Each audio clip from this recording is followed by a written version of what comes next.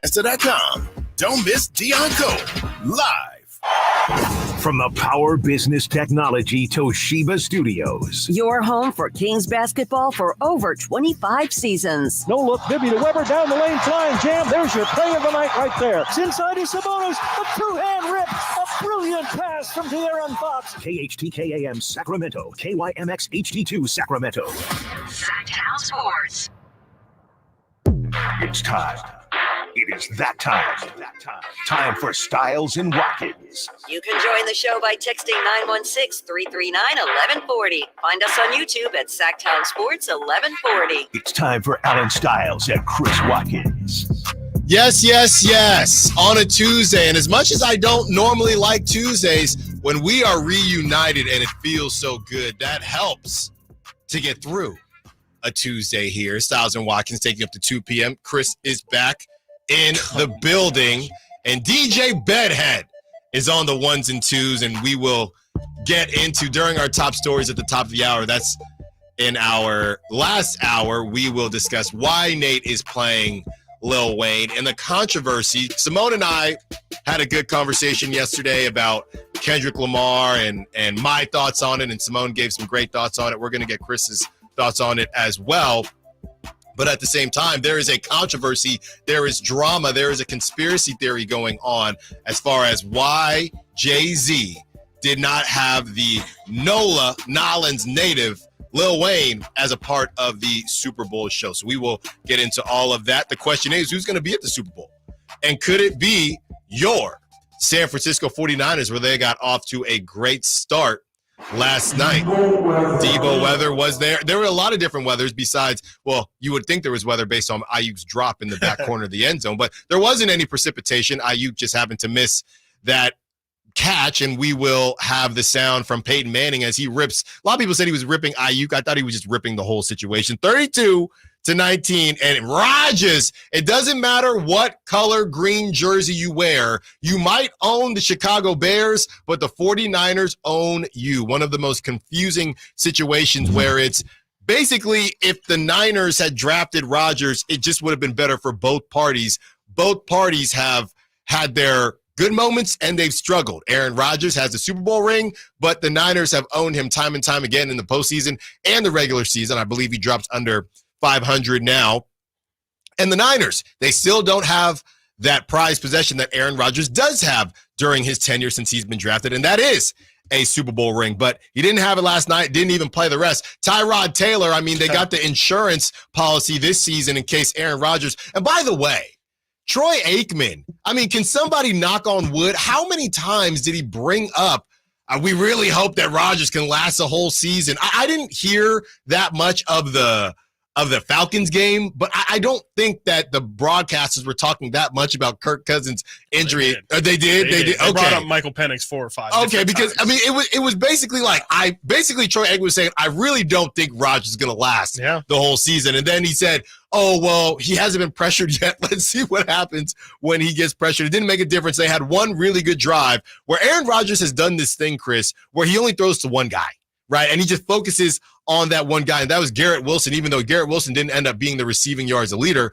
Alan Lazard was crazy. Alan Lazard was crazy. Well, Aaron Rodgers, and I mean, I don't know what to do with the offside thing. Aaron Rodgers, that's what he's done for years, and he just knows how to manipulate that situation. So that's all fine and good with the Jets. They got to figure some things out. Hassan Reddick just refusing to play. But the bottom line is that the Niners look like the Niners. The Niners took care of business. Brock Purdy was Brock Purdy, 231 yards, 19 for 29. Jordan Mason.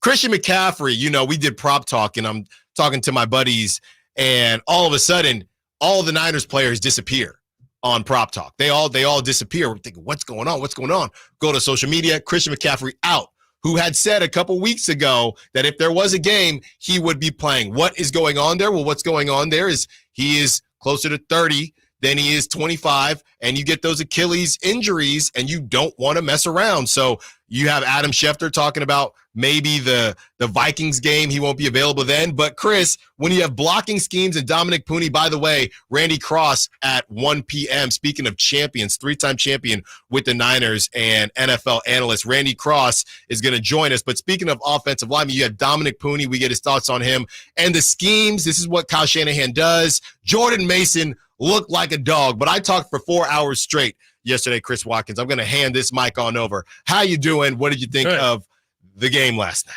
Yeah, I'm doing well. Needed a day off, and it was a great game yesterday. Tons of great games over the weekend, and also some not so great games and great performances at all. Glad to be back. That game yesterday was absolutely insane. Jordan Mason, for him to have the performance that he had, we'll get into it, but some controversy on when he exactly learned when he would get that starting spot. But for him to to have the mentality of, taking that opportunity, and no pun intended, or excuse the pun, but running away with it. Absolutely fantastic. If you're the Niners, that's exactly what the doctor ordered. There was probably a little bit of fear when you see McCaffrey out in that game, with Aiyuk missing the entirety of training camp, with Trent as well. It probably makes you think, okay, I feel good about this team, but we're not going to have our best player in game one. Is this the opportunity for one to slip by us and for things to get a little bit squirrely? No, not at all. The Niners pretty much dominated that game. Defense absolutely set the tone. I think that fumble from Breece Hall really sealed it in that this was not going to be a problematic game for them. Their defense, and this is what we've said about the Niners this entire time when it comes to more so the Brock Purdy conversation. It shouldn't matter. It shouldn't matter who's there, who's not there, because the team in total is good enough to withstand the loss of some pieces. And last night was a shining example that even without the Offensive Player of the Year, their best weapon in an offense full of crazy weapons, they didn't miss him at all. They really didn't miss him at all. And that's no shade to McCaffrey at all. It's more just credit to how the Niners were able to step up and really not miss his presence at all. I think obviously it's less than ideal to have Debo in the backfield as often as he did yesterday, straight up taking all the backfield carries and things like that. But besides that, I think you were going to have to work that in anyways. And it's probably good to get the rust off of all those guys, because you assume McCaffrey, whenever he can play, he's going to be ready to go. So I think if you're a Niner fan, there's really not much of any negatives to take from yesterday. Defense showed up. That you guys looked like you were the more prepared team, even though all the conversation going into the game was, oh, there's a lot of bad vibes coming out of that training camp. I don't know if the Niners are going to be able to handle it. Well, they just handled a team that, frankly, had a lot going into that game when it comes to emotions, and the Niners took care of them no problem. Yeah, and Juszczyk even said that couldn't be further from the truth as far as the narrative that there's a lot going on. Now, that's vibes. Right. And I look, I've said it before and I'll say it again. You get all in this, what was it, the same week, maybe a week and a half. You have Brandon Aiyuk getting signed, you have Trent Williams getting signed, and you have Ricky Pearsall, who was out with the team, and that was great to see on his birthday, by the way. Ricky Pearsall getting shot, right? And obviously tragedy there, but you turn that tragedy into motivation, and that's exactly what the Niners did. And just like that, we're not talking about it anymore. Nope. We are not talking about the bad vibes anymore. But I will say this, Chris.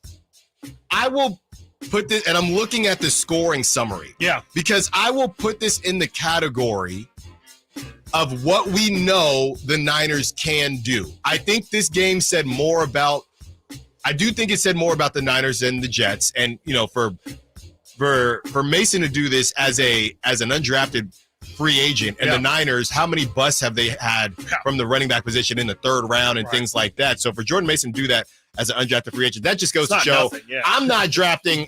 I'm just drafting with my eyes when it comes to running backs, because who knows what's going on, because Jordan Mason did that. But I will say this, to me, Chris, this was very much, and I called it on time on X yesterday on Twitter, but I really more so on schedule. The Niners are a team that when they stay on schedule, they're unbeatable. And I think most teams are like that. But you look at the scoring, Niners get the field goal, and I believe that was off of that fumble, right? Mm-hmm. So that was an opportunity for the Jets to get the Niners off schedule. Unable to do it, and then they fumble. The Jets, okay, they come down, they score immediately. We're thinking, wow, that was impressive. After that, the Niners back on schedule. Jets can't stop them. They settle for a field goal. Niners do their thing. They get a stop. Niners back on schedule with the touchdown, and then the Niners just don't look back. Yeah. This is what the Niners do. So as much as I'm impressed that they're able to just put their will on teams at will, as much as I'm impressed by that, this is where we're at with the Niners, right? We've seen you do this for all of the Shanahan era with a competent QB. So, yeah, am I impressed? Sure. I know Niner fans probably feel the same way. We can get Nate's thoughts on this as well on the other side. You just want to fast forward to February. Absolutely. Because, I mean, are we going to just – I'm not going to sit here and gush. Yeah, the Jets – we don't know if they're contenders or pretenders. They got to get Hassan Reddick back. That is a complete fumble of a situation. They couldn't get pressure on Brock Purdy at all. Yeah. So, I mean, if I'm Hassan Reddick, I'm just sitting there thinking, you think I'm going to lead him? Price just went up. Right, and he just lost, I think, $2 million. He does not care. But, as impressed as I am with the Niners, we got to go through this for 18 weeks just to find out if the season finale is going to be good or if it's going to be a dud like Game of Thrones after, the series finale. So, great win. This is what the Niners do. Period. That's it. I don't know. I don't really have anything else. I'm not going to sit here and gush about a team who does this every single season and just doesn't get it done. Yeah, I mean, it wasn't a gush-worthy performance or anything like that. It's not like they look like world beaters or anything, but I think it is important to acknowledge that, in week one, in a situation where, again, a lot of people had doubts about whether or not they would look good, they beat a team that I think a lot of people have very high expectations for this year. And we saw look at the Bengals. It could have looked like that. It could have looked really bad. And I think it should just be a positive that the Niners didn't look like they had any rust, didn't look like, at least at this point in the season, they're not feeling the wares of losing that Super Bowl. I'm 100% positive that it'll come up at some point in the season, but I think it's just a small minor victory that it's not showing up now, that they look like they have the attention to detail necessary, and that in a week one where a lot of teams didn't really execute as well as they would want, and I would think the Niners still didn't either, they still look dominant. They still put up 30 points. They didn't have their best offensive weapon,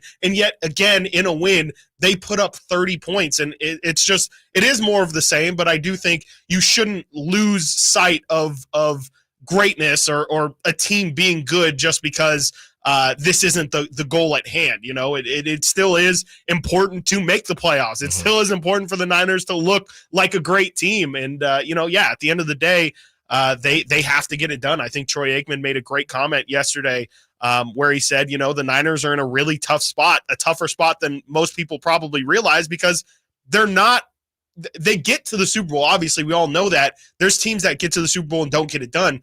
The Niners are a play away. They're a stop away from winning the Super Bowl. What do you do about something like that? There's nothing you can do if everything that says you have a good team, you executed well enough, it just comes down to one play, one snap, one decision for you to win or lose those games. It comes from Jimmy G overthrowing Emmanuel Sanders to obviously what happens last year, whichever situation you want to choose why the Niners lost to the Chiefs last season.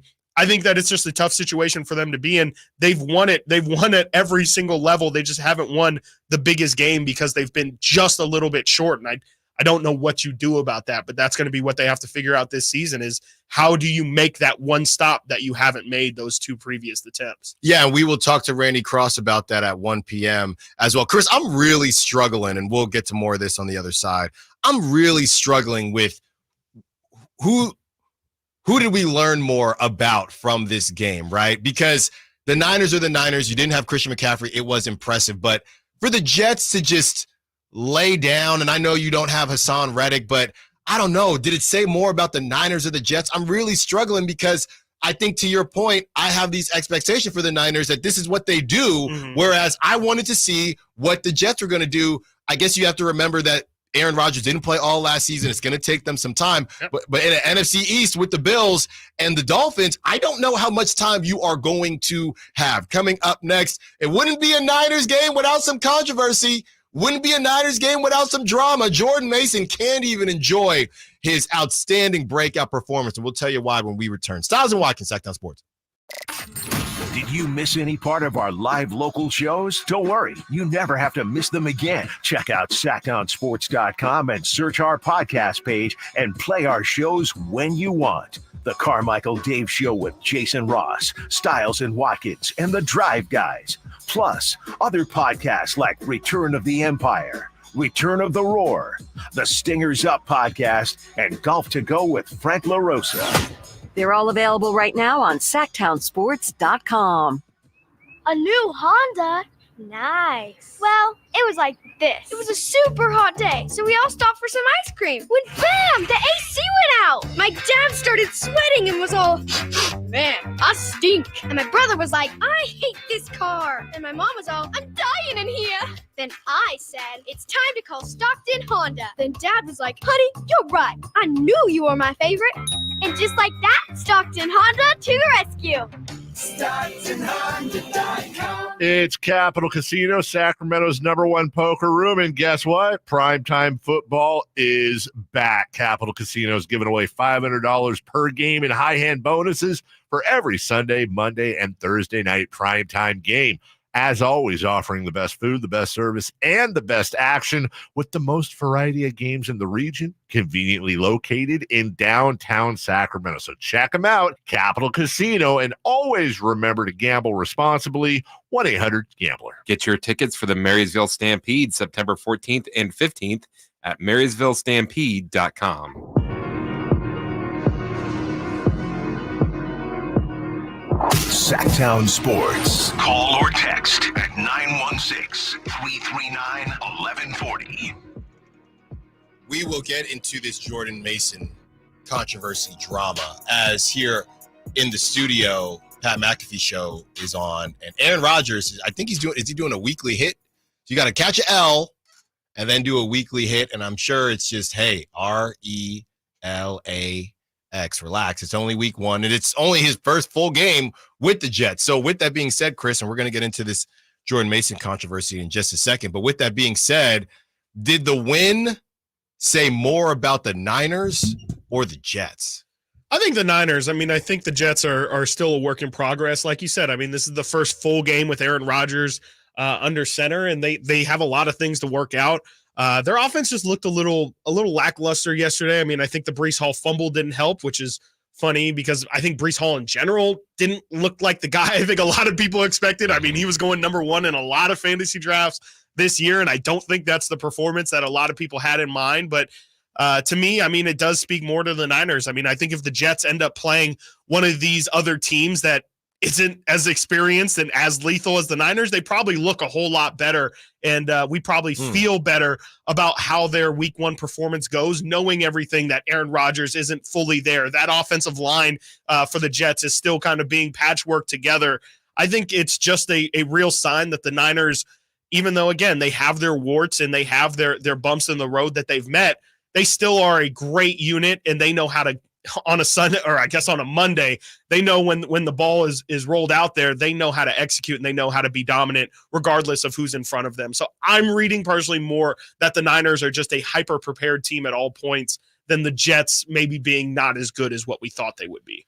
Yeah, like I said, I'm really torn on this because you do something like this without Jordan Mason, without Christian McCaffrey, and you start thinking, is Christian McCaffrey a system running back? Is that I mean, is that what's going on here? I mean, Jordan Mason looked good, and you just plug in a random running back, undrafted free agent, and he does this. I mean, Davis Price didn't look like that, though. No, he didn't. Trey Sermon didn't look like that, though. Sure, this is literally, he is the running back, is Jordan Mason the Brock Purdy of running backs? All right, let's Okay, so this guy's been with the team for 3 years. This guy knows the team inside and out. It's had a good preseason last year. Yes, he's had a great as a Niners fan, if you're a Niners fan that's watched every play, watched every snap, which I am, you shouldn't. I was texting with one of my hardcore Niners friends last night, and neither of us are surprised about this Jordan Mason thing. We knew he was this good, or we knew he could put up numbers, he could run like this. Yeah. The Jets defense didn't want anything. They were worn out by the end of the game. A lot of his big runs came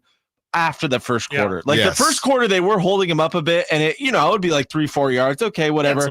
And then Jordan Mason only had one reception, so it's not a McCaffrey. McCaffrey's a different animal. They didn't put Jordan Mason at receiver really ever. They had Debo in the I formation playing the single back. That didn't work at all. I hated that they did. I was not a fan of that at all. That reverse did hurt Sauce Gardner. Somehow, I didn't see that. Somehow the Sauce game was weird too. Yeah, he just kind of checked out. They said it wasn't for injury. Sorry, Nate, didn't mean to cut you off. On that reverse, Sauce tried to tackle Debo. He did tackle Debo, but I think he got the worst of it.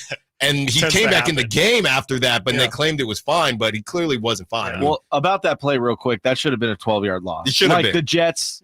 But it's the Niners. That stuff doesn't happen. So, Niners don't have 12-yard losses. Okay. They don't. It was crazy. Yeah, I get. Yeah. Run. All right. I don't know if that's like a backhanded compliment or what that is, the way your tone is or whatever, but that's fine.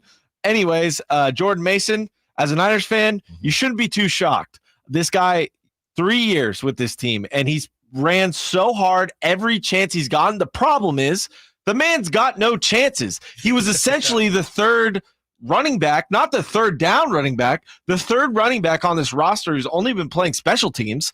So he finally gets his chance with Elijah Mitchell being out and Christian McCaffrey being out.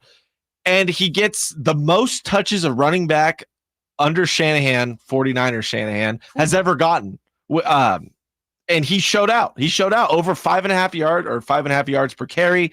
This shouldn't be a surprise to Niners fans. I don't think it is. I don't know if Niners fans all expected this, because I don't think a lot of people expected this. But I think a lot of people thought that Jordan Mason was going to play well. We've seen flashes before, and I'm not going to do the thing that everybody, but I have been off the Elijah Mitchell train for some time now. Because of injury? Or because of injury. Yeah. Because I think he's explosive as I think heck, he's a very great player. But too, he just can't stay healthy, and you have to, Dolphin. and when you're talking, probably. And when you talk about, hey, we need to spell McCaffrey for a little bit. Yeah. You can't count on Elijah Mitchell to do that. So that's why I'm not sitting here saying that I thought Jordan Mason was going to do this, but he's just more consistent. And I mean, dare I say, the one thing, you have Breece Hall with the fumble, you wonder with these guys' first game, big life, his family is there, it's Monday Night Football, would there be a fumble at all? Didn't give up the bread, didn't give up the bacon, didn't do any of those things. He just played his butt off. And as far as my answer, did the win say more about the Niners or the Jets?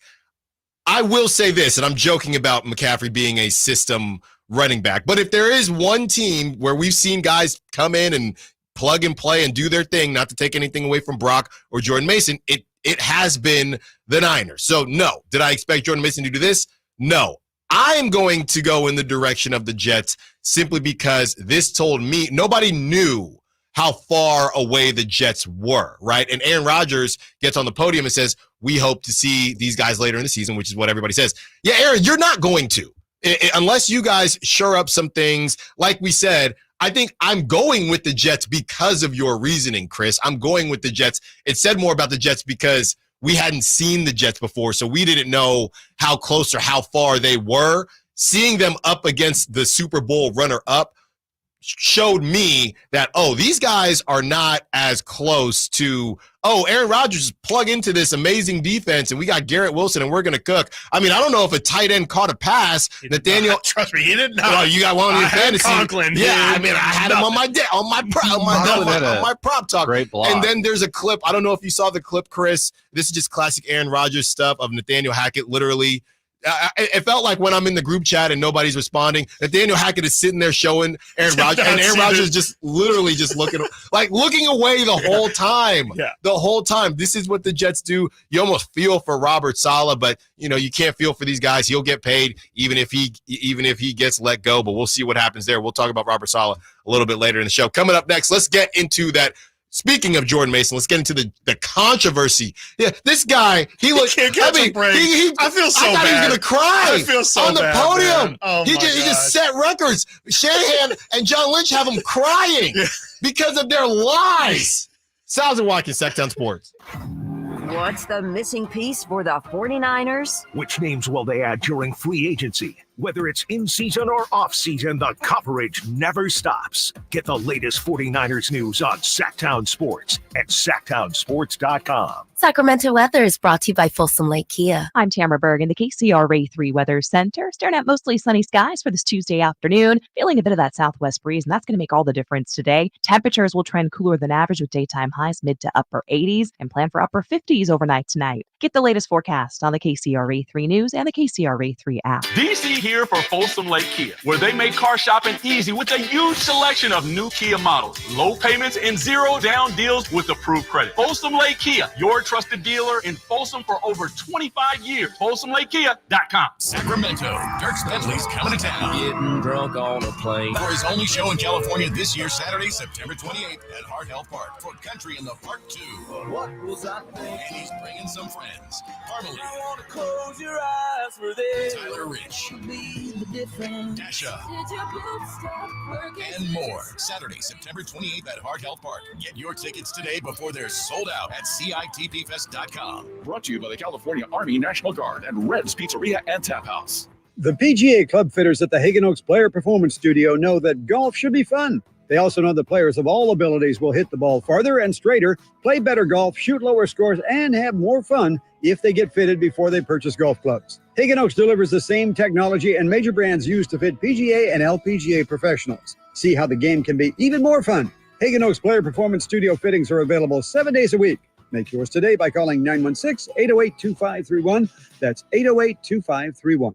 Tired of ads interrupting your favorite news podcasts? Good news! Ad-free listening on Amazon Music is included with your Prime membership. Stay up to date on everything newsworthy with podcasts like The Daily, Up First, and 5 Things Uninterrupted at amazon.com/ad-free. Just head to amazon.com/ad-free to catch up on the latest episodes without the ads. Whether you own a local business or a global one, you're always looking for ways to position your operation to create opportunities and move on them faster. With Bank of America, you get access to experts, award-winning insights, and business solutions so powerful, you'll make every move matter, locally and globally. Visit bankofamerica.com/banking for business to learn more. What would you like the power to do? Copyright 2024 Bank of America NA. Lowe's knows to start fall projects, you need reliable outdoor power equipment from Ego. Right now, get your choice of a select 56-volt blower or chainsaw for $249. The 56-volt technology powers over 80 tools, so you can switch from blowing leaves to cutting trees with ease. Save time and money with Ego, the #1 rated brand in cordless outdoor power. Valid through 10/2 while supplies last. Selection varies by location. Item number 5207558 and item number 4354078. Did you know your skin is the largest organ of your body? Huh? That's why you should shower with Old Spice Super Hydration Body Wash instead of plain old bar soap. Love your skin by super hydrating it with vitamin B3 and glorious notes of vanilla and shea. Did you know that my super hydrated skin is the second largest organ of my body? The first is my heart. Old Spice. Men have skin too. Old Spice Super Hydration Body Wash. 24/7 renewing moisture with daily use. Get your tickets for the Marysville Stampede September 14th and 15th at marysvillestampede.com. Live and local. Live and local. This is Sacktown Sports.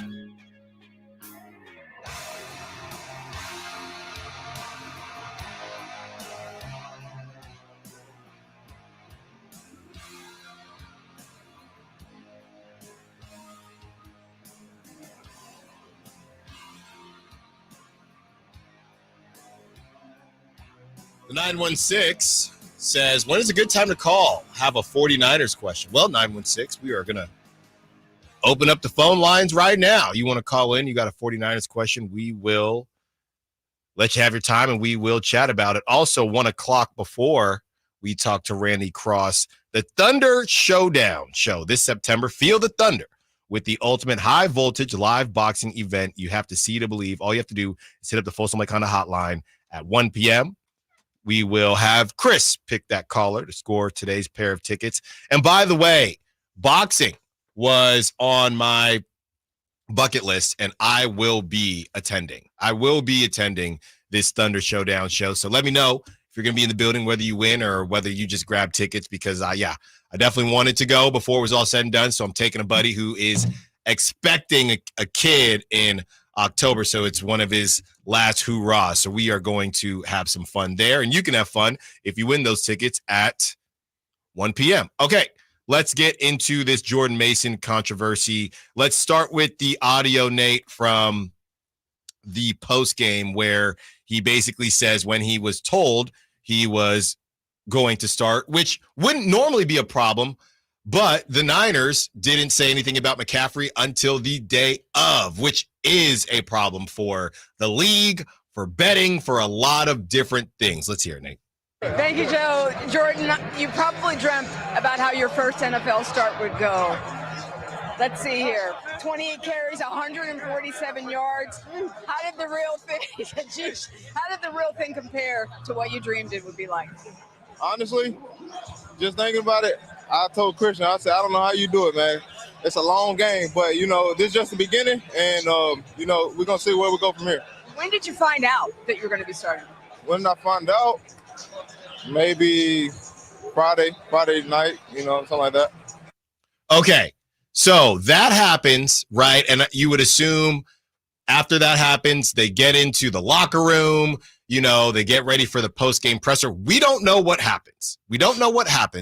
And now we're going to hear from, and it explodes on Twitter, by the way, because there were a lot, every ticket, right? Because I clicked on one thing when I was in Pennsylvania. So now I see 8,000 tickets. This one's going to hit. This one's going to hit. Christian McCaffrey's in every single one. It was the easiest lock. Christian McCaffrey touchdown. Everybody had it for days, right? Or at least since the beginning of the day. And something happened between that post-game presser or right after the game on the field. They go into the locker room, and here is Jordan Mason after his record-breaking, career-setting, possibly game of his lifetime, filling in for Christian McCaffrey, one of the best running backs we've ever seen. Week 1, Monday Night Football primetime. Here is Jordan Mason at the podium. When did you find out that you'd be in the starting lineup? That question right there is why I'm at. That's why I don't like really talking to media, because you say one thing wrong, and then, I don't know. Just skip that question. Sounds like he's about to cry. He was broken. That is somebody who's had no idea that they were doing anything wrong. Yeah. It was probably just adrenaline. It just sounds like he was given an earful at some point in between those two interviews, which is insane. It seems like in that first post-game interview, when I was watching too, I said audibly, I was like, oh, I don't think you're supposed to say that. Definitely was not. You look at him, he's thinking, and he goes, he also says maybe Friday or something. Friday, yeah. But something like that. Looking back on it, I'm kind of starting to think like they were like, hey, it's not looking great for McCaffrey. Maybe get ready. I don't know. I think there's a couple ways to interpret it, but initially it seemed like. Well, and that's what Shanahan said too. Shanahan said, maybe on Friday the running back coach told him there was a good chance, or maybe he told him in a sense of, hey, get yourself hyped because, come Monday you might be the starter. But I think Shanahan tried to walk it back a little bit and say maybe he was told a version of get ready for Monday, but was never officially told anything until today. Yeah, right. Because if he wasn't officially told something, then I feel like it is more so on him. But I'm not really putting it on him because so much was happening. How's he supposed to be thinking about that in that moment? Right. And of course, everyone just lost their mind, and the Niners need to be fined and all of this stuff. That's also, for what it's worth, that's kind of what the PR directors. That's what I was going to say. The PR person is literally supposed to anticipate the questions that are going to be asked specifically in that post-game interview. And it's not supposed to be a, hey, Jordan, answer this way. It's a, hey, maybe, if they ask you about this, just kind of be as vague as possible. Yes. If they went over this stuff from him and he just went deer in the headlights. You have to know they're going to ask that question. Well, I'm saying if the PR team did not prepare him, then he shouldn't have got that earful. Yes, right? absolutely. He shouldn't It's got not that his earful. fault. I mean, right. yeah. If they did prepare him and he just went deer in the headlights, adrenaline's going, and he said it, then I can understand why Shanahan said, we went over this. Now we got to deal with, you know, this stuff going on. So we don't know. Yeah. It's the Niners, so I'm sure we'll find out. But what a terrible way. I mean, you go Charlie Brown with the cloud over the kid all show, and that's what it looked like with Jordan Mason. And it really shouldn't have been like that. His family was in the building, and you would have thought Chris, you would have thought he had. And we just played a clip. He fumbled the game away. Yep, that's what you would have thought. 100%. And Isaac Guerrero had to come in to fill in for him. Yep. That's what you would have thought. That's what it sounded like. That's how his tone was, 100%. It's just, I mean, it's super unfortunate. I don't know if he got an earful or not, but the fact that he, in general, whatever happened to make him feel that way immediately after having the game of his life is just, it's just not right. And, you know, you just hope that he can get another opportunity. Like you said, they said that McCaffrey is still not looking great for week 2 in Minnesota. Hopefully he can get another opportunity next week to feel good after a game, because after something like that, it should be a party, man. Like it just sucks that he had to really feel bad about something that's so small. And at the end of the day, really doesn't, like, it's such a minute detail of when did you find out, and the fact that it's been blown up. And I understand 100% why it's blown up the way it has, but it's just dumb that it had to come at the expense of this kid actually not enjoy having, even if he left the room and was fine, the fact that he felt that way at all on a day that should have just been the best day of his life is terrible. I would hope that regardless of whether something comes down, if there's a fine or something like that, this isn't going to affect the Niners season ultimately. So I would hope that after the post game, maybe Shanahan, you ever get on somebody, right, a sibling or something like that, and then you think, maybe I went too hard. Hey, it's okay. It's not that big of a, it's not that big of a Teammates deal. for sure. Right. Yeah. You feel bad about it. I would hope that maybe Shanahan, after, because this stuff happened so quick, I'm sure Shanahan heard about the presser, and I would hope, and he's a player's coach, I would hope that Shanahan would say, hey, I know we chewed you out. Yes, I know you chewed you out.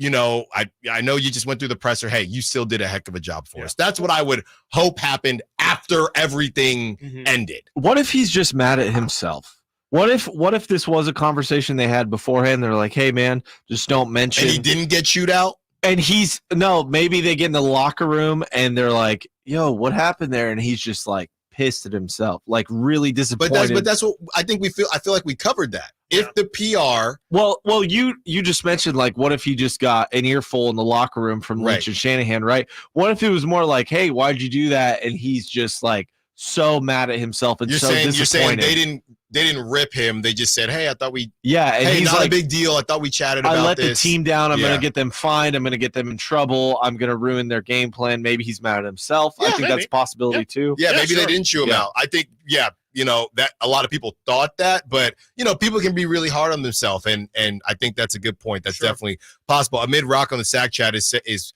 putting it on the media, and I feel like we got to address this, Chris, because of us being in the media. And I apologize. I off the top of my head, I'm not sure who was conducting the interview, but it was Lisa Salter. Okay, Lisa Salter, the on the field one. On the field. It was Lisa Salter. Do you feel like Lisa Salter? Because Chris knows I get a look in my eye when we're doing an interview, and I'm trying to get a bite, a sound bite. Do you think Lisa Salters was trying to get a soundbite, or was it just a random, honest question? No, I think it was an honest question. I think she was just trying to frame the story, right? Like that's her job in that moment, is to let everyone know, hey, because if he answers that question different, let's just say he answers that question this morning. I found out about 20 minutes before I headed out to the field. I was putting my pads on, everything, and then coach walks up to me and he says, Jordan, looking like Christian's not going to be able to go. We tried it in warmups, and it looks like you're going to get the full slate of carries today. That's a different story, right? Like, we're talking about how this kid, had to get himself mentally prepared as he's going out. I just think she was trying to frame the story. And of course, the biggest question is, how long did you have to get ready for the performance of your life? Was this just oh my gosh, you learned today, you didn't even have enough time to get excited because it was just such a quick thing? Or have you been thinking about this all weekend, and you properly prepared, you looked over the plays twice? Because I think, again, she's just trying to provide as much context as possible. I don't have a problem with the question. 916-339-1140. Maybe with the repeat question, I can maybe say that. Was maybe that, the reporter was that I don't want to Because say the reporter- wrong name, but it was obviously a local guy. And I will also say, though, as I say that, as I try and maybe shift blame to the later reporter who asked the question, we go to Kings games all the time. If De'Aaron Fox does an on-the-floor interview with NBC Sports after the game, we don't hear it because we are in the arena. We are heading down to the press. Like, there's a good chance that they had no idea unless they saw it on social. I was gonna say it's possible, but that's a tough one. It's also giving him another opportunity to clarify, though, as well. Sure, and which he just said, I'm just He staying away from probably it. made it worse for himself by giving that kind of answer. 916-339-1140. Ben, I believe this was Ben from the text line who asked, is it a good time to call? What's up, Ben? You're on Stiles and Watkins. What you got for us? Hey, guys. Thanks for taking the call. Man, I think between both you guys and Nate, you've been very empathetic, and I love the way that you've kind of covered this whole situation. One thing that I may want to just add to it is, what if they didn't expect him, even though, as Nate pointed out, they didn't know that he was going to blow up like that on night one. And guess what? Then he gets cast in the spotlight. So things like that can happen where he wasn't ready. Maybe the PR team didn't have him ready. It may be that way. Also, and I'll just leave it at this. I really wish they would have ran a few more things for Juice. I think Kyle Juszczyk is so versatile, and I just wish they would have ran more things for him. Yeah. So, I'll let you guys take it from here, but I appreciate you guys. You guys are running a good show, and Nate's looking good behind the glass. Call of the year. Thanks Call for of the the call, year. Ben. 3 times. Did not need Nobody that. has ever acknowledged me. Did not need that. There was. Yes, we did. Best call. The prop talk is always interesting with Juszczyk because he's always at it like 7 yards, and I just feel as if I want to take him every time. Every time. There was give him the ball more. There was a play where they caught him. Everybody just catches him sleeping. It's wide open. Yeah, and open the first time Brock didn't see him, and then the second time he did. There's just, and I hate to say it, there's just there are too many weapons. Too many. And a lot of people are saying even though he restructured, it might be his last season with the Niners. So Juszczyk is really trying to make it happen this season. So yeah, but that's a great call by Ben. Besides the end of the call. Coming up next, why is Peyton Manning fired up on Aiyuk's drop in the corner? Who was he actually mad at? Stiles and Watkins, Sacktown Sports. Allen brings stinky lunches. You never know what you might hear when listening to a Sacramento Kings game. Out of Keegan, going for another triple. Man, is he feeling it. Keegan, can he do it? Yes, there's number 11, Keegan Murray. Keegan steps back. He just knocked down his 12th three-pointer, a Kings franchise record. He's got 45 points. Never miss a moment of Sacramento Kings basketball with Sacktown Sports and the Sacktown Sports app. I didn't ask to be thrown in the streets with nowhere to go. I didn't think I'd survive. But I did ask for help, and Covenant House was there for me. 1 in 10 young adults will experience a form of homelessness this year. For these kids who didn't ask to be put in this unthinkable situation, Covenant House is there. Covenant House helped me break the cycle of homelessness in my family. They gave me the love that I needed. Over 2,000 young people will sleep safely in a Covenant House bed tonight. When youth who are experiencing homelessness have a hot meal, a safe place to sleep, medical care, and love, they can overcome heartbreaking challenges and have a brighter future. They just really genuinely just wanted to help me succeed, and I'm succeeding. I'm a speaker, I'm an author. Covenant House really helped me and really helped mold me into the woman I am today. If you or someone you love is asking for help, go to safeplacetosleep.org today. As a mom, I'd do anything to keep my child out of physical pain. Dr. Pamela Maida is a board-certified orthopedic surgeon. As a doctor, I know that growth spurts can cause pain in my child's feet, and that can affect their legs and back too. Good Feet Youth Arch Supports are designed to alleviate, even eliminate common pain. Investing in youth arch supports for your child or teen is one of the best decisions you can make. Come to the Good Feet store now for a free fitting and test walk.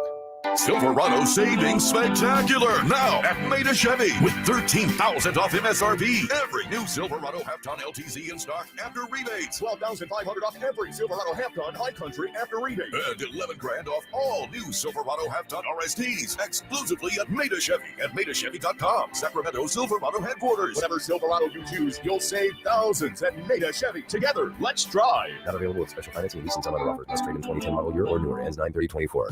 The NBA app is everyone's app. Every fan of every team. Oh my goodness. Everyone who follows LeBron, Tatum, and Embiid in the app. Every warrior who's ready to go to battle over three-point percentages. Every streetwear king who's here for the tunnel fits. Every young buck, nugget, and grizzly who wants to take a peek behind the scenes of the league. And everyone else on this floating basketball we call Earth. Download the NBA app today. Available in the Google Play, Apple app, and Android stores. Hey, it's Carmichael Dave inviting you to make the switch to electric this spring and save big with American Energy. Stay ahead of those spiking energy bills this summer with up to $9,000 in rebates on a new ultra-high efficiency comfort system. American Energy is providing huge rebates from SMUD as well as spring specials by installing one of many incredibly efficient AC options available to you right now. Get rid of those fluctuating gas bills in the winter and switch to year-round all-electric with American Energy. Let them perform a free in-home energy efficiency analysis and see where they can help you save for the warmer months ahead. These guys are the best. Been serving the greater Sacramento area since 1981. A+ from the Better Business Bureau. Learn more by calling 916-520-9990. That's 916-520-9990. Call 916-520-9990 now. It's the home opener for Sacramento State Hornets this Saturday, 6 p.m. kickoff versus Nichols. Get your tickets at hornetsports.com.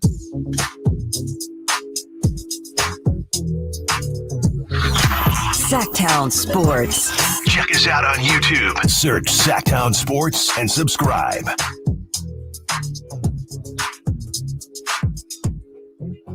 Niners take care of business, but it wasn't without some controversy, some drama. But they get it done. And now they move forward and they get ready for the Vikings Sunday, September 15th, 10 a.m. And, of course, you can hear that game as you can hear all Niners games here on the Sacramento, home of your San Francisco 49ers. Don't worry, Chris. Sacramento.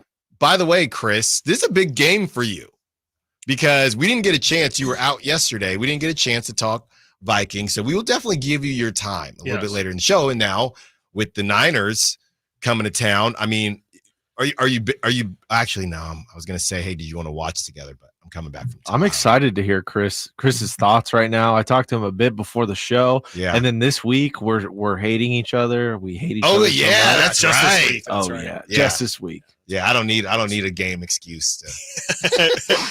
You guys are mad because this caller likes me so much the one time. Well, then that mean he's on the Sack Chat too? That means then, Ben. I don't know. He's in my DMs probably. Looking good behind the glass, huh? Well, wait till he starts chomping and drooling and eating food everywhere. You know what I mean? Oh, I thought you were talking about the caller. No, I'm talking about Nate. I'm talking about Nate. You eat every day. No, I do not. Do not fasting. I don't eat. I've never eaten. Intermittent fasting. There you go. Okay. Well, I'm excited for what it's worth. Thank you. Well, we will definitely let you cook, and you'll cook a little bit later in the week as we get you ready for Niners Vikings. That will be an exciting one. And someone else was excited yesterday. Peyton Manning was fired up after Aiyuk. It was a great throw, just a dime of a throw by one Brock Purdy, and Aiyuk wasn't able to hold on. And if you had him for prop talk, that was actually one of my props yesterday. I had Aiyuk touchdown, Kittle drop, Kittle over, and I had Brock under yards. So basically, I didn't hit two of them, but I would have been 2 out of 3 if Aiyuk caught the ball because Kittle didn't hit. But let's hear Peyton Manning and how frustrated he was at the situation. This is on their Manning cast, and Bill Belichick, who is going to be a guest on there every week, I believe. So here it is. Like it, man to man, Jennings. Oh, he got a throw.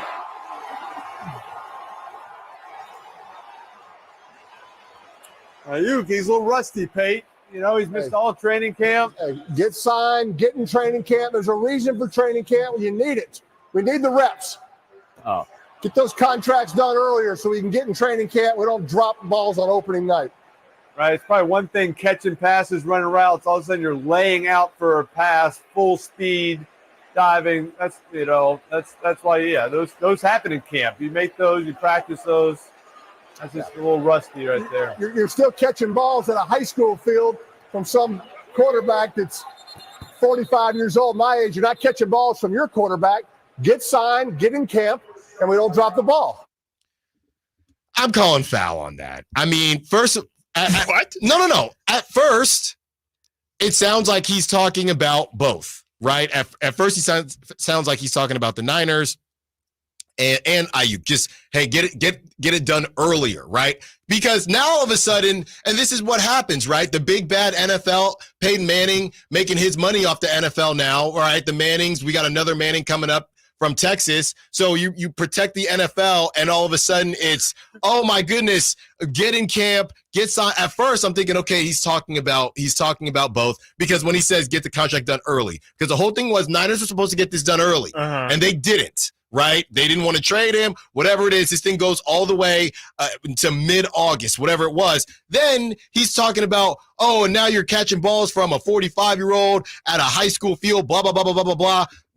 Honestly, and should Aiyuk have caught the ball? Yes. Okay. If you're making $30 million a year, you have to. Sure, but $30 million receivers make that catch. I'll tell you that right now. I'm going to live in the world where Aiyuk should have caught that, but I am not riding with Peyton Manning on that situation. It's not that simple. He knows it's not that simple, and he's trying to oversimplify a situation, and I think it's corny. I'm going to be honest. I hated it. I don't see how that's oversimplifying, though. Like, I mean, like Eli said, like, those routes happen during training camp. You have a month and a half of training camp. You're telling me Brandon Aiyuk, like, that's probably the first time Brandon Aiyuk has been in that situation since January. Yeah. In a diving ball situation, got to have it in the back of the end zone. I think that's more the point they're making, is just, hey, maybe the point of training camp is, yeah, of course you get tired and stupid drills and things you've done your entire life, but you also get put in situations. So this isn't the first time in 7 months that you've seen a ball that is a really tough ball to get. And again, I'm sorry, Justin Jefferson makes that catch. CeeDee Lamb makes that catch. I think A.J. Brown makes that catch. Okay, but and you know what they all also have done? Most of them have had to hold out in different situations. I don't really get what you're saying that other guys would make that catch. I'm just saying he's catch. a $30 million. But Chris, you make that catch if you're in training camp and you're in form. Yeah, but this is the same thing we saw. Debo was fat when he came in. Okay, sure. Bosa was out of shape when he came in. This is what happens. The Niners are signing up for this when they BS and they don't sign their guys. Peyton's not wrong. It's just what it is. But he's only going at Aiyuk. That's my problem with it. But Aiyuk dropped the ball. Like, he's just watching the game and reacting to what just happened in front of his face. But the reason that Aiyuk dropped the ball, it's not just because of Aiyuk not being at camp. Why wasn't he at camp, Peyton? Okay, but he still wasn't at camp. The point still stands that he wasn't at camp, and so that makes that ball a lot harder to catch. Okay, but why aren't you talking about the Niners side of this and the Niners not taking care of their business to get Aiyuk signed? Because why does that matter when he's the one who dropped the ball? Because if they had given him his money, he would have been at camp. They did give him his money. That money was sitting there for 2 weeks. That was Brandon Aiyuk's decision to not go to camp. Those 2 weeks is why he missed? Potentially, why he dropped it? Yes, it's because he's not getting the reps.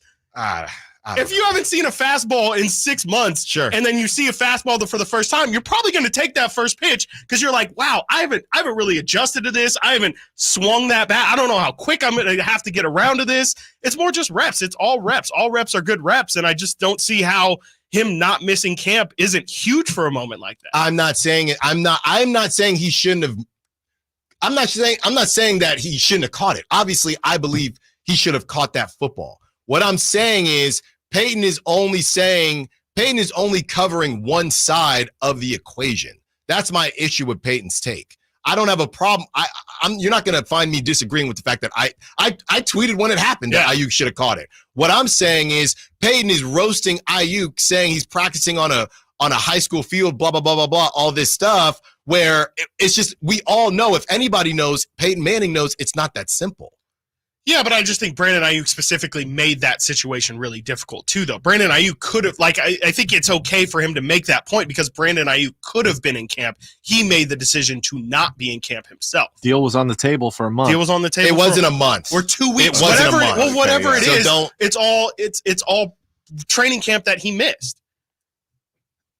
Aiyuk has that one where Brock was running around. What was that, all last year? And Aiyuk dropped that? That was 2 years ago. That was okay. In the corner, exact same corner. He didn't miss camp that year. I just think it helps, though, to not say that it doesn't help to get those reps in beforehand. No, I'm not saying it doesn't help. All I'm saying is why he wasn't at camp is a lot more. But again, the reason complex. why he wasn't at camp was because Brandon Aiyuk decided to not take the deal that everybody agrees is more than fair. It was a $30 million per year deal. The Niners weren't playing games with this. They offered him the correct contract, probably more than what he should have been paid. Yeah, but he wasn't just, I don't believe he was just there hanging out at his house. And maybe I'm incorrect. He was trying to figure out what else was going to happen. And then we just heard everything from I'll put it to you like this, right? So, what was it? Jay Glazer came out on Sunday pretty randomly and said that Aiyuk shows up. They were about to trade him to Pittsburgh, right? They're not even answering Kyle Shanahan's calls because they're talking to Pittsburgh. Kyle Shanahan has to run upstairs to say Aiyuk is here. They say to Aiyuk, you're either signing this deal or we're trading you, right? So that's when they got the deal done. Or maybe Aiyuk would have still been BSing. Who knows? So if they were able to do it at that point, why didn't they say that to Aiyuk 2 weeks ago? I don't know why they. I mean, it's just a matter of. I'm just saying there's responsibility and culpability on both sides. If you can put more on Aiyuk, sure, that's but fine. in that moment, though, it's Brandon Aiyuk dropping a ball in the back of the end zone that was a very catchable ball. The story in that moment is he missed training camp. Maybe he catches that ball if he misses training camp. It's not, let's lay out this is a good time to lay out the entire month and a half of Brandon Aiyuk back and forth. But that's how it is. That's how it is in the NFL, though. It's always the players. It's always going to be the players' fault. Where what I'm saying is, if you want to you've already seen this happen with Bosa. You've already seen this happen with Debo. Let's make sure this doesn't happen. They did not make sure of that. And we've seen this. It's not a specific Brandon Aiyuk thing, I guess is my whole point of it. We've seen this with players before, even more specifically with the 49ers. That's all. I'm just saying the Niners shouldn't be surprised that he was rusty because they continue to sign these guys late and prolong this thing, and it affects them. If anything, I would say at least he got it out early. Right, he still seems to be in shape, and they won the game, and they can move forward. I know at that time when Peyton said that, we didn't know how the game was going to end. But I'm just saying, if I am accepting Brandon Aiyuk's part of this, right? And I get what you're saying. In that moment, Peyton's not going to break all of that down, but he started to. Right at the first, he said, "Do the contracts early." At that point, I think Peyton was still talking both. Then he goes on a tangent about a 45-year-old QB, and that's the only thing that I had a problem with, because the Niners have seen, just like you always joke about, we've seen this movie before. The Niners have seen this movie before with two other premier players, and still, we want to talk about 2 weeks, that's fine. They still never should have been in this situation and they allowed Aiyuk to be, you want to call him a diva, and people are calling him on the diva on the Sack Chat and disagree with me, that's fine. But you enabled it, in my opinion. You enabled it. Then you came down, put it on the table, said, you got to sign or we're trading you, and he signed. Yeah, I just think that the Niner side of it, though, is that they did learn. They did throw him money that I think a lot of people would have said, okay, the Niners aren't playing the games that they've traditionally played before, where they are throwing lowball deals and then hoping and then eventually settling. The Niners did actually learn from those lessons, and they threw Brandon Aiyuk the $30 million. They did their part of trying to get the deal done early. Later. No. That wasn't early. August is not early. It was in the middle of training camp. All right. Nate's saying we got to get on the other side, and we will do just that. Coming up next, Robert Saleh. Is he a good coach or not? And will he make it through this season? Stiles and Watkins, Sacktown Sports. The Sacramento Kings play here. He's got the triple. Sacramento takes the lead. Outstanding ball movement by Sacramento. Every triple, every jam, every Kings win. Sabonis with the jam over the Joker. He's got the three-point shot. Get your Kings fix all season long. Right here on your home of the Sacramento Kings. Here's a steal by Fox. The breakaway. He's got the rip with the left hand. Sacktown Sports at sacktownsports.com. It's your boy Drapes, Kyle Draper for Mercedes-Benz of Stockton. I just love my new Mercedes-Benz EQS SUV. You know, I used to have a Tesla for a number of years, but it felt like I was sitting at the kids' table. When I got my Mercedes-Benz EQS SUV, I finally felt like I had made it. I was sitting at the adult table. If you don't believe me, go test drive one for yourself. As soon as you hop in, you'll notice the comfort, the luxury, just the overall feel. Make the short drive down I-5 to Mercedes-Benz of Stockton, or go online anytime at mbofstockton.com. Sacramento, Dirk Bentley's coming to town. Getting drunk on a plane. For his only show in California this year, Saturday, September 28th at Heart Health Park for Country in the Park 2. What was I thinking? And he's bringing some friends. Parmalee. I want to close your eyes for this. Tyler Rich. Dasha. And more. Saturday, September 28th at Heart Health Park. Get your tickets today before they're sold out at CITPFest.com. Brought to you by the California Army National Guard and Red's Pizzeria and Tap House. I've always believed that golf is more than just a game. It embodies integrity, commitment, and a sense of style. Hi, this is Frank LaRosa, and I'd like to tell you a bit about Naturewood Home Furnishings, a business that shares these same values. With the Procore Championship Professional Golf Tournament happening at the stunning Silverado Resort in Napa, I couldn't help but notice the parallels. Just like the game of golf, Naturewood has built its reputation on integrity, commitment, and timeless style. Looking to bring a unique style into your home? Naturewood offers custom certified designers who can help you craft the perfect look tailored just for you. And while you're enjoying the elegance of the tournament this week, along with Napa's world-class wine and food, be sure to visit Naturewood Home Furnishings. You'll discover pieces with the same sophistication and quality as the game itself. Who knows? You might even find an heirloom that will be passed down for generations. Naturewood Home Furnishings, off Highway 50 at Hazel. Just look for the water wheel. KHTKAM Sacramento, KYMX HD2 Sacramento. From the Power Business Technology Toshiba Studios, your new home for 49ers football in the 916. Sacktown Sports.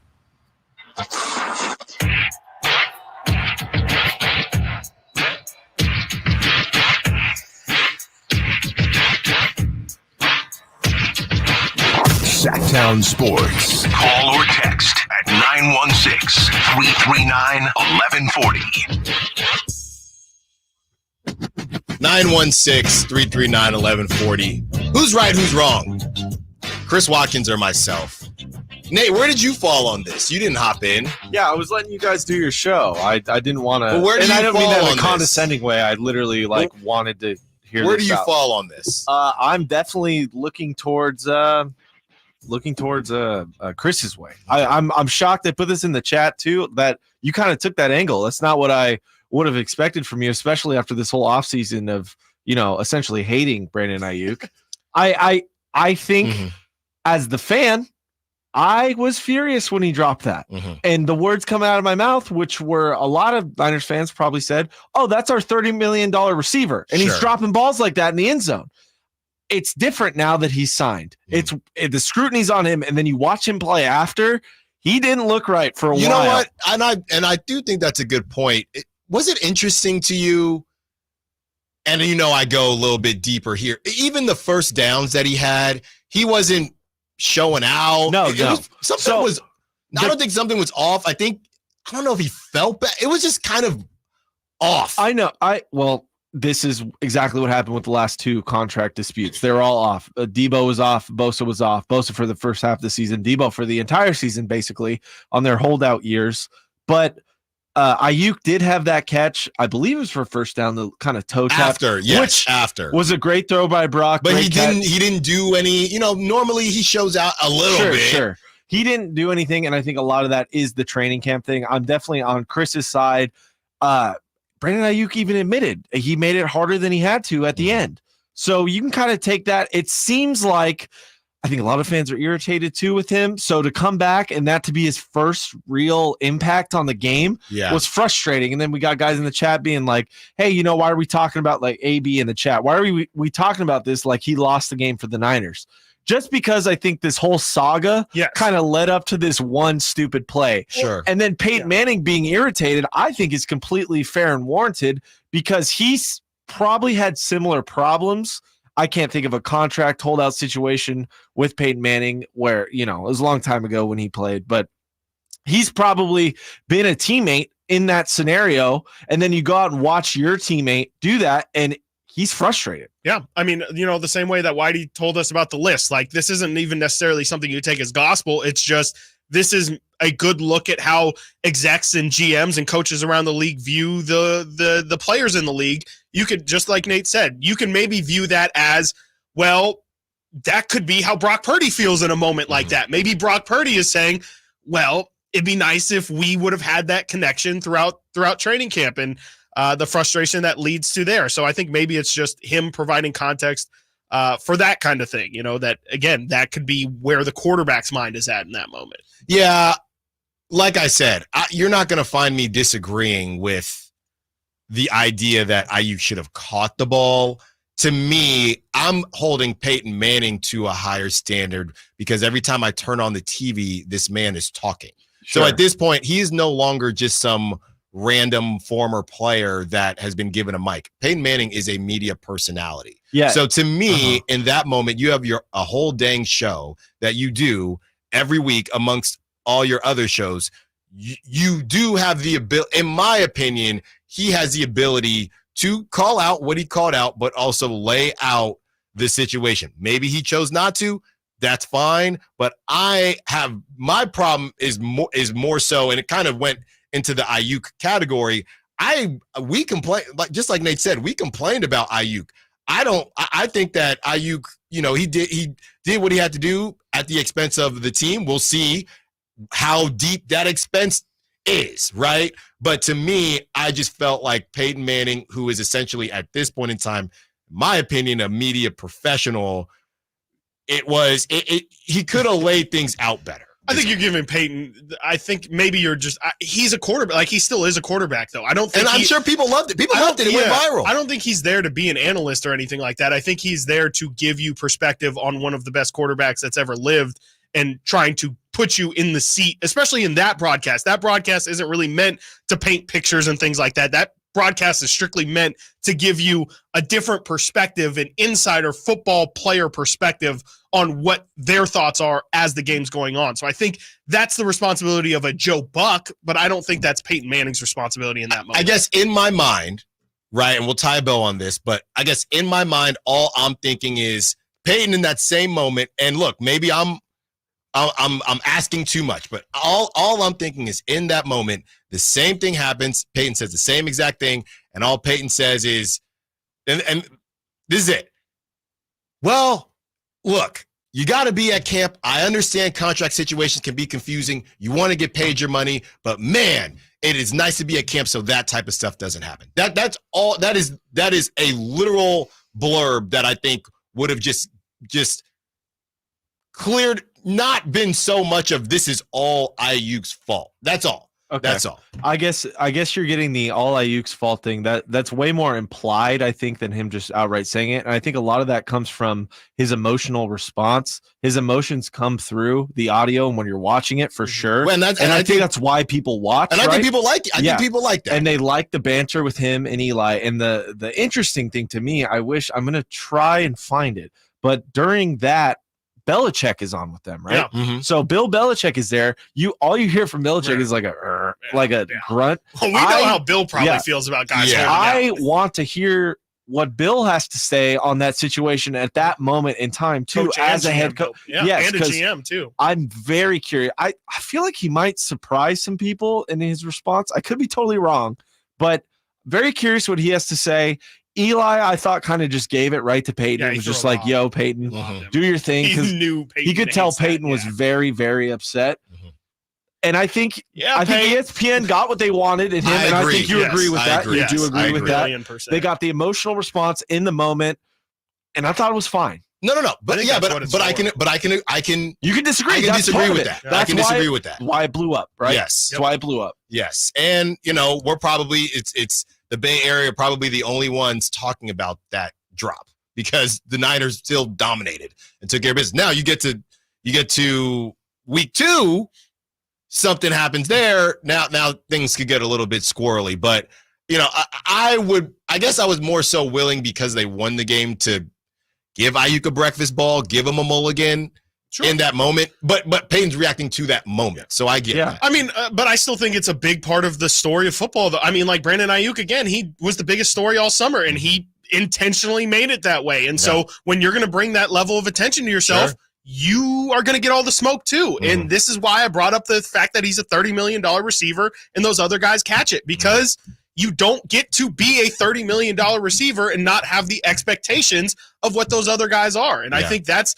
the thing that I took from the entire conversation is just this guy has a different level of expectation on his shoulders now. You have to be great. And this is what I said when he signed it.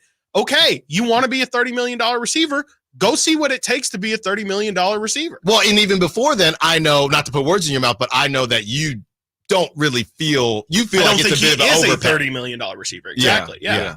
I think it's showing it. So, like, I really think with just, I guess, sorry to keep going back to Peyton, but the emotions were so high, and someone who isn't me, Swim, if you will, was yelling at the TV while watching the game and saying, maybe she trade him to the Steelers right now. Trade him to the Steelers now.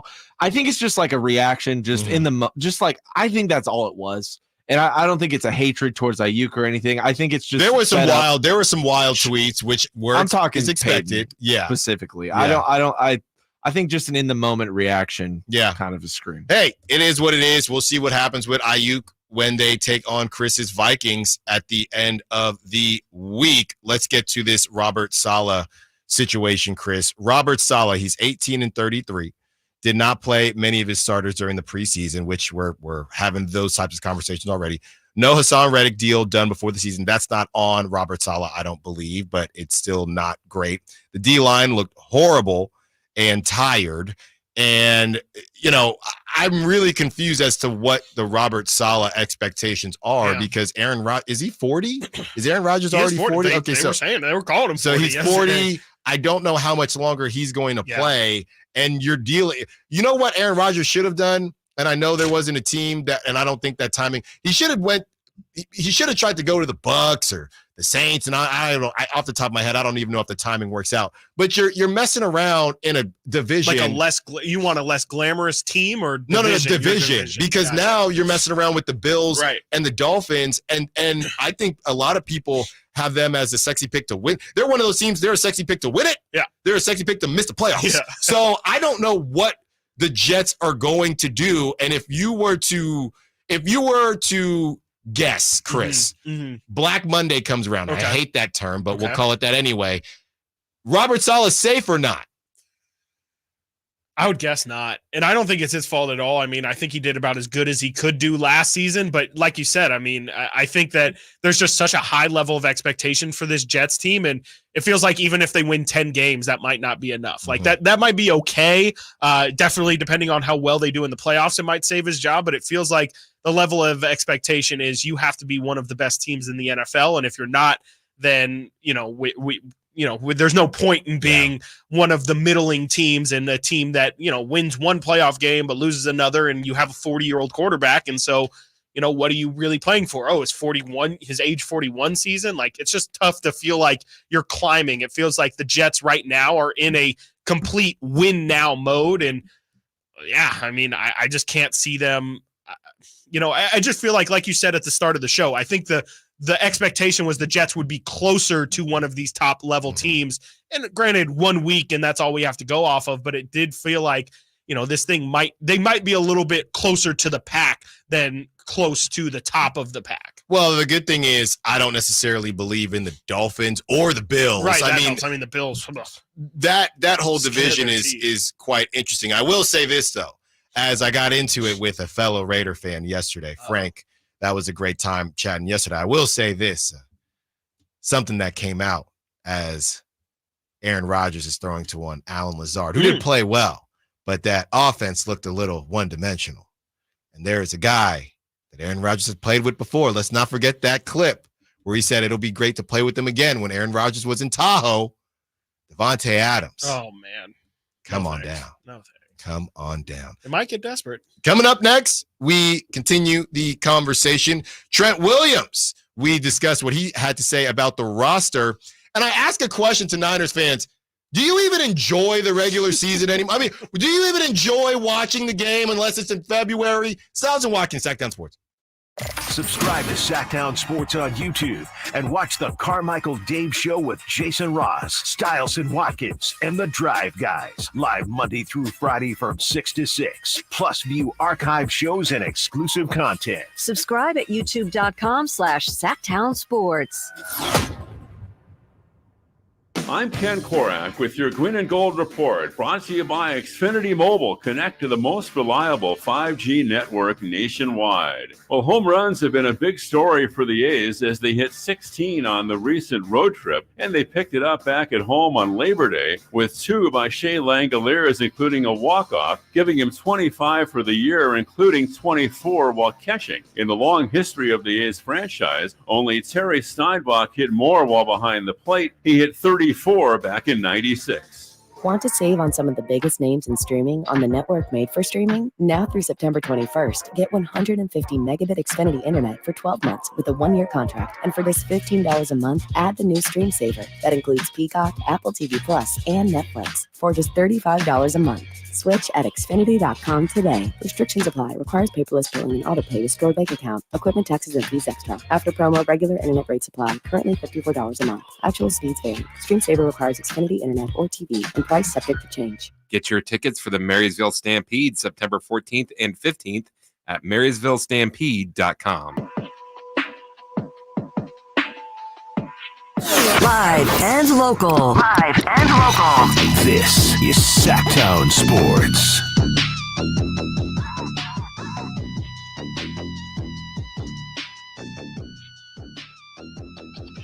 Tapatio Tuesday is off and running. About to get into this Trent Williams audio as Nate has Tapatio in his hands. It's 11, so he's allowed. He's allowed to use the Tapatio past 11 o'clock. Actually, if you had a breakfast burrito, you could use the Tapatio. Trent Williams, we're going to get into the sound on the roster, but this is from the 209. Totally disagree with that. If you were one of the worst teams in the NFL with Zach Wilson, a good goal would be to make the playoffs and lose, then progress from there. It's not number 1 pick or Super Bowl. Low level take. Well, I responded to the 209. I said, make the playoffs with the 40-year-old QB. And then what? What are we talking about, 209? Yeah.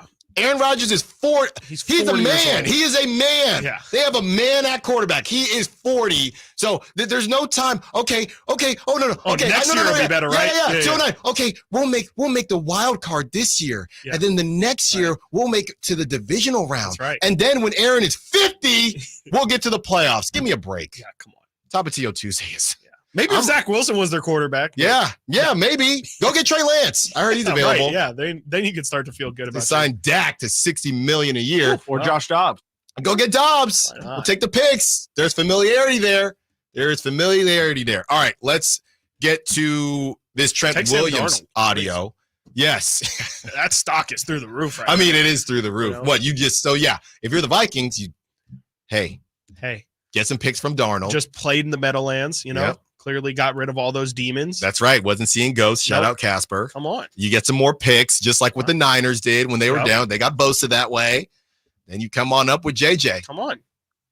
It's right there. It's laid right in front of your face. All right, Nate, let's get to this audio from Trent Williams, who had to say this about the Niners roster.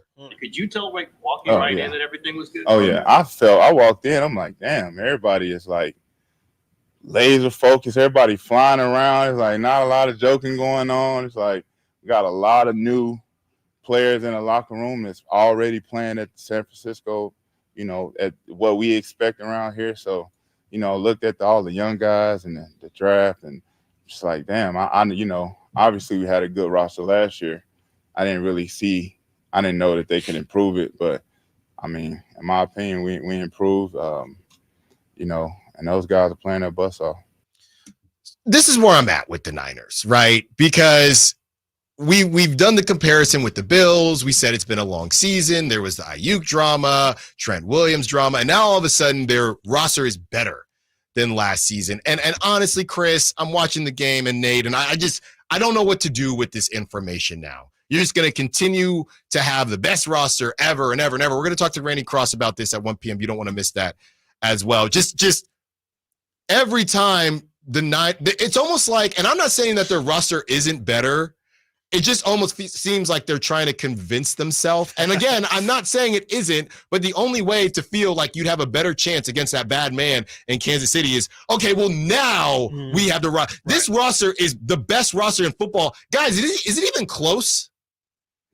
The second best roster. It's not even close. Yeah. I mean, we haven't even talked about Fred Warner today. No, and that's a bad man. A crazy forced fumble. I mean, he was flying all over the field. And I more say that to say, no, like there's so much talent on this team. Literally, it's forgettable. They're going to get Dre Greenlaw back at some point. The new fill-ins, too, I thought were fantastic. Leonard Floyd and Lavondre Campbell. The best D-line looked better in one game than it did really the entirety of last season. Their best receiver was their third string receiver, who might just be number 2 now after the Super Bowl and after his play. I thought Juwan played great. I mean, undrafted free agent in their 150-yard running back. Yeah. I don't know. I mean, their line looked great. They didn't have that illegal formation. Well, and I guess people were saying it's this too was early a good to say that. Nick Sorensen debut. Sure. I saw that as well. I thought Sorensen did. I got a text from that same friend as we were talking last night. He's like, yeah, I think this is a major upgrade over Wilkes. Just, if we want to bring that back, I know that probably irritates you, but he's not hired again, so I can't really defend him. I think I didn't see Brandon Staley anywhere really. He's doing yoga in the booth. Oh, okay, cool. Yeah. Good. That's a great place to do yoga. But I think the potential is right there but what do you want Trent to say? You want him to come out and be like, no, we're about the same. Don't do that. Okay, then why even bring this up then? Because that's the obvious argument. I thought it was an interesting quote, and I think on the surface, I initially am like, no, there's no way. Like, I mean, I just didn't think they were. I mean, I thought last year was stacked, but even, I mean, kind of going through it position by position, the running back group is deeper, at least. I don't know if we'll say that it's 100% better. The receivers, you add a Ricky Pearsall, and everyone's a year older, in a good way, a year older in the offense. I would assume that makes that better. Juwan balled out yesterday. Yeah, like he looks, like Nate said, he looks more like a 2 than a 3 these days. And, I kind of think, at least from the offensive side of the ball, you can make that argument. And from the defense, like the D-line, again, looked better. I don't know if I'd say the linebackers are better without Dre Greenlaw, but Devondre Campbell looked great yesterday.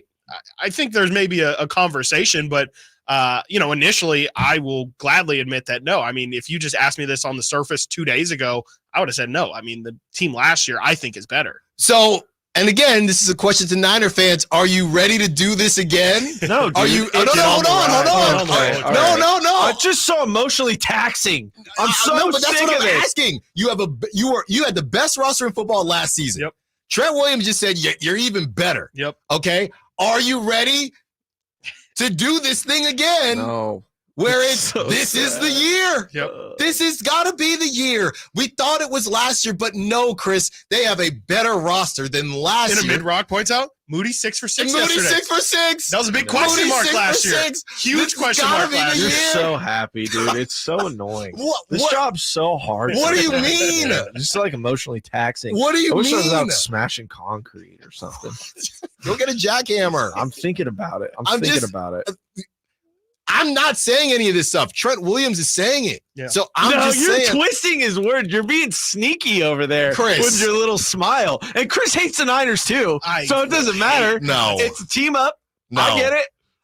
They won, and they won handily last night. They won by 2 scores. They look great. Can we just enjoy that? No, we can't. No. Oh, and then he texts from Allen. Everyone's gushing over Dominic Pooty like he doesn't deserve it. He played fantastic.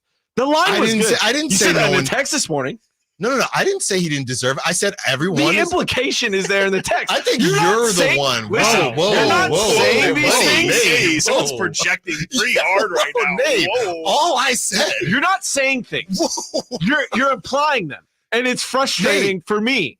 Nate. What? Whoa. What? This is what you do? Oh, now you're manipulating me. Oh, dude, I'm the bad guy. Manipulate it. Dude, I'm Nate, the bad guy. We had this great sound from the best offensive lineman in football. Can we go to break? From Trent Williams. Let's go to break. And all I wanted to do, give away. I thought all we wanted that people wanted to hear this. Dang. And then if you have the best roster in football and you came so close last season. Yeah, and they're better now, so you should win. That's how sports works. That's why the Giants beat the Patriots when they were undefeated. Let's just take a beat real quick because we all win. Look, Dave is Shut up. No, we all win. Listen, let me finish. Dave is trying to keep us from going to New Orleans because he's obsessed with New Orleans and probably will say that there's a food group there that they eat, which is incorrect. Just like he keeps saying that Philly, they eat chopped cheese, which is not right. So we need the Niners to get back to the Super Bowl. Personally, you want them to lose the Super Bowl, though. That's what you're saying. You want them to be half a play from losing this time instead of a full play. I heard none of that. You talk about implying. I just said I want the Niners to go to the Super Bowl. With this little smirk that people can't see and your little eye rolling. Look, we got to get to the other side. You're being a silly goose and you're winding me up. Go eat your breakfast burrito. We got to get to the other side. Today. Oh, my goodness. With the Tapatio. Coming up next, the Niners seem to have hit with Dominic Pooney. Let's talk about it. Stiles and Watkins, Sacktown Sports. You never know what you might hear when listening to a Sacramento Kings game. Out of Keegan, going for another triple.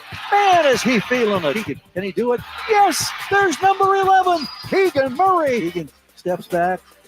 He just knocked down his 12th three-pointer, a Kings franchise record. He's got 45 points. Never miss a moment of Sacramento Kings basketball with Sacktown Sports and the Sacktown Sports app. Progressive knows finding your new home was a dream come true. You wanted it close to town with a picture window overlooking a yard. And you found it. Now when you sit down to dinner, you've got front row seats too. Your neighbor's daily pickleball game. Progressive can't save you from your noisy neighbors, but we can save you money when you bundle your home and auto with us. Get a quote at Progressive.com. Progressive Casualty Insurance Company, affiliates, and other insurers not available in all states. Hello? Hey, it's Ted from Consumer Cellular, the guy in the orange sweater, and this is your wake-up call. Did you know we've got you fully covered? I've taken up beekeeping. I'm always covered. I'm talking the same fast, reliable nationwide coverage at up to half the cost. Same honey, half the work? Exactly. Sweet. Just call 1-888-FREEDOM or visit consumercellular.com. Savings based on cost of consumer cellular single line 1, 5, and 10 gig data plans with unlimited talk and text compared to lowest cost single line postpaid unlimited talk, text, and data plans offered by T-Mobile and Verizon January 2024.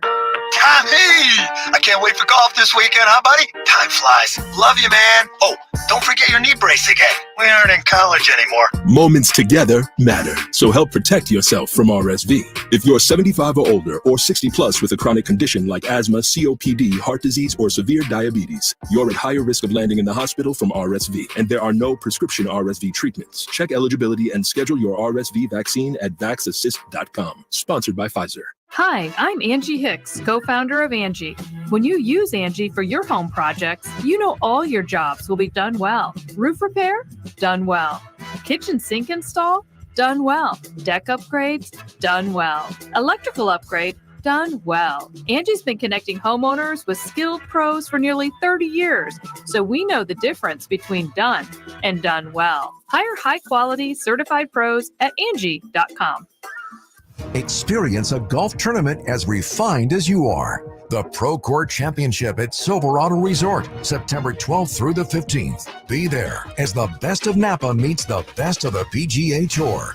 With world-class wine experiences, breathtaking views, and incredible golf. It's like this weekend was made for you. The Pro Court Championship, September 12th through the 15th. For tickets, go to ProCourtChampionship.com. Jerry and Kenny here from Bell Brothers. And if you've even thought of replacing your old, outdated, inefficient windows, now is the time to take action. Right now at Bell Brothers, when you buy one window, you'll get the second one for 30% off. That's right. Buy one, get the second one 30% off. That's real savings, up to $6,000. You have to buy at least 4 windows to qualify, and you can't mix windows and doors. But beyond that, every second window is 30% off. For example, when you buy 10 windows, you will get 5 windows at 30% off. We also have 0% interest financing available for qualified buyers. Call for details. To take advantage of our buy one, get one 30% off sale, call Bell Brothers now at 916-444-1234 or find us online at thenosurpriseguys.com. The No Surprise Guys, Bell Brothers. Sacramento, Dierks Bentley's coming to town. Getting drunk on a plane. For his only show in California this year, Saturday, September 28th at Heart Health Park for Country in the Park 2. What was I thinking? And he's bringing some friends. Parmalee. I want to close your eyes for this. Tyler Rich. Dasha. And more. Saturday, September 28th at Heart Health Park. Get your tickets today before they're sold out at CITDFest.com. Brought to you by the California Army National Guard and Red's Pizzeria and Tap House. Mega Chevy saves you $13,000 off MSRP on every new half-ton Silverado LTZ in stock after rebates. All of them. Silverado savings spectacular now at MaidaChevy.com. Together, let's drive. See dealer for details. Ends 9/30/24. Get ready for an epic fiesta on Tuesday, September 17th, when the Sacramento Rivercats become Los Dorados de Sacramento for a night of Hispanic heritage fun. Grab your amigos, bring the familia, and enjoy some baseball with us. Visit rivercats.com to purchase tickets. Vamos, Rivercats!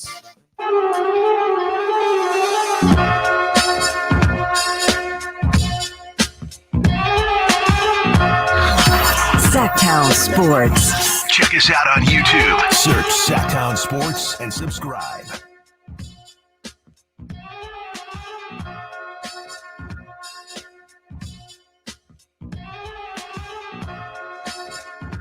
I'm so glad that the NFL is back. This has just been an incredible, hour and a half? That is correct. On the nose. Why? You know what's so interesting? I'm just going to kind of break down our show on air, right? When it comes to Kings talk, we don't really. I'm trying to think off the top of my head now. It was my first year. Maybe we'll argue a little bit more or disagree a little bit more in my second year as we're both more comfortable with it. Not my first year here, our first year as a show. I feel like our Kings talk.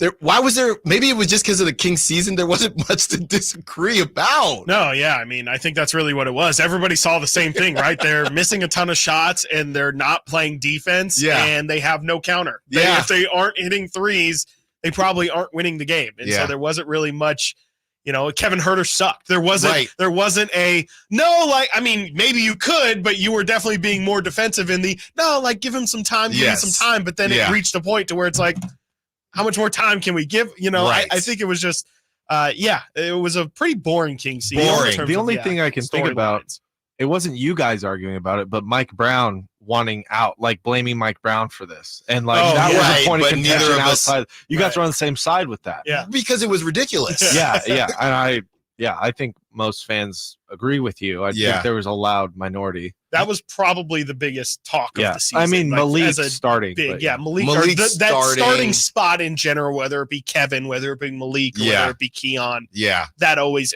is continuing to be a thing. But probably randomly, the Mike Brown job security was a pretty big talking point. Yeah, just a boring season. I really don't think, not that I want to argue, but I really do think that this season is going to be exciting. And with excitement comes expectations. And I just think we kind of were waiting to feel. I want to feel something again. It was a wait and see year in general, too, just the vibe of it. This year, there's expectations. There is a certain level that they just need to reach. And we'll see. I mean, we'll see. People aren't going to get the benefit of the doubt either. Like last season, we were able to give Kevin Huerter benefit of the doubt. We were able to give, even to an extent, Trey Lyles benefit of the doubt. That's not going to exist this year. If you have 2 straight years of not performing, I mean, that's where we can really start to get into it. Yeah, and the Keegan thing is interesting because it's not that we gave him the benefit of the doubt. It's only his second year, and he was asked to do a lot. Yeah. So I think that was less of the benefit of the doubt and more of that's just a real situation. Yeah. Right. So I think Sasha, we could have argued about Sasha. I think we did. I think I tried to find a way. Or me and Whitey. It got ended. JTA. Yeah. Get JTA more time. That was a big Me and Whitey just just looking back at me when JT made that stop. You said he was better than Harrison Barnes. I never find the tape, Whitey. Find the tape. I'm still looking for that tape, Whitey. I never said that. All right, we're about to get into Chris's 3 things from week 1, but real quick, we're going to talk to Randy Cross at 1 p.m. You do not want to miss that because he had something to say about Dominic Pooney, as a lot of people are starting to gush about him. Randy Cross, we'll see what he has to say. Yeah, but it seems like he's hit, Chris. You know, his PFF rating is ranked is in the 70 or high 70, 79. That's really good. He's played 72 snaps so far.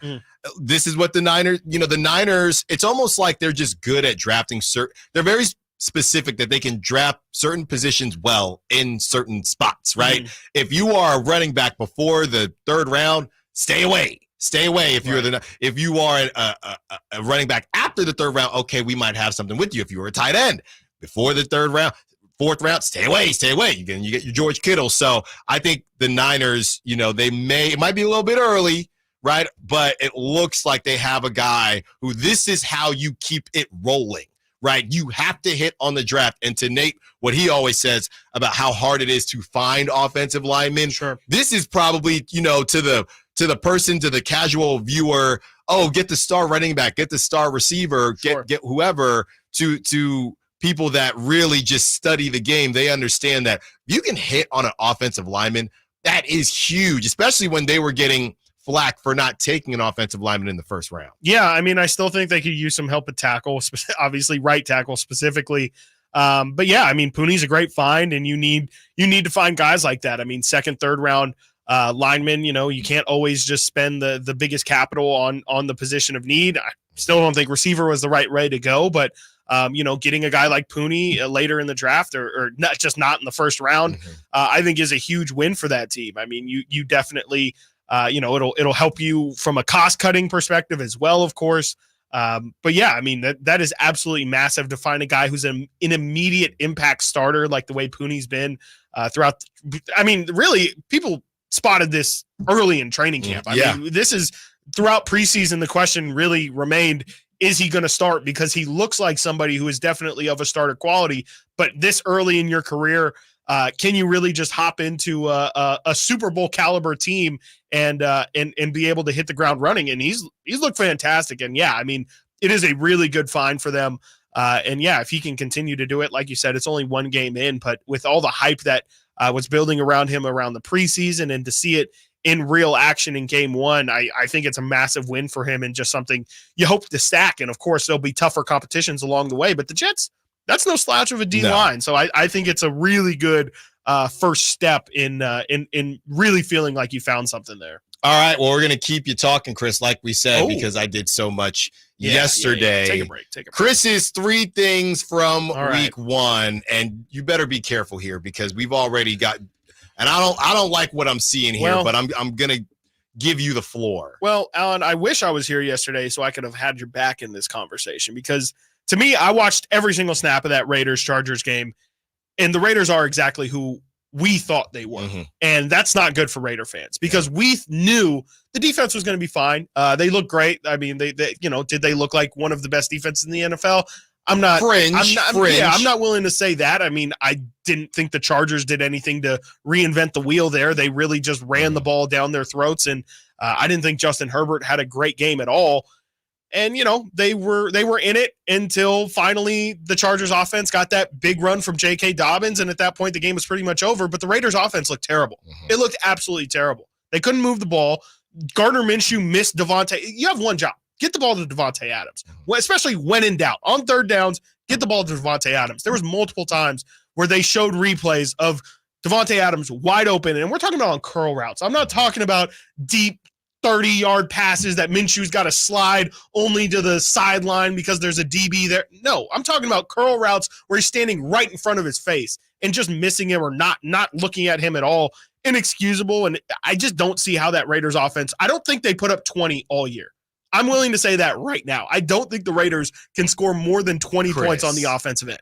I really don't think so. Chris. I really don't think so. No. Alexander Madison looked better than he played more than Zamir White. I think that's a real problem. Yeah, I just think that's a little overblown. And I don't think the Raiders are good, but they can get 20, Chris. They do have a good kicker. That offense looks terrible. I want to ask you a question, and I know you want to get against. to the second too, but real quick, just off the top of your head, who will take the most snaps for the Raiders this season? Gardner Minshew, AOC, or other? I was ready for AOC second half. I saw enough of Gardner Minshew after that. Go get first Dobbs. Half.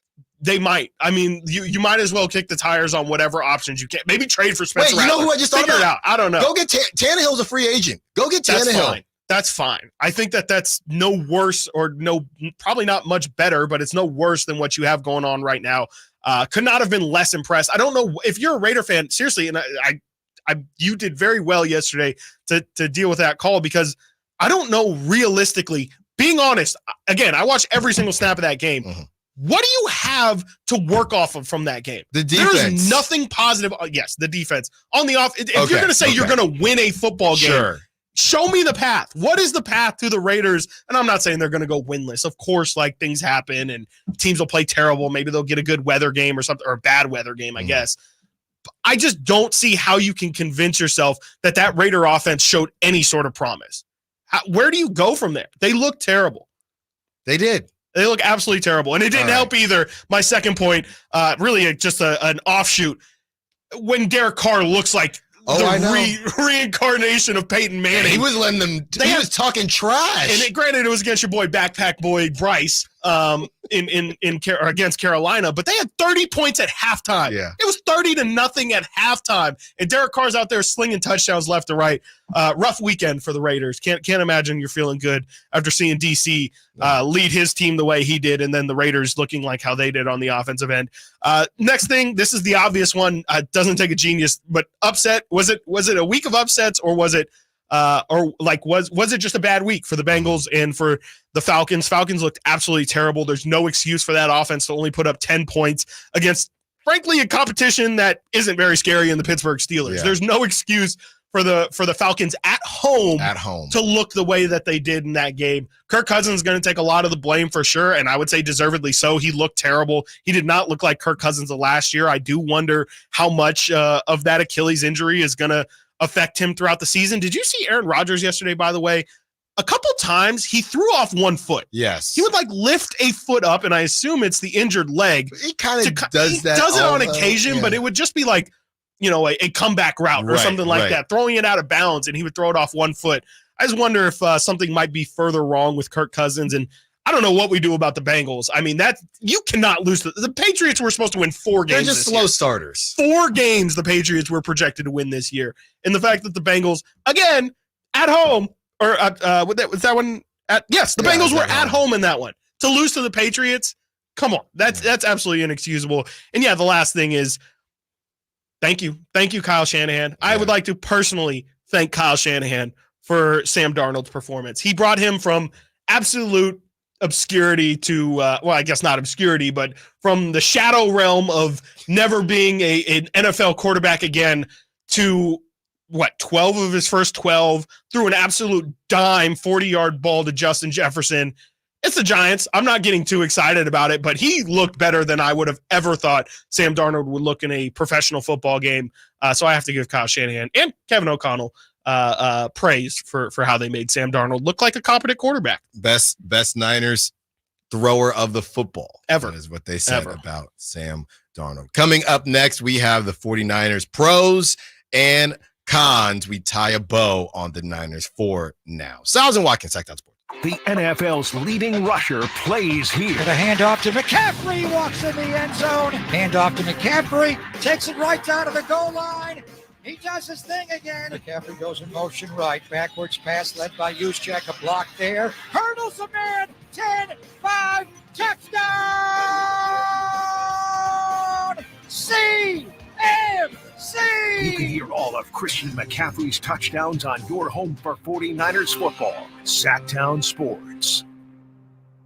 Model Year End pricing is back at Folsom Lake Honda, your one-stop Honda shop. During the Model Year End event, lower interest rates at Folsom Lake Honda make lower payments. It's no wonder why Folsom Lake Honda is your one-stop Honda shop. Come in today or check out our entire inventory online at folsomlakehonda.com. Get an instant cash offer for your trade at folsomlakehonda.com. We'll buy your car whether you buy from us or not. Folsom Lake Honda is your one-stop Honda shop. Folsom Lake Honda. Go to folsomlakehonda.com. Your one-stop Honda shop. The 90th annual Marysville Stampede is coming to Marysville's Cotton Rosser Arena this Saturday and Sunday. It's a whole weekend of the best pro rodeo action for the whole family. Bareback, saddle bronc, and bull riding. Plus the BMX motorcycle show. It's just $25 for adults and $15 for kids 4 to 12. The 90th annual Marysville Stampede, Saturday at 5 p.m. and Sunday at 3:30 p.m. at the Cotton Rosser Arena in Marysville. Get your tickets at MarysvilleStampede.com.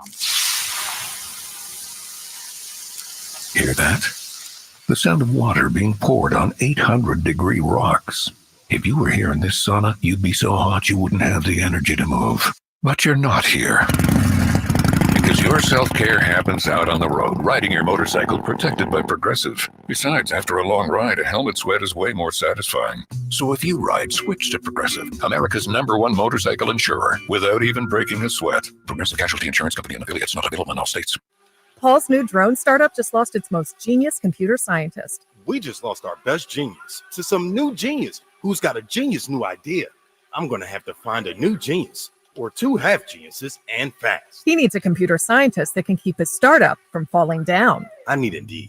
Indeed you do. When you sponsor a job on Indeed, it's easier for talented candidates to find it, which makes it easier for you to hire them. Visit Indeed.com/credit and get $75 towards your first sponsored job. Terms and conditions apply.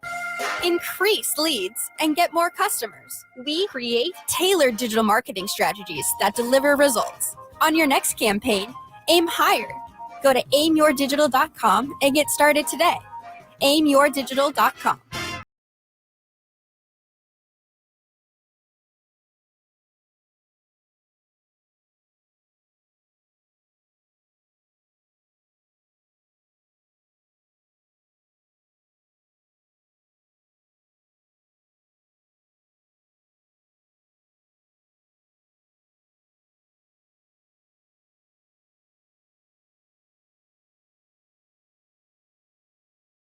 Sports. Call or text at 916-339-1140.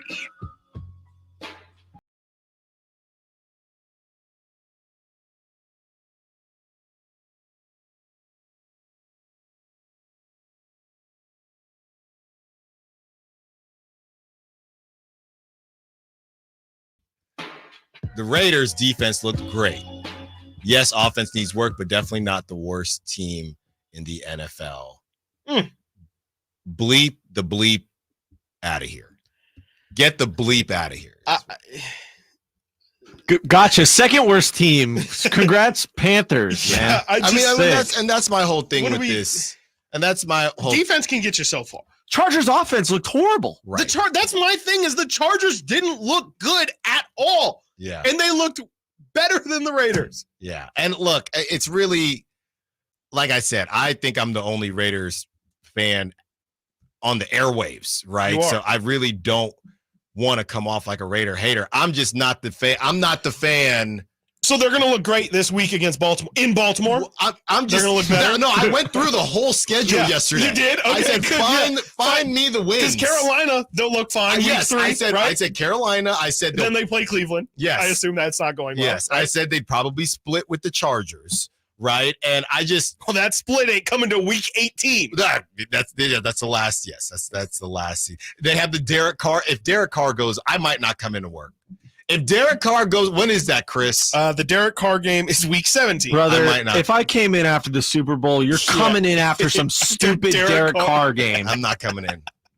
I'm not doing it. Look, it's a tough schedule. There's like a couple games that if you're a Raider fan, like you should, but frankly, to your point, the Chargers is probably one that you should circle. Carolina, absolutely you should circle. That better be a win or at least that's one of your better opportunities. You have at Denver in week 5. You have versus Pittsburgh in week 6. Cover your eyes for that one. Who has to watch the Steelers versus Raiders in week 6? They could get Denver twice. They could get Denver twice. Maybe. Oh, I get that's their hope. Yeah, maybe. Okay, but then we're talking about 5 wins here because after Pittsburgh, it's at Rams versus KC, at Cincinnati, bye week, and then at Miami. And then you play Denver, and then it's at KC, at Tampa Bay. They look pretty good. Who knows? Week 15, you play versus Atlanta on a Monday night. I would assume that whether it's Penix or Cousins, Atlanta's probably going to look better at that point. That's exactly what I said yesterday. Come on. Primetime Kirk, too. You don't want that. You definitely do want that. You do want that. You're I'm looking here. Guys, no, seriously, help me. These guys, help me. They're the ones who need help. Ryan Tannehill, okay? Huh? Again, as good. Oh, you're looking for quarterbacks. Nate Sudfeld, huh? Okay. Well, he lost to Brock Purdy. He lost his job. Might as well go Purdy. AOC at that point. CJ Beathard, are we getting warmer? No. Well, maybe warmer. Trevor Siemian? No. These are all big fat no's. I'm taking Gardner over all Blaine these guys. Gabbert? Nope. I can't believe they're still putting him on lists like this. What about my boy, T for Temple U, PJ Walker? Okay, Kyle He Draper. could be a third, quarterback or something. You got to get Tannehill. I think you just go trade for Trey Lance, like you said. I know you said it as a joke. I wanted to, and then that last game, I wanted to trade for Trey, and then the 5 picks happened, and now you can't trade for Trey. No, that's a Raider mentality, bro. Bounce back. Yeah. They had Peterman. Not that he's really any better, but can you get a Tyrod Taylor? Like, I think Tyrod is as good as Gardner Minshew. Please. I was surprised the Jets got Tyrod. Yeah. Yeah. I'm just trying to think of other options that are playable. But even then, I mean, you're not better than Gardner. I think Gardner, and here's the thing. I feel like I'm relatively high on Gardner Minshew.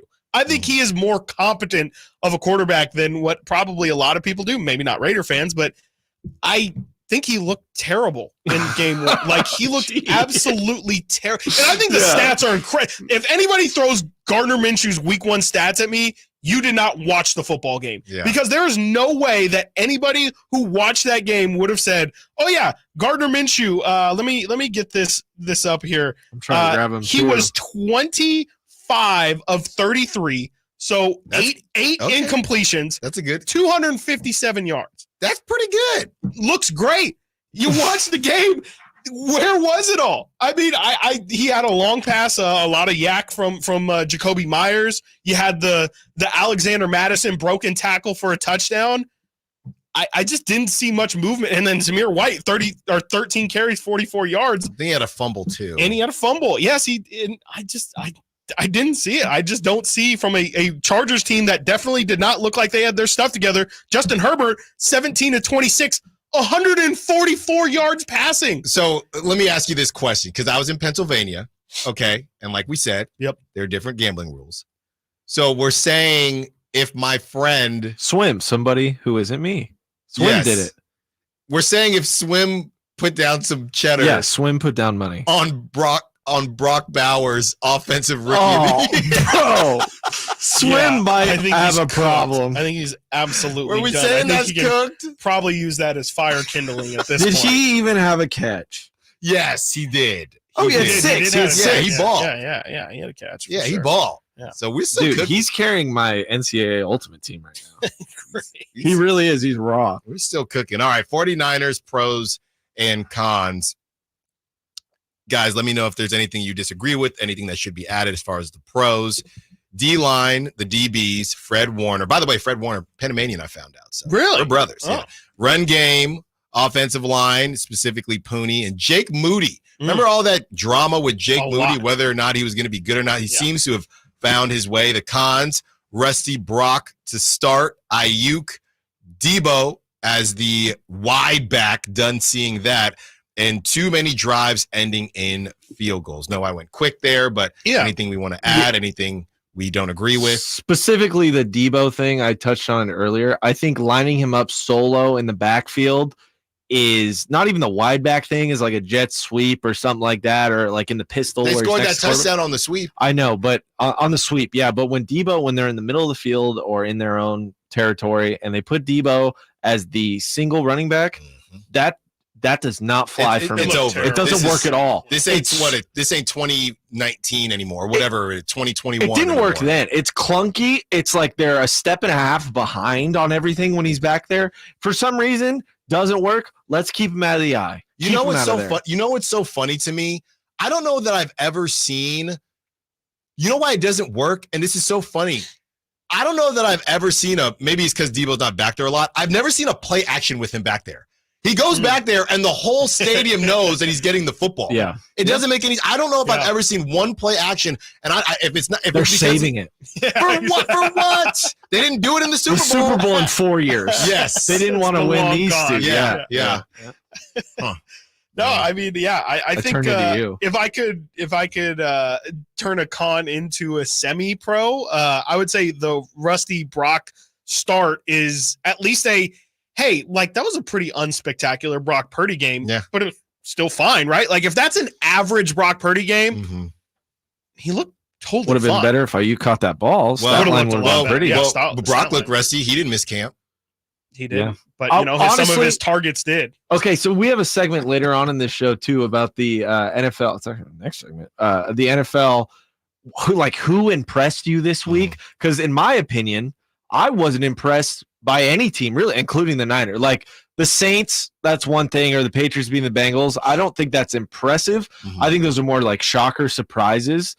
And I think there's a big difference between a team coming out and just being like, boom, we're going to win this Super Bowl. And I even mean that with KC and Baltimore. I think there was a lot of sloppy play in week one. And that's why I struggled so much with who last night's game said more about. Because for the Niners to not look good and to never even have the threat of losing, to be in control the whole time against a team that at the very least most people had slotted to get to the playoffs, that's impressive.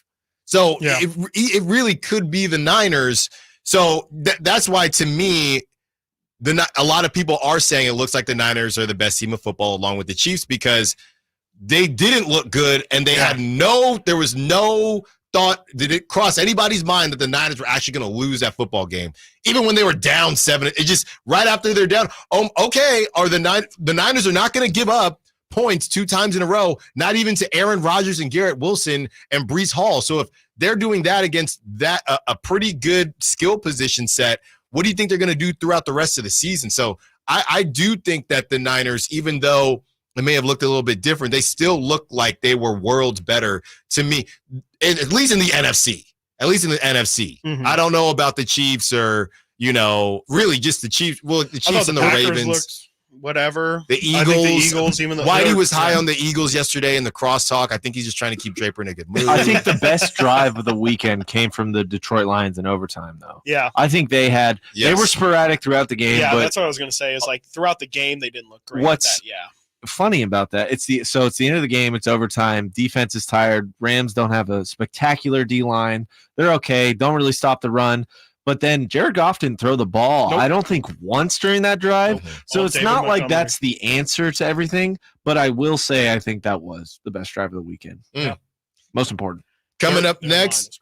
Yeah, coming up next, Nate teased it, so we will appease it. Coming up next, overall, did any team this week impress you? Did it just seem like a slow start to the NFL? And with the boys back in the booth and in the studio, let's talk about that ridiculous new dynamic kickoff. It's not dynamic at all, so we got to change the name right there. Stiles Watkins, Sacktown Sports. Our first year as the radio home of the San Francisco 49ers is one we will never forget. Going deep down the sideline for Aiyuk. He's got it, and he's gone. 10, 5, touchdown! San Francisco! Aiyuk! Aiyuk is on fire! Congratulations to the 49ers on a terrific year. And thank you for so many wonderful memories. I didn't ask to be thrown in the streets with nowhere to go. I didn't think I'd survive. But I did ask for help, and Covenant House was there for me. 1 in 10 young adults will experience a form of homelessness this year. For these kids who didn't ask to be put in this unthinkable situation, Covenant House is there. Covenant House helped me break the cycle of homelessness in my family. They gave me the love that I needed. Over 2,000 young people will sleep safely in a Covenant House bed tonight. When youth who are experiencing homelessness have a hot meal, a safe place to sleep, medical care, and love, they can overcome heartbreaking challenges and have a brighter future. They just really genuinely just wanted to help me succeed, and I'm succeeding. I'm a speaker, I'm an author. Covenant House really helped me and really helped mold me into the woman I am today. If you or someone you love is asking for help, Go to safeplacetosleep.org today. I'm Ken Korak with your Green and Gold Report, brought to you by Xfinity Mobile. Connect to the most reliable 5G network nationwide. Well, home runs have been a big story for the A's as they hit 16 on the recent road trip, and they picked it up back at home on Labor Day with 2 by Shea Langoliers, including a walk-off, giving him 25 for the year, including 24 while catching. In the long history of the A's franchise, only Terry Steinbach hit more while behind the plate. He hit 34 back in 96. Want to save on some of the biggest names in streaming on the network made for streaming? Now through September 21st, get 150 megabit Xfinity internet for 12 months with a 1-year contract. And for just $15 a month, add the new Stream Saver that includes Peacock, Apple TV Plus, and Netflix for just $35 a month. Switch at Xfinity.com today. Restrictions apply. Requires paperless billing and autopay with stored bank account. Equipment, taxes, and fees extra. After promo, regular internet rate supply. Currently $54 a month. Actual speeds vary. Stream Saver requires Xfinity internet or TV and price subject to change. I've always believed that golf is more than just a game. It embodies integrity, commitment, and a sense of style. Hi, this is Frank LaRosa, and I'd like to tell you a bit about Naturewood Home Furnishings, a business that shares these same values. With the Procore Championship Professional Golf Tournament happening at the stunning Silverado Resort in Napa, I couldn't help but notice the parallels. Just like the game of golf, Naturewood has built its reputation on integrity, commitment, and timeless style. Looking to bring a unique style into your home? Naturewood offers custom certified designers who can help you craft the perfect look tailored just for you. And while you're enjoying the elegance of the tournament this week, along with Napa's world-class wine and food, be sure to visit Naturewood Home Furnishings. You'll discover pieces with the same sophistication and quality as the game itself. Who knows? You might even find an heirloom that will be passed down for generations. Naturewood Home Furnishings, off Highway 50 at Hazel. Just look for the water wheel. Oh no, stomach issues again? Stomach issues? Who are you? Your pancreas. I could be the real reason for your diarrhea, gas, bloating, stomach pain, or loose oily stools. I thought it was my stomach. People often do, but any of these symptoms could mean having a condition called exocrine pancreatic insufficiency, or EPI. With EPI, the pancreas doesn't release enough enzymes to break down food, but EPI is manageable. Use the symptom checker on identifyepi.com and speak with your doctor. That's identifyepi.com. Sponsored by AbbVie. Buying or selling a home is a big deal. Literally. It's one of the largest financial transactions you're likely to make. So work with someone who will work with your best interests in mind. Someone who agrees to operate with transparency, honesty, and fairness every step of the way. Realtors are members of the National Association of Realtors and are bound by a strict code of ethics that requires they put your interests above their own. Because that's who we are. Make sure your agent is a realtor. KHTKAM HD1 Sacramento, KYMX HD2 Sacramento. From the Power Business Technology Toshiba Studios. This is Sacktown Sports.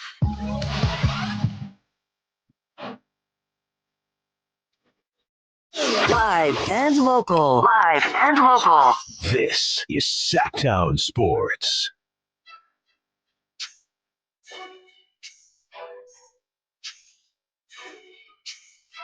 $1:00, we give away tickets, at 1:15. We give away tickets to the Thunder Showdown show this September. Feel the Thunder with the ultimate high voltage live boxing event. You have to see to believe. All you have to do is hit up the Folsom Lake Honda hotline at 1:15.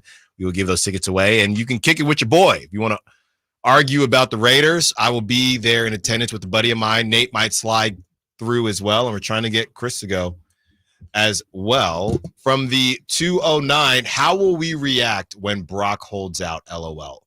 We're talking about Brock Purdy or Brock Bowers. Oh, let's assume Brock Bowers. Because let's do that. 4 years left of my deal, but I'm cooking already. 6 receptions. That's half of your team's receptions. Yeah. That's what. I'm joking, by the way. That's what the kids are. What the kids are talking about Can now. I real quick too just say off the caller that called yesterday and you got into the conversation with, I'm also seeing Curtis Hicks here mentioning more specifics about the Raiders and their loss and how, they fumbled twice. How is that Gardner's fault? I feel like people are missing the point here that it just didn't look like, okay, maybe there's some specific, hey, don't go for it on 4th and 1 here. Go for it on 4th and 1 here, whatever. If this happens, then we win the game. Winning the game, honestly, isn't the part that I'm concerned. The part is that they looked bad. Yeah. I don't care that they were a 4th and 1 conversion or a bad decision away from winning against the game. Chargers. Against a Charger team that, again, looked terrible. Nothing to look forward It's to more really just on the the- team. It's the look. It's just it. I don't see how you could watch the game and say that. Forget the specifics of how we lost the game. The team didn't look good. You're arguing. There's two arguments going on here, right? There is a week-to-week argument versus a big picture argument. Yeah. The big picture argument is that the Raiders aren't going to do anything once again this season. If you want to argue the nooks and crannies of game to game, and they maybe could have beat a Chargers team who we have no clue if the Chargers are even going to make the playoffs. Great point. We can do that, but we are all of the mindset of, it's Ricky Bobby. If you're not first, you're last. Yeah. So if the Raiders aren't going to do it, why are we sitting here wasting time talking about if, ands, or buts about a Chargers team? And look, now that you can come out and maybe surprise some people against the Ravens. I mean, you are in the position right now, just like, and you guys missed our college talk. We had a great college segment with Thomas Hammock of Northern Illinois taking down number 5 Notre Dame, and that was great sound. But you are in the realm right now, Raiders. You are a bad loss, right? So you got to get it from the gutter. If the Ravens lose to you, that is a bad loss. Yes. We need to work on you need to get it from the mud, and you need to get to a point where you are respectable again. Because right now, you lose to the Ravens, people aren't going to be all the headlines are. They're not going to be impressed with you. If you had beat the Chargers, nobody would have been impressed with you if you barely beat the Chargers. If you beat the Ravens, nobody will be impressed with you. They will be saying, what's wrong with the Ravens? Yeah. So you have to work your way, and we're just talking more big picture versus one play here, another play there. Speaking of the Raiders, Chris, and then we will get into who impressed you and who didn't. Speaking of the Raiders, it just dropped. Kay Adams, if you are a fan of Up and Adams, and I don't know if Debo is back on the show, but Devontae Adams will be joining Kay every Tuesday. Nice. So if you are a Raider fan, and we will definitely have that sound for you whenever it's appropriate or whenever he says something of note. By the way, scrolling through, and they clip the most noteworthy pieces. You want to know what I saw when I was scrolling through and saw the note? This is how I found out. It was Devontae Adams talking about the Niners. It was Kay Adams asking her, and I'm sure I'm having some fun. I'm sure she asked him about his Raiders, but he was comparing the Niners, actually, Chris, to the Packers and how the Packers were a juggernaut when he was with Aaron Rodgers, and they never got it done. So, you can check for that. If you want your Raiders talk, Devontae Adams will be on Up and Adams every Tuesday. One thing we glossed over as Kyle Shanahan had said some things earlier today. Kyle Shanahan says that Christian McCaffrey has Achilles tendonitis. And guys, let me tell you, I never had Achilles tendonitis. Mine just decided to go pop goes the weasel. But I do have a buddy who's been dealing with it. He still hoops. I tell him not to. Yeah. But no, it's not me. It actually isn't me because I haven't played basketball in a very long time. But my buddy is playing through it. I'm like, brother, you're not getting. You don't have to. Well, you don't have to. Not with the Achilles, man. My point is, Christian McCaffrey was 28, 29 years old. They're going to be very delicate with this thing, and ultimately, this is dicey. This is dicey. When you start, it went from, let's go through the math here, not to go Kevin Durant on it, but it went from calf, very low-level calf. Then they threw on a little slash with calf Achilles. Now today, it's Achilles tendonitis. This is not good. This is not good, man. No, very bad. Very, very bad. I mean, like you said, it's in no world is it better for it to pop, like you're saying, but it's almost you're living in just fear the entire time. You're living in okay, like we know it's there's some aggravation there. Do we just play through it? And Giannis. Well, Giannis didn't. Giannis tried to, yeah. And then he ultimately didn't. He had to stop in the playoffs. I know you had brought up Anthony Davis has gone back and forth, but it's never went pop goes the weasel, and he's been able to play. So you can do it. Is it crazy to think, Giannis is probably a good comp, but these guys aren't running backs? Yeah. I would just think it means especially with how good he looked, you have to split carries with Jordan Mason this year. You just can't give him the full workload that you gave him last year if you are going to play him, if you aren't going to sit him out. Because here's the thing about, you could probably, especially if you know somebody personally who's dealing with it, it might be something as, hey, it feels good this week, but in 3 weeks, it could feel completely different, and it could have been the situation that we saw play out. It could have been, hey, McCaffrey was practicing all of last week. It's just come Monday, that day, it was aggravated more than it was in the days previous. It sounds like a kind of nightmare where I don't think it's going away anytime soon. I think it's just going to be something that he's got to play through. And even if you do say, all right, we're going to sit you for 2-3 weeks and just hope that it heals, I don't think that's the kind of thing that goes away without giving it some real rest and relaxation. So I don't really know what the Niners do but try and actually give carries to somebody else besides Christian McCaffrey. And you still get Isaac Guerrero as well back there, yeah. who is a young buck. But, the Christian McCaffrey thing, I mean, I would be extremely surprised if he plays against the Vikings. There's no reason to. There's not this zero. early in the season. If you lost to until the Jets, you look like you need him. There's zero. Somebody's saying don't play him until you play the Chiefs. That's what somebody said on the Sack Check. I mean, it's the Achilles, man. Yeah. Well, you don't mess around with that. The Niners also have the Rams coming up too, and Puka's out, so you could probably skip him for that. And then playing the Vikings this time, we don't have Steve Wilkes and they don't have Kirk Cousins, so I think the Niners actually might stand a chance. They're not going to zero blitz at the end of the half. Give it a rest. Is Steve Wilkes associated with anything right now? Oh, what a shot! I don't think so. How tall is he? I don't think Steve Wilkes, it just says has served. Yeah. I don't know. Oh. He might be on somebody's right. He might be like an advisor or something like that. They like to dip their toe in. Official capacity. I believe he's a high school coach. No, this is from 2021. He was defensive coordinator for Mizzou in 2021. No. I think this is right now. I think he's with Missouri. Yeah, I'll have to double check that.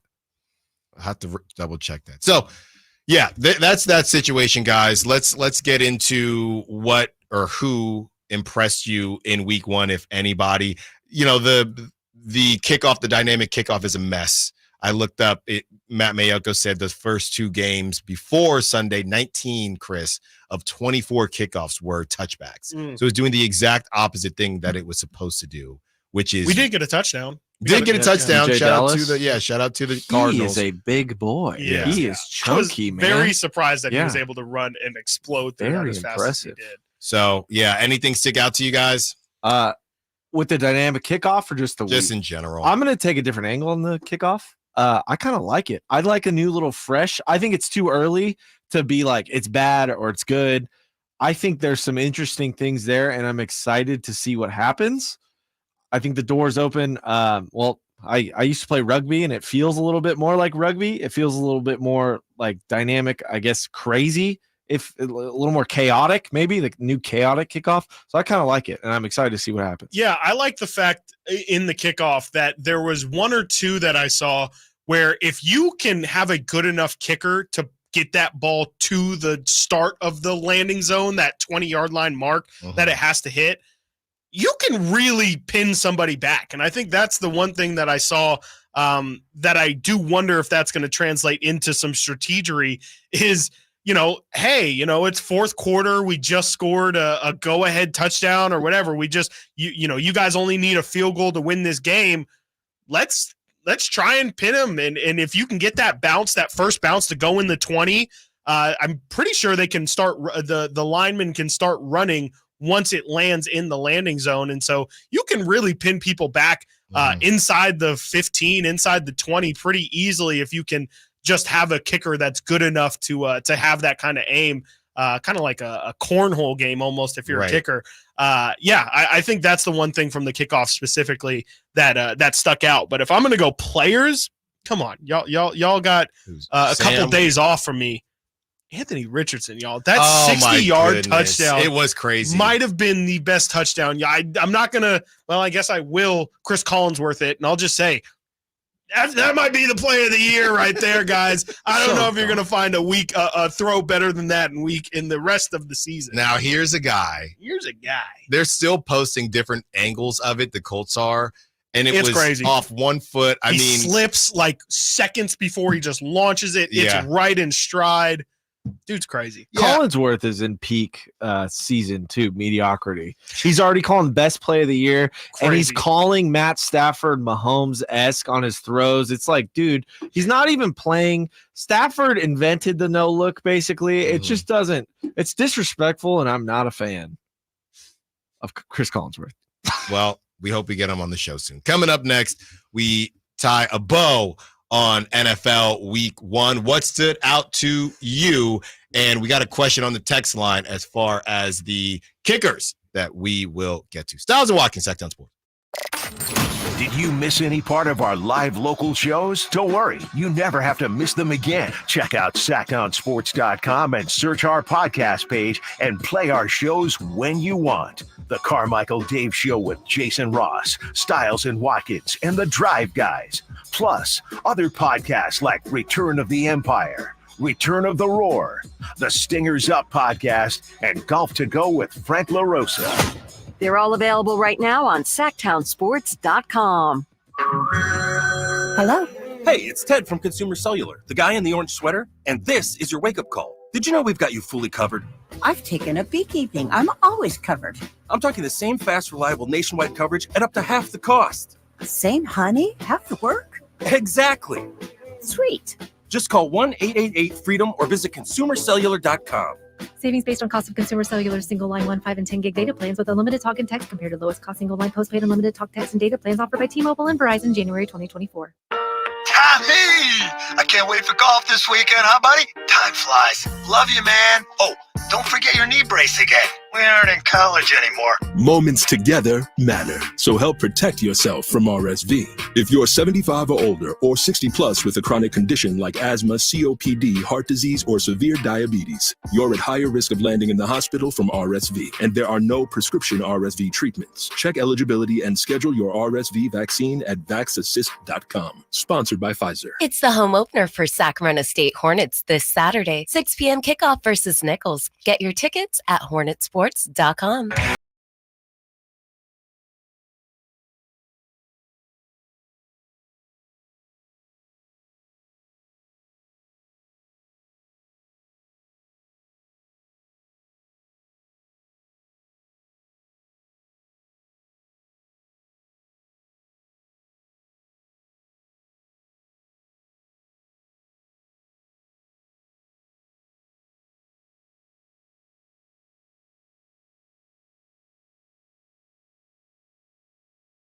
On week 1,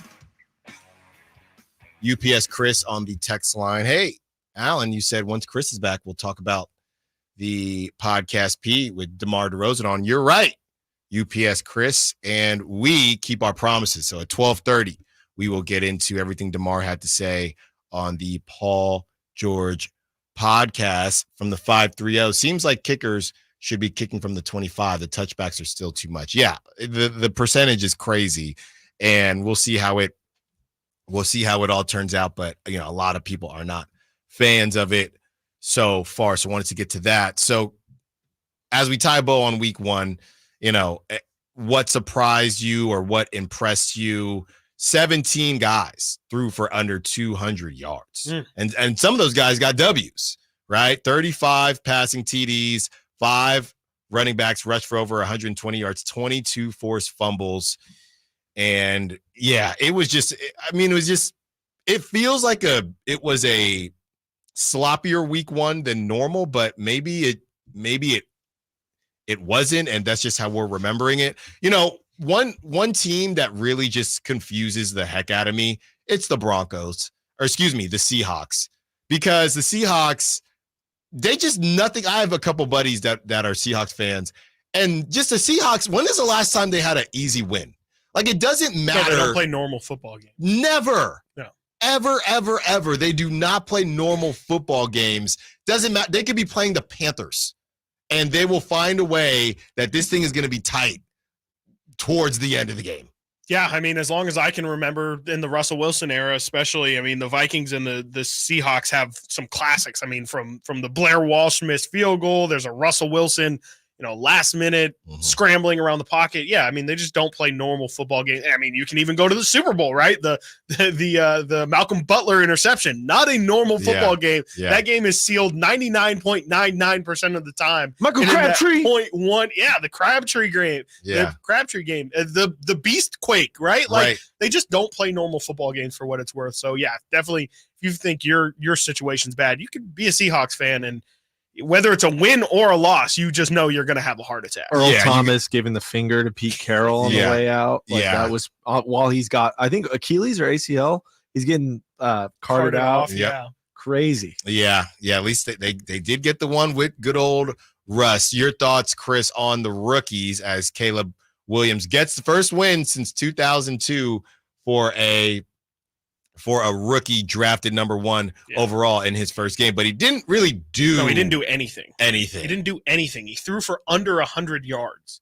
I mean, they had a defensive touchdown, a pick 6, and a special teams touchdown, and so they were able to beat the Titans. Okay, I was very unimpressed with Caleb. And Mayo Man blew it. They should have lost that game. That pick 6 he threw was so stupid. It's maybe the worst throw you're going to see.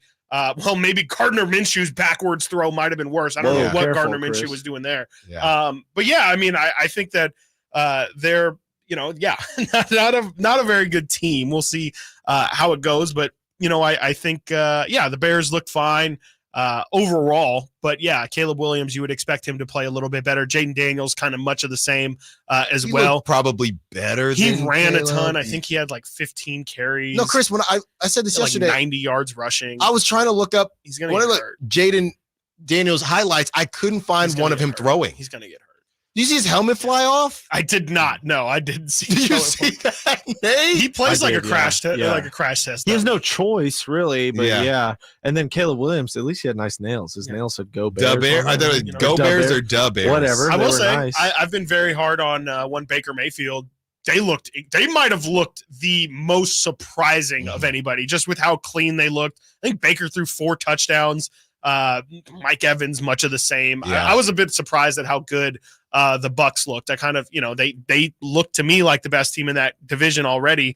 I know the Saints. I know the Saints put it on them, but that's Panthers. That's against a high school football team there. Yeah, that's it is tough because some of these teams aren't good, but at the same time, they all get paid. They're all professional athletes. So when someone impresses, they do impress. Yeah, the main thing that I took away from this is that I get very confused with preseasons, and I'm just not sure what to do with preseasons because, Bo Nix looked really good and Jaden Daniels looked really good, and it just didn't necessarily translate the same way as we head into week 2. I think that, teams are going to be scrambling already. Survivor pools, big loser in this one, survivor pools. Yeah. I had a friend I had a friend who picked the Bengals out. Yeah. Should have been a lock. I had another friend who almost got out because they picked the Bills, and that looked dicey for about 3 quarters. I took the Saints, the one good pick I've ever had. Oh, man. So you were just chilling. Yeah, I just was betting against the Panthers. Yeah. It was just like, can you follow? Yeah, you could essentially do that. If you're in a winners league, just follow the Panther. Well, you can just because there's some that are loser leagues where it's like you pick the loser of that week. So you can't just follow some. But if winners, you just continue to pick whoever the Panthers are playing. Exactly. My thought process too is like you got to pick a different team each week. So it's like let's get the Saints out of the way. Because who knows? Never gonna look for doesn't matter if it's option. the Patriots, especially now. The Patriots can beat anyone. They beat the Bengals. Well, do they play the Panthers? I'm not going that far. You need Patriots. Oh, Panthers. that's an unstoppable force versus a movable But you know object. what? Do you use the Raiders as a barometer? No, when they play the Panthers, you probably should use the Raiders. Dude, I don't know who I'm picking there. I'm sorry, I really don't. Pick the Panthers. I genuinely don't know how the Raiders are going to score on offense. I'm not trying to be mean. I really don't know how. On defense, I think they can, or at least put them in a position for a field goal. Watch once Brock Bowers gets lathered Who's a little bit. Who's throwing it to him? Gardner Minshew is not throwing fumbles. Give him another week for a touchdown. Give him another week in the offense. And you're right. He needs one more week. That's what he needs. Let's see what happens next week. If they get shellacked in Baltimore or by Baltimore, we'll see what happens. Definitely. Right, Chris? Am I wrong? I don't think next week is going to be the answer. For No, the Raiders. you Or gotta this wait. week, I should say. No. Next week's going to be a nightmare for them. It's going to be pretty rough. Lamar is furious because they of need last to win. week. Yeah, they So need you to win. can't waste They're the coming Ravens off a in your long week, Survivor. too. You can't waste them. No, the Ravens are getting those extra few days. They're mad. That too. Yeah, that's a good point. And they look fine. So the Ravens, I mean, so this is what's so funny, right? Ravens by 20. Yeah. So this is what's so funny. If Gardner Minshew looks bad again against the Ravens, and then let's say the coaching staff decides we have to make a change, then AOC comes in and he gets the Panthers, Right. then he balls out. It's Yeah. like, are you telling me Gardner Minshew couldn't have done that against the Panthers? And I think that's why you have to give him time, right? Like you have to give him at least a month. You already made the decision of making him your starter. You can't go back on that decision and, then have this 16-week. Will they go back to the original decision, or are they going to stick with AOC? Because, Aiden O'Connell, he lost the job for a reason, right? Like I'd imagine if they thought Aiden O'Connell was going to lead them further, then they would have put him in as the starter. There's no reason to not to. He's the younger quarterback. You can convince yourself, hey, we're building towards something. Clearly, if you pick Gardner Minshew, that tells you that you wanted to be a certain level of competent this season. And I offensively specifically, I did not see it, and I just don't have faith. And it's not like you said, I mean, or maybe like some texters said to me, it's not like, look, the Giants offense looked absolutely terrible. There's not really reason to believe the Giants offense is going to get any better, but I just, I just don't see where the Raiders' outlook is looking positive for the season. Again, they can maybe win a couple weeks here and there, but I don't see the overall outlook for the season. And I'm not, and I don't, the Shador stuff, I'm not very high on him right now. As a talent, I am, but everything that comes with it. I mean, this is Lamar, this is what LaMelo Ball and Lonzo Ball, the Ball family, like times 8,000.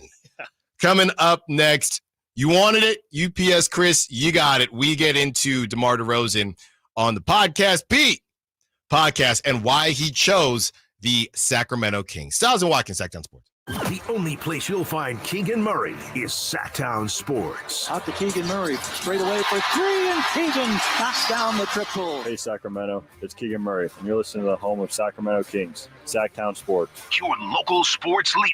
Jerry and Kenny here from Bell Brothers, the No Surprise guys. We love that old song, Respect. You know, RESPECT.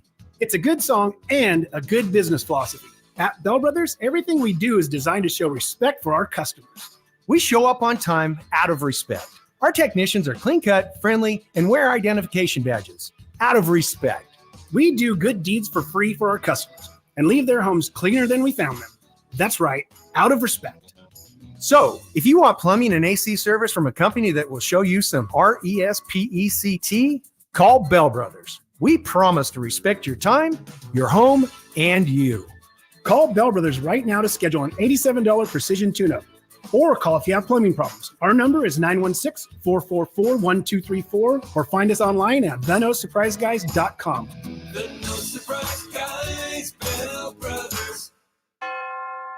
Sacramento, Dierks Bentley's coming to town. Getting drunk on a plane. For his only show in California this year, Saturday, September 28th at Hart Health Park for Country in the Park 2. What was I thinking? And he's bringing some friends. Parmalee. I want to close your eyes for this. Tyler Rich. Be the difference. Dasha. And more. Saturday, September 28th at Hart Health Park. Get your tickets today before they're sold out at CITPFest.com. Brought to you by the California Army National Guard and Red's Pizzeria and Tap House. Hey, what's up, everybody? It's your boy Drapes, Kyle Draper. As the proud sponsor of the Sacramento Kings Mop Crew, Alsco Uniforms offers certified hygienically clean lab coats, scrubs, bed linens, towels, floor mats, and an array of mops tailored for your healthcare facility. Our services include convenient delivery to your doorstep.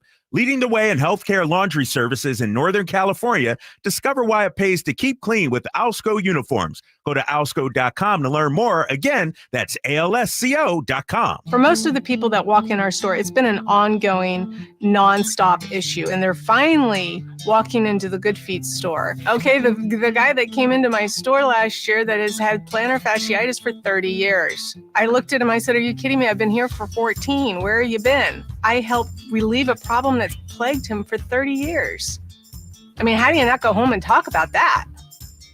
Come to the Good Feet store now for a free fitting and test walk. The 90th annual Marysville Stampede is coming to Marysville's Cotton Rosser Arena this Saturday and Sunday. It's a whole weekend of the best pro rodeo action for the whole family. Bareback, saddle bronc, and bull riding. Plus the BMX motorcycle show. It's just $25 for adults and $15 for kids 4 to 12. The 90th annual Marysville Stampede, Saturday at 5 p.m. and Sunday at 3:30 p.m. at the Cotton Rosser Arena in Marysville. Get your tickets at MarysvilleStampede.com. Hello, Sacramento. I'm Emran Pilati, owner of True Sports Cards and Collectible Store here in Rockland, California, and the host of the True Sports Cards Show that airs right here on Sacktown Sports 1140 every Saturday from 10 to 11 a.m., where we discuss the latest trends, hottest products, and deliver exclusive interviews with other industry leaders. And don't forget to visit our shop, True Sports Cards, at 6661 Stanford Ranch Road in Rockland and see what we have for all your sports card and memorabilia needs. Advanced Infusion Center, where wellness meets vitality. Unlock your full potential with our customized Liquid Vita vitamin IV drips tailored to fit your unique lifestyle. Whether you're an athlete aiming for peak performance or travel often and looking to stay healthy, we have an IV just for you. At Advanced Infusion Center, we understand that wellness isn't just one size fits all. That's why our expert team is here to personalize your infusion experience. Ready to elevate your wellness journey? Call Advanced Infusion Center today or visit us at advancedinfusion.com. Model year-end pricing is back at Folsom Lake Honda, your one-stop Honda shop. During the model year-end event, lower interest rates at Folsom Lake Honda make lower payments. It's no wonder why Folsom Lake Honda is your one-stop Honda shop. Come in today or check out our entire inventory online at folsomlakehonda.com. Get an instant cash offer for your trade at folsomlakehonda.com. We'll buy your car whether you buy from us or not. Folsom Lake Honda is your one-stop Honda shop. Folsom Lake Honda. Go to folsomlakehonda.com. Your one-stop Honda shop.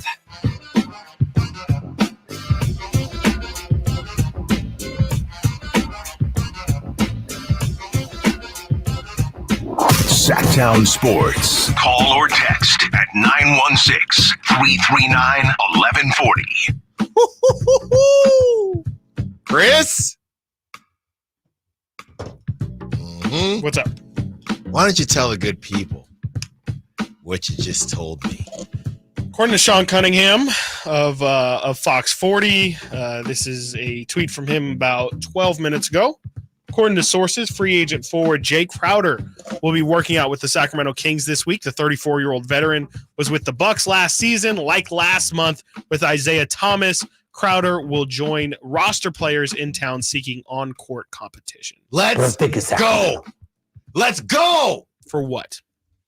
Let's you want go. 34-year-old Jae Crowder? Whoa. You think that's going to make a difference for this Kings season this go. year? Why? That's that dog. You know, we can have a conversation, dog. but when you do things like this, we can't have a conversation. That's that dog. I saw you just jumping in there and like screaming, and I'm like, Let's go. Yeah, why is that a big deal? I've wanted Jae Crowder for a long time, huh? On the Kings. For a long time, huh? What do you mean by that? I just mean like this would have been great like 4 or 5 years ago. Yeah. Is what I'm getting at. Better late than never. When never late is better. He was with the Bucks last season. Yeah, he threw a fit, right? Like he was like not showing up. Turn me up, Turbo. Okay. Turn me up. And you're gonna want to turn this up. Oh, I'm juiced now. And why wouldn't he want to come to Sacramento? Well, DeMar DeRozan was on Podcast P. And he talked about his options and why he chose to come to Sacramento. But here he is talking about the other options that he had and why he ultimately chose Sacramento. So we off to Sac now, bro.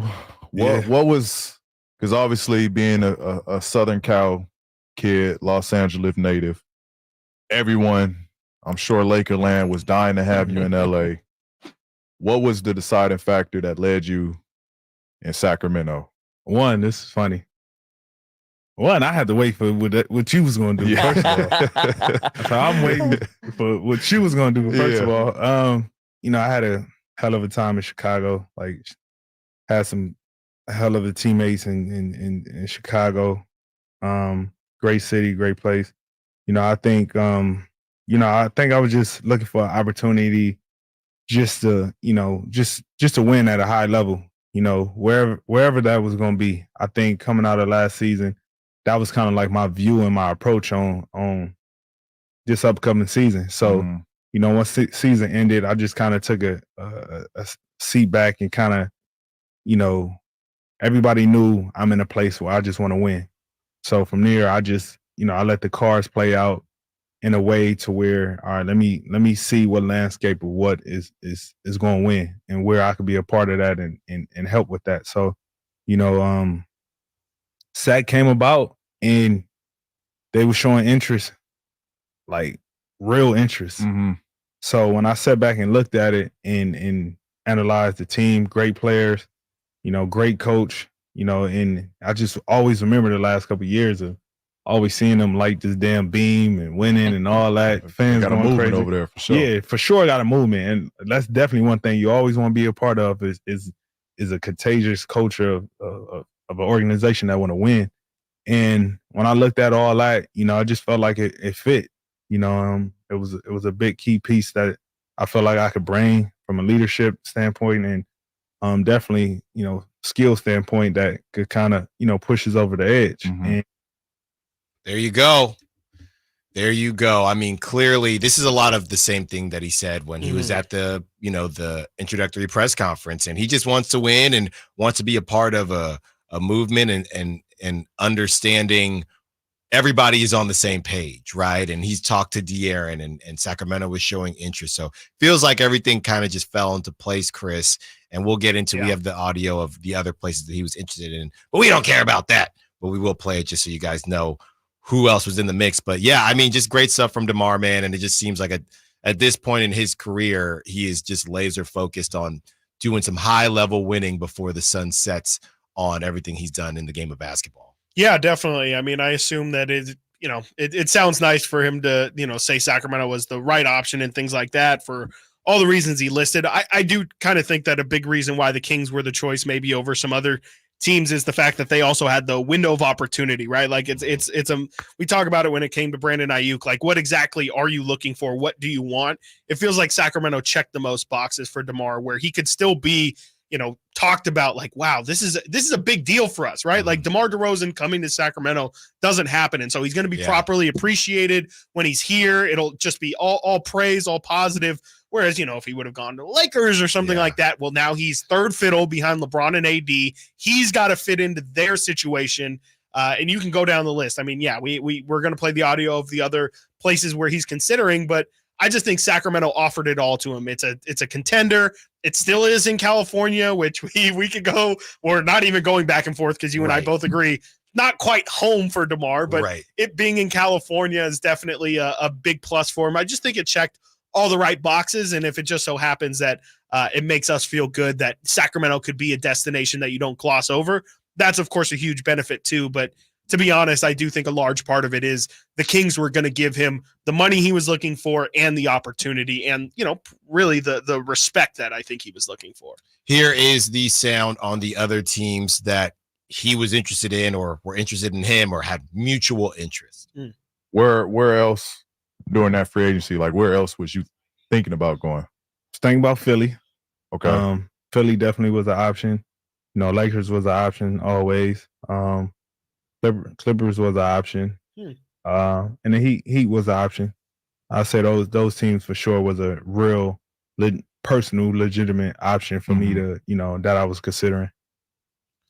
There's no way it would have been Paul George and DeMar DeRozan on the Sixers, right? I hope not. Yeah, I mean, maybe they could have done that and just not signed anybody else that they brought in. But yeah, that would have been a problem. If we got to deal with DeRozan, Maxey, PG, and Joel Embiid, that would have been a problem. But again, I think that starts to bring up like what role would DeRozan have really served on that team. He probably would have been the fourth option on a team like that. And I just think that all those situations, maybe with the exception of Miami, I do think he could have been a big piece for them, but might have been some too much redundancy with him and Jimmy. I just think that this is the perfect situation for him. And I'm glad that it's here. I'm glad that, the timelines seem to be matching up perfectly, but I think a big reason why DeMar circled Sacramento is that he's going to get the shots he wants. And he's also he's still going to be looked at as one of the key reasons why this team is successful, because frankly, I mean, it's the conversation that I think we were all having when DeMar first came here. Is he a Hall of Famer? Because you look at all of his numbers and undoubtedly they all speak to him being a Hall of Famer, but it doesn't feel like he's ever really gotten the respect. And I think that's what he's looking for here in Sacramento is he wants to have a piece of the credit pie when it comes, or the credit cake, as we coined it, the credit cake when it comes to the Kings' success this year. And I don't think he's ever really had it. I mean, when you look at Toronto, they weren't really successful until immediately after he left. They win the championship trading Kawhi Leonard for him. When he gets to San Antonio, they're fine. They're scrappy, but they weren't the San Antonio Spurs that fan base was used to. He goes to Chicago. Yeah, he gets the respect as their best player. The team is trash. And so I think he's just looking for that thing that he hasn't had so far in his career. And I just hope Sacramento can give it to him because this is a really prime opportunity for Sacramento to display, look, if you want to be a star and you want to live in California and you want to, have all the amenities of everything, don't gloss over us because we can definitely be a location where you get everything you want and you can have really the freedom of not being in the public light 24/7.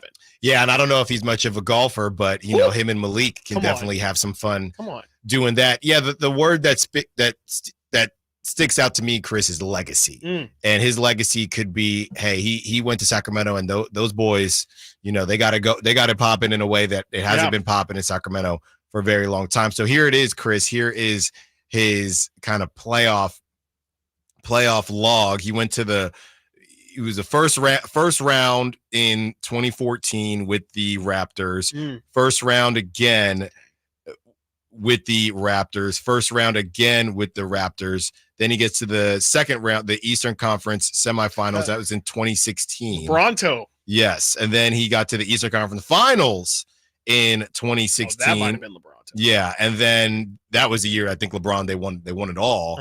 And then 2017 they get to the Eastern Conference semifinals and then they lose.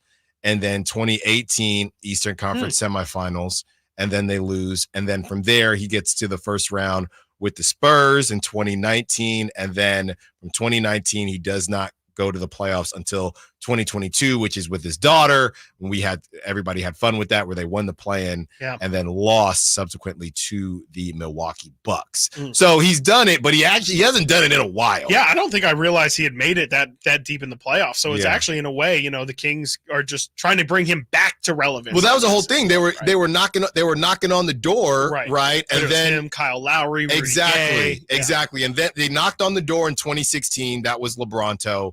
And then 2017 got to the Eastern Conference semifinals. 2018, they lose in the first round. And then Masai Ujiri, they just say, we can't. We have to make a move. And then in 2019 is when the Toronto Raptors won the championship because Kevin Durant was hurt. And then Klay Thompson got hurt as well. But they did get it. And DeMar DeRozan is looking for his time in the spotlight out here in Sacramento. Coming up next, our own, and we love and hate to give Carmichael Dave credit. Our own Carmichael Dave broke a story. He gave us some breadcrumbs last night, and it came out yesterday. As it's being coined on social media, is Sacramento being catfished? We'll tell you what's going on with the A's and what's going to happen if the A's make the playoffs. Stiles and Watkins, Sacktown Sports. On the move? Got somewhere to be? Take Sacramento Kings basketball with you. The Sacktown Sports app will let you stay connected to your passion. Never miss a moment of Sacramento Kings basketball with the Sacktown Sports app. Bonneville International Radio Station contests are open to participants at least 18 years of age and older that are residents of California and who reside in one of the 6 counties that make up the Sacramento metro area, unless otherwise specified. Employees or agents of the station, Bonneville International Corporation, other area radio stations, or any entity associated with the contest are not eligible to win, unless the station otherwise specifies in its own discretion. Persons who have won in the last 30 days from a station contest or event may not be eligible. For a copy of the general contest rules, visit KHTK.com. It's not hard to be a mom. It's hard to be a good mom. It's easy to be a bad mom. That's so easy. But to be a good mom is hard. To be a bad mom, that's as easy as being a great dad. That's... Nikki Glazer, Alive and Unwell Tour. Friday, September 20th. The venue at Thunder Valley. Tickets on sale now. For tickets, visit ThunderValleyResort.com. She's alive and unwell. Don't miss Nikki Glazer. Thank you. Good night. Silverado Savings Spectacular now at Meta Chevy with $13,000 off MSRP. Every new Silverado Half-Ton LTZ in stock after rebates. $12,500 off every Silverado Half-Ton High Country after rebate. And $11,000 off all new Silverado Half-Ton RSTs exclusively at Meta Chevy at MetaChevy.com. Sacramento Silverado headquarters. Whatever Silverado you choose, you'll save thousands at Meta Chevy. Together, let's drive. Not available with special financing, lease, and some other offers. Must trade in 2010 model year or newer. Ends 9/30/24. Hey, it's Carmichael Dave for American Energy Heating and Air with a question. Have you recently had a technician diagnose your HVAC system and you were a bit surprised at how much it cost? Or did something seem off about their quote? Because at American Energy, they take pride in giving you honest, straightforward solutions to get that system up and running. Have their qualified technicians come out and give you a free second opinion. It's free. You got nothing to lose but some dollars off of that original quote. They're making the uncomfortable comfortable. They've been doing it since 1981, serving the greater Sacramento area. A+ with the Better Business Bureau. That's why they keep having customers coming back for more and more and more. You can call them and set that appointment at 916-520-9990. That's 916-520-9990 or AmericanEnergyAir.com. Call 916-520-9990 now. Taste on a whole new level at Sky River Casino in Elk Grove. Enjoy the height of hospitality, whether you're craving an upscale steakhouse, authentic Chinese hot pot and dim sum, or having a refreshing beverage while watching the game. Visit skyriver.com today. Gambling problem? Call 1-800-GAMBLER.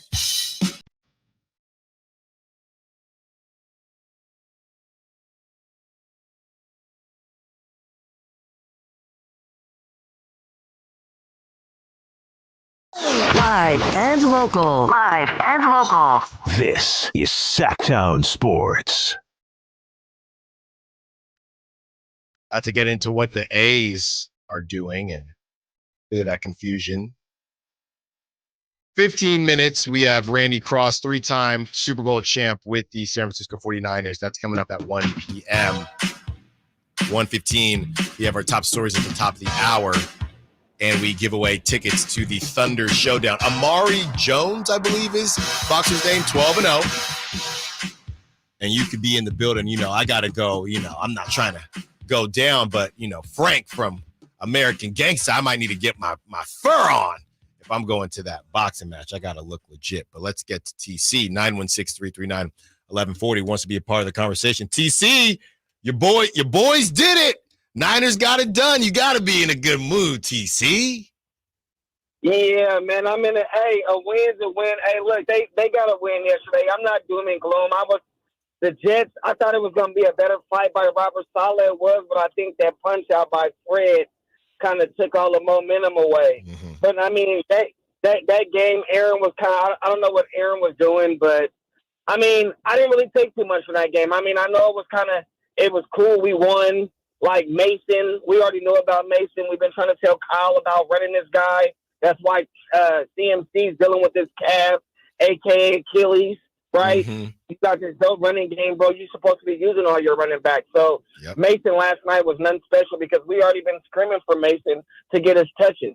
You get me? So, like, I told you, Whitey and Chris, win it, bro. We got to win it this year. I'm not going to get on these airwaves after every Sunday when we win and be like, Niners! Like, I'm not – we got to win, bro. That's where I'm at. Simple as that. The Kings, DeRozan made the right choice. And that's what I've been saying. People are going to want to start coming to Sacramento. People are like, man, I want to go play with those dudes, man. They got Mike up there. They got Fox, Sabonis, Keegan, Malik, Kevin, like Keon. We can keep going down the line. People want to be around that. What DeRozan said, he said, man, I can either go home and play for either one of the teams. I could have went to Philly or Miami. What he was thinking, not only was he thinking that we got some young bucks, but we can really, I could be the missing piece, but he also thinking about those other teams. Those got a bunch of injury-prone dudes. I love Joel. I love Jimmy. I love all that. But them dudes is a bunch of Kawhi. It's a bunch of injury-prone dudes over there. DeRozan made the right move, and I don't want to case it. Him coming to Sacramento based on injury prone, a lot of it had to do with the team, bro. But he made the right decision, dog, by coming here because he said, I'm the missing piece. And Sac, especially with Dallas did last year. People are thinking like, man, we can make a run. Why DeRozan ain't thinking in his head, I can go to Sac, bro. We can make a special run at this. That's all I got, bro. Y'all think about it. I'm excited for this season. Niners won. I love it. But I'm more excited about the King season, bro. There you go. Thanks for the call, TC. As always, good hearing from you as we get into this A's thing, Chris. And, you know, Whitey Watkins. So, great show. Great show. Yeah, it was a good show. So, Carmichael Dave basically he put out a tweet that was cookie crumbs. Hate it. Right? Can I just say I hate it? Okay. Hate those kind of tweets. That's on brand. That's not surprising. I mean, what? I mean, Alan, this is more for you. Like, what are we doing here, Dave? I don't know. And then we should also probably give some context and read it out. The exact Dave tweet. Yeah, give us the tweet, and then I will read what broke today. Okay, so this is Dave yesterday at let's properly timestamp this and everything. This is at 8:07 last night. He says, quote, as if you didn't think John Fisher was slimy enough, you're going to read some news in the next day or two regarding the move to Sac that would be hilarious if it wasn't so gross. Sac ticket holders get their first real taste of being catfished. And I hate that tweet because, Dave, you clearly already know something. Why don't you say it? Why don't you just say it? So yeah, that's more my frustration with a tweet like that is just, okay, so you're telling us to watch out for something, but you clearly know the information. Why don't you just tell us? And does that count as breaking? I don't know. Exactly. I don't know. So then on Sports Illustrated, you have Jason Burke who dropped this, and this is essentially what we woke up to. This was 6 hours ago. He says, with the A's relocation being made for greater financial gains for team owner John Fisher, the idea of the team staying put in Sacramento's 14,000 seat capacity ballpark for a potential postseason run seemed unlikely. We reached out to the A's to see if there is anything in their agreement with Sacramento that says that those potential games have to be played at Sutter Health Park, and this was their response. Home postseason games are not guaranteed to be played at Sutter Health Park. In the event a home postseason game occurs at an alternate location, A season ticket holders will have priority purchase access for tickets. So people just kind of went wild with that. Jason goes on to write, there are only two big league ballparks that are within driving distance for fans in Sacramento, and that's the San Francisco's Oracle Park and the Oakland Coliseum, which the A's are in the process of leaving. If the Giants and A's make the postseason in the same year, putting together a postseason schedule for both clubs at the same venue could create some issues. The Coliseum would no longer have Clay Wood and his terrific grounds crew working on the field throughout the year. Yet, in order for the fans in Sacramento to have their priority access mean something, it would be hard to fathom another option outside of those two. Right. Yeah. I mean, you go to, you get priority, you got to get on a flight or whatever. This thing, I mean, you know, the Angels are going to be available. You want to go to Anaheim? Yeah, I mean, that's going to be, first of all, I mean, yes. And Jason starts off the article by saying the A's are a team on the rise. They hold a 32-26 record since July 1st, the 8th best mark in MLB over that stretch. The only team in the AL West with a better record in that time span is the Astros. So that's how that all kind of came up. I mean, kind of surprising to me, Chris, that Jason is just saying that SI reached out to the A's and they just gave a blatant response like that. That kind of smells to me like something was going to come out, because it seems random that they would just put themselves in more mess. But I guess when you're dealing with John Fisher, you know, maybe he's not really thinking like that. But let's start here. You have, and now, look, and we've been very open on this show. You know my ties to the Bay Area. I'm from the Bay Area. I lived in Oakland for 2-3 years. You have Oakland fans just having a field day with this, right? And we told you. Well, I still don't know what you want.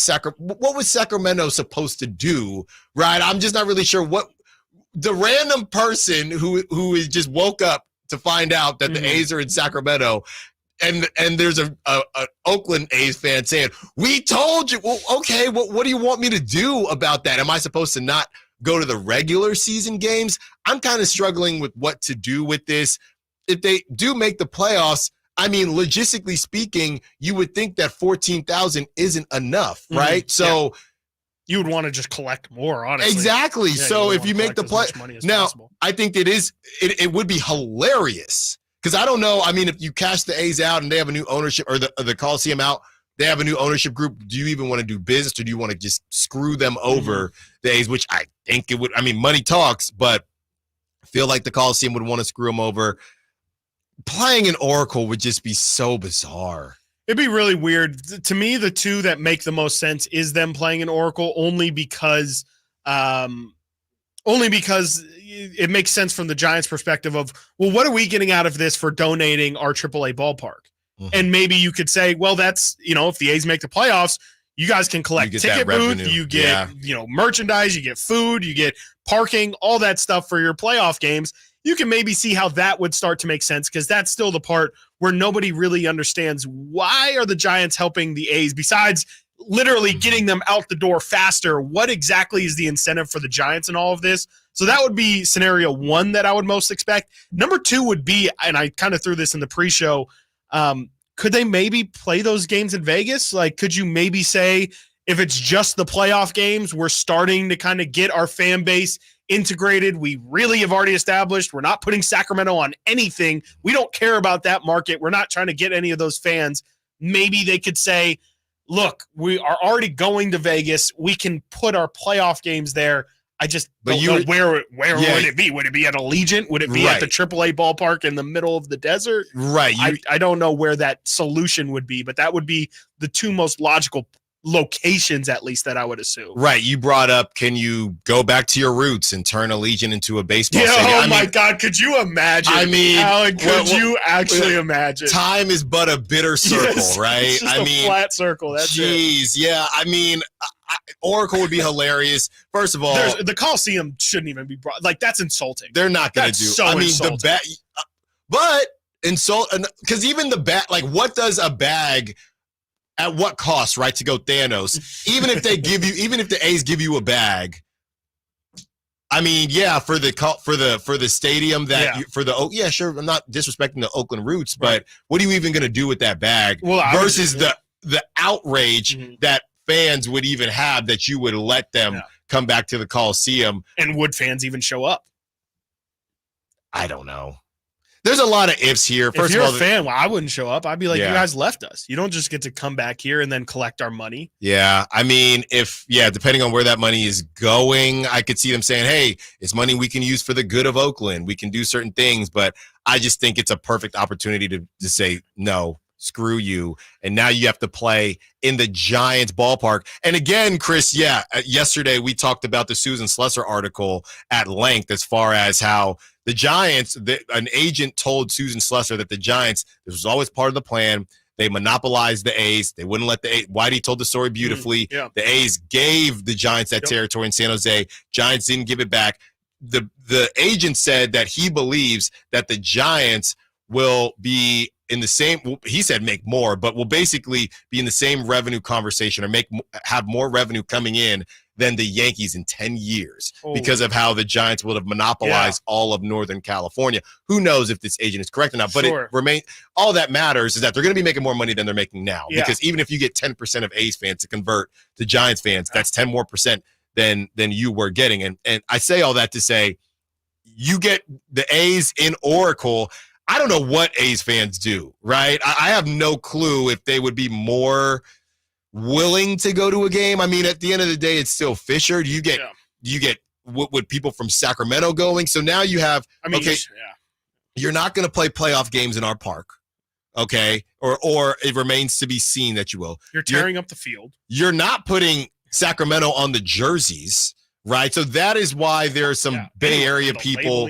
Yeah, that is why there are some Bay Area people not poking fun, but just saying, see, this is what he does. I still would be on the side of I don't really know what Sacramento residents are supposed to say or do to that, but it's just a tough situation. Only John Fisher, man. This is a situation where it's just it is just evident that in no other situation would this even be a conversation. Like, who would have even guessed that this is even a remote possibility? And like only with the A's, it feels like this Pandora's box is even open. You know, it's weird though. As much as, we came out and the tickets are already pricey, why not just, are they afraid if they super upcharge those tickets that it wouldn't fill up? I just feel like if you stay, you might be able to find some rich Sacramento fans that are, hey, A's are actually in the playoffs in Sacramento. Yeah. I'll cash out $500, whatever the case may be. So, and they're not saying it won't happen. They're just saying it's not a guarantee. It's not a guarantee.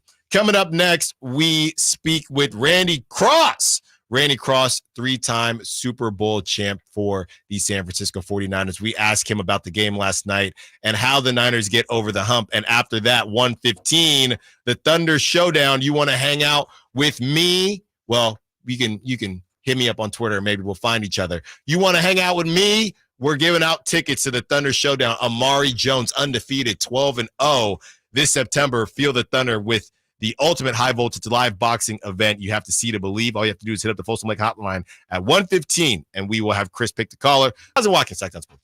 On the move? Got somewhere to be? Take Sacramento Kings basketball with you. The Sacktown Sports app will let you stay connected to your passion. Never miss a moment of Sacramento Kings basketball with the Sacktown Sports app. I didn't ask to be thrown in the streets with nowhere to go. I didn't think I'd survive. But I did ask for help, and Covenant House was there for me. 1 in 10 young adults will experience a form of homelessness this year. For these kids who didn't ask to be put in this unthinkable situation, Covenant House is there. Covenant House helped me break the cycle of homelessness in my family. They gave me the love that I needed. Over 2,000 young people will sleep safely in a Covenant House bed tonight. When youth who are experiencing homelessness have a hot meal, a safe place to sleep, medical care, and love, they can overcome heartbreaking challenges and have a brighter future. They just really genuinely just wanted to help me succeed, and I'm succeeding. I'm a speaker, I'm an author. Covenant House really helped me and really helped mold me into the woman I am today. If you or someone you love is asking for help, go to safeplacetosleep.org today. You guys got a new Honda? Well, it was like this. My mom was driving me to school when, damn, our car started smoking. My mom wasn't happy, so she called my dad and said, honey, if you value your life and our marriage, you will take care of this now. So my dad calls up Stockton Honda and was like, can you get me approved for a new car and save my marriage? And they're all, sure, Mr. Jones, we do this every day. And just like that, Stockton Honda to the rescue. StocktonHonda.com. Sacramento, Dirk Bentley's coming to town. Getting drunk on a plane. For his only show in California this year, Saturday, September 28th at Hard Health Park for Country in the Park 2. What was I thinking? And he's bringing some friends. Carmelie. I want to close your eyes for this. Tyler Rich. Dasha. And more. Saturday, September 28th at Hard Health Park. Get your tickets today before they're sold out at CITPFest.com. Brought to you by the California Army National Guard and Red's Pizzeria and Tap House. To get people excited about Boost Mobile's new nationwide 5G network, we're offering unlimited talk, text, and data for $25 a month. Forever. Even if you have a baby. Even if your baby has a baby. Even if you grow old and wrinkly and you start repeating yourself. Even if you start repeating yourself. Even if you're on your deathbed and you need to make one last call. Or text. Right, or text the long-lost son you abandoned at birth. You'll still get unlimited talk, text, and data for just $25 a month with Boost Mobile. Forever! After 30 gigabytes, customers may experience slower speeds. Customers will pay $25 a month as long as they remain active on the Boost Unlimited plan. Forever. Now your ideas don't have to wait. Now they have everything they need to come to life. Dell Technologies and Intel are creating technology that loves ideas, loves expanding your business, evolving your passions. We push what technology can do, so great ideas can happen right now. Find out how to bring your ideas to life at Dell.com. Welcome to now. I would end the day with sore feet, sore legs. The drugstore inserts that I was purchasing were really not very useful at all. I walked into the Good Feet store and the guy kind of grinned at me and said, I hear that a lot. I was living with chronic pain before going to the Good Feet store. Now I don't really have that problem. I'm able to do the things that I expect to be able to do, even at my advanced stage. I feel pretty good about what's going on. Come to the Good Feet store now for a free fitting and test walk. I've always believed that golf is more than just a game. It embodies integrity, commitment, and a sense of style. Hi, this is Frank LaRosa, and I'd like to tell you a bit about Naturewood Home Furnishings, a business that shares these same values. With the Procore Championship Professional Golf Tournament happening at the stunning Silverado Resort in Napa, I couldn't help but notice the parallels. Just like the game of golf, Naturewood has built its reputation on integrity, commitment, and timeless style. Looking to bring a unique style into your home? Naturewood offers custom certified designers who can help you craft the perfect look tailored just for you. And while you're enjoying the elegance of the tournament this week, along with Napa's world-class wine and food, be sure to visit Naturewood Home Furnishings. You'll discover pieces with the same sophistication and quality as the game itself. Who knows? You might even find an heirloom that will be passed down for generations. Naturewood Home Furnishings, off Highway 50 at Hazel. Just look for the water wheel. KHTKAM Sacramento, KYMX HD2 Sacramento. Take it on the local level. Live and local, 6 a.m. to 6 p.m., Monday through Friday. From the Power Business Technology Toshiba Studios. Sacktown Sports.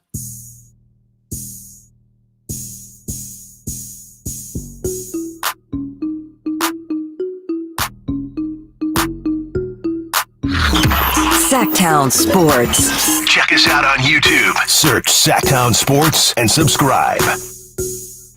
Stiles Watkins, and we are back, and it is time to talk to a legend. If you are a 49ers fan, we're talking to Randy Cross, 3-time Super Bowl champion with the 49ers and College Football Hall of Fame inductee. Randy, thank you so much for taking the time. It's no problem at all. That kind of a game.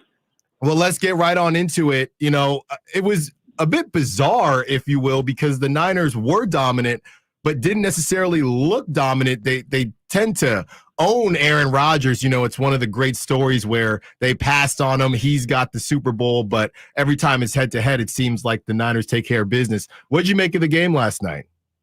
Well, it was, I guess, about as expected.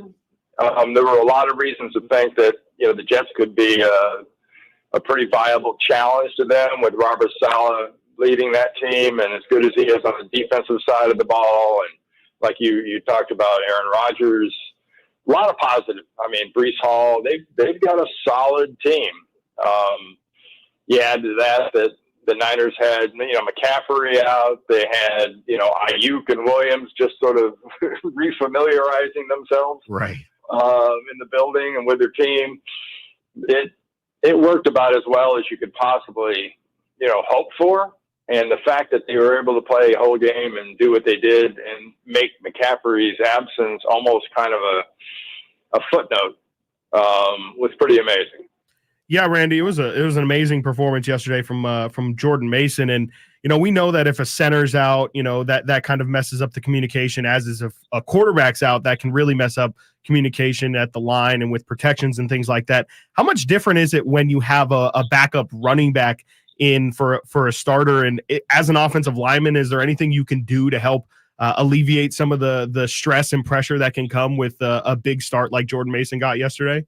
Yeah, outside, not to go off on, you know, sort of a Parcells-Belichick rant here, but besides doing your job, nah, not really.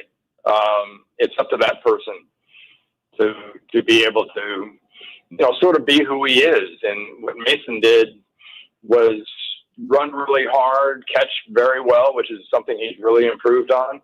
And that's what you need out of that offense. You've seen these Shanahan offenses, you know, whether it was Kyle or his dad Mike, they demand a lot out of a running back. In fact, normally you're talking about using a lot of running backs in this offense.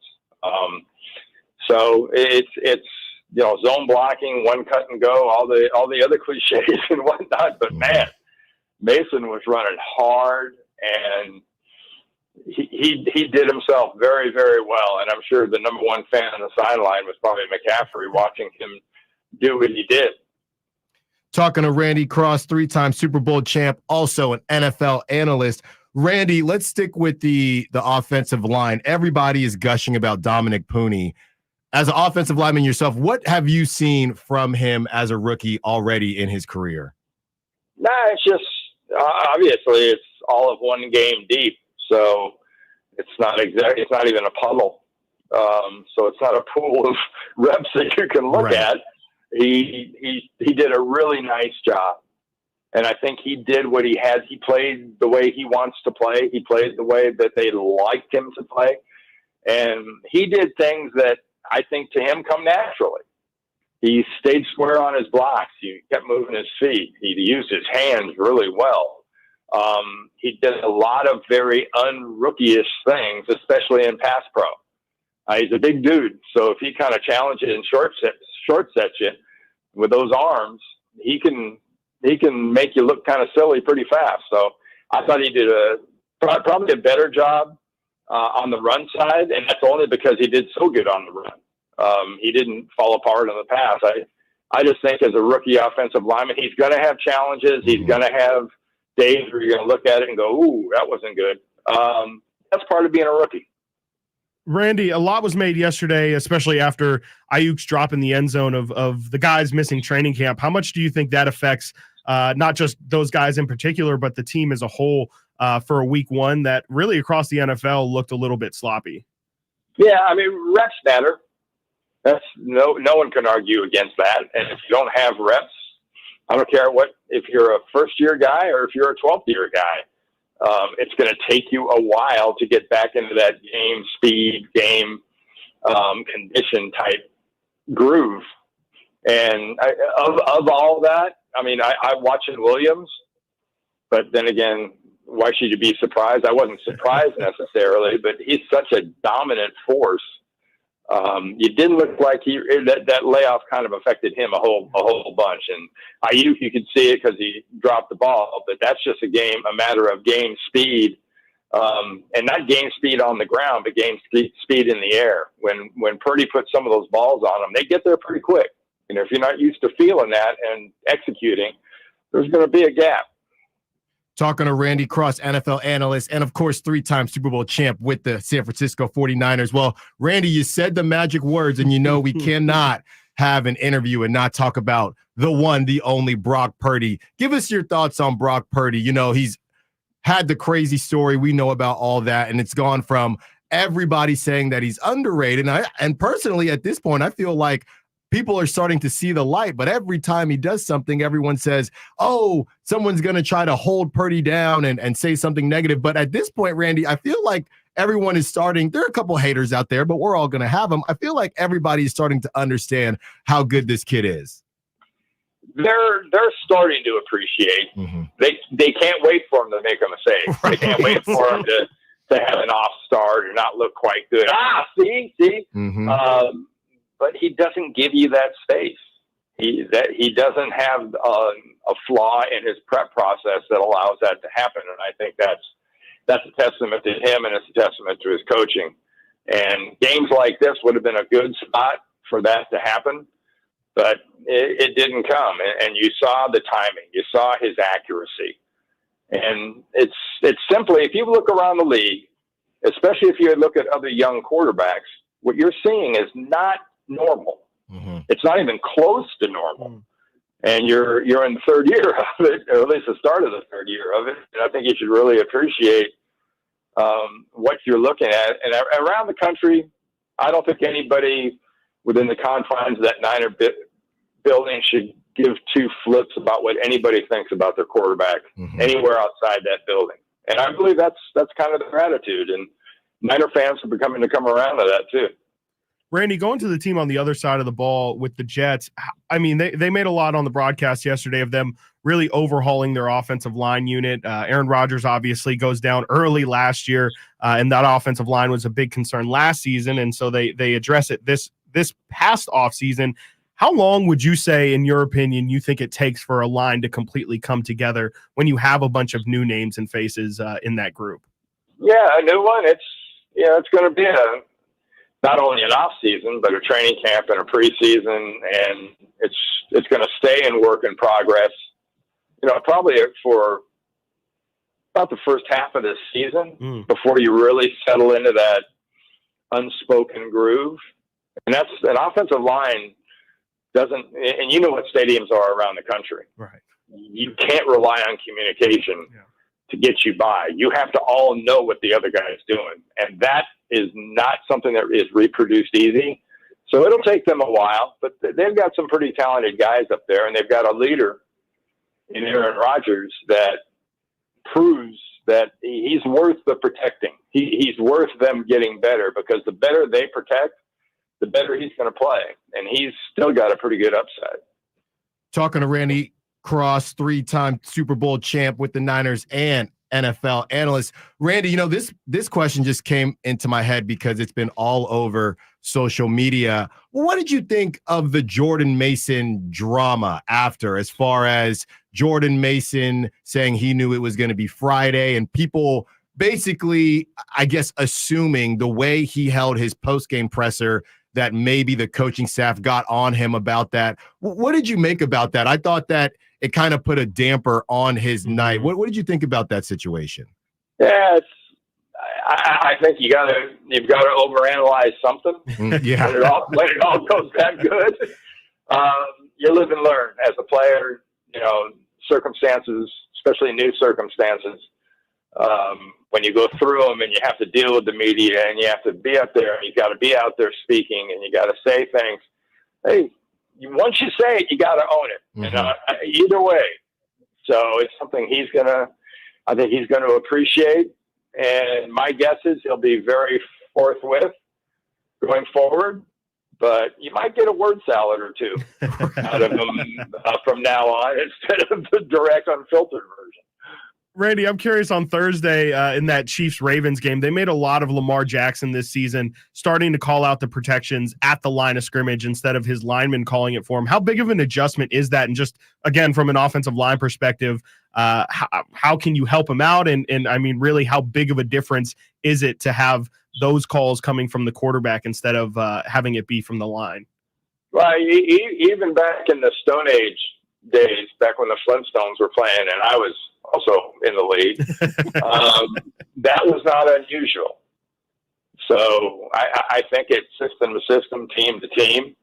And if you're in a situation where there's been some change in your offensive line, it's really not unusual, because there's no one that has to be more comfortable with the protection than the quarterback. Yeah.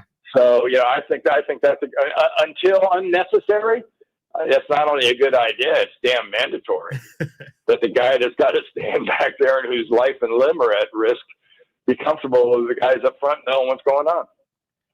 Randy Cross, this has been outstanding. Randy, before we get you out of here, you are a 3-time Super Bowl champ, and we're looking at a Niners team that is just really jealous of the situation that you've been in. So we're sitting here, and this is what I'm struggling with, Randy. I'm watching the game. The Niners are doing what they always do. They're on schedule. They're playing well. Trent Williams comes up on the podium, says, as good as we were last year, I think we're better. And I'm getting to the point, Randy, what in the world do they have to do to get over the hump? Finally, what are they missing?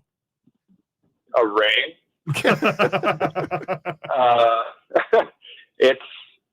It's unfinished business, no matter how you look at it. Mm-hmm.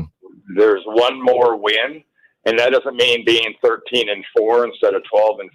That means going to the Super Bowl, winning the Super Bowl, and closing and finishing.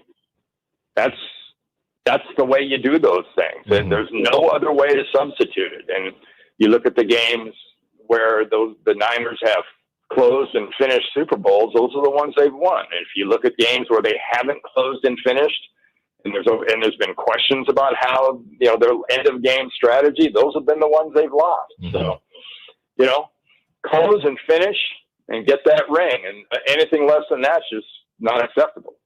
There you go. There you have it. Randy Cross, thank you so much for joining us, Randy. Super Bowl champ, Niners legend. Randy, enjoy the rest of your day. We'll talk to you soon. No problem. Anytime, guys. Thanks, Randy.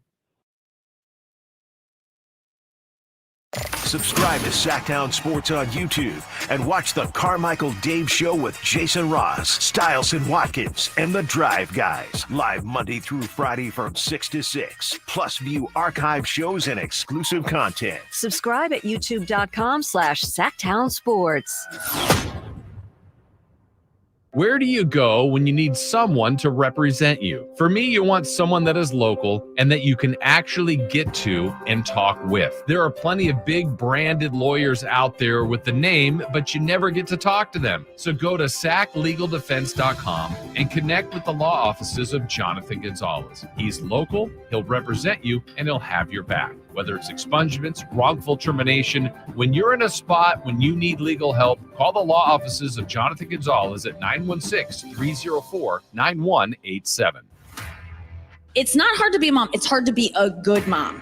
It's easy to be a bad mom. That's so easy.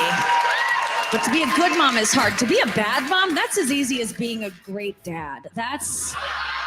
Nikki Glazer, Alive and Unwell Tour. Friday, September 20th. The venue at Thunder Valley. Tickets on sale now. For tickets, visit ThunderValleyResort.com. She's alive and unwell. Don't miss Nikki Glazer. Thank you. Good night. It's the home opener for Sacramento State Hornets this Saturday, 6 p.m. kickoff versus Nichols. Get your tickets at hornetsports.com.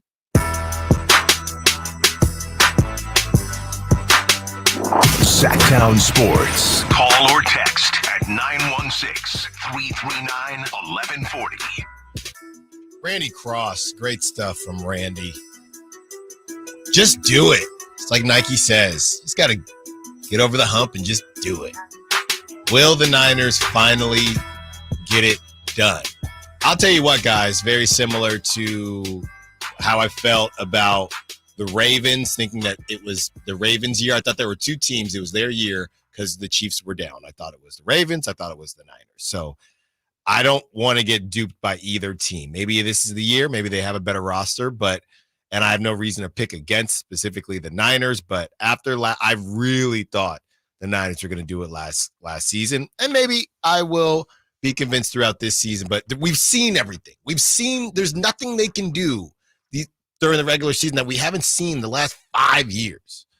So we will see what happens there. About to get into the top stories at the top of the hour. But first, this September, feel the thunder with the ultimate high voltage live boxing event. You have to see to believe. All you have to do is hit up the Full Spike Honda hotline right now, looking for caller number 6. Caller number 6. Take your time with it to score today's pair of tickets to the Thunder Valley Showdown only at Thunder Valley Casino Resort, September 21st. Terms and conditions apply. For more information, visit sacktownsports.com, 916-339-1140, 916-339-1140, 916-339-1140. Amari Jones, undefeated. He was on Team USA. He is a baller, so you do not want to miss that. And I see Esteban on the text line, as I mentioned that I'm going to be wearing my fur when I go, just like Frank from American Gangster. Esteban says, Alan, that's the fur that got him busted. I don't have anything to get busted for, Esteban, so I'm gonna wear my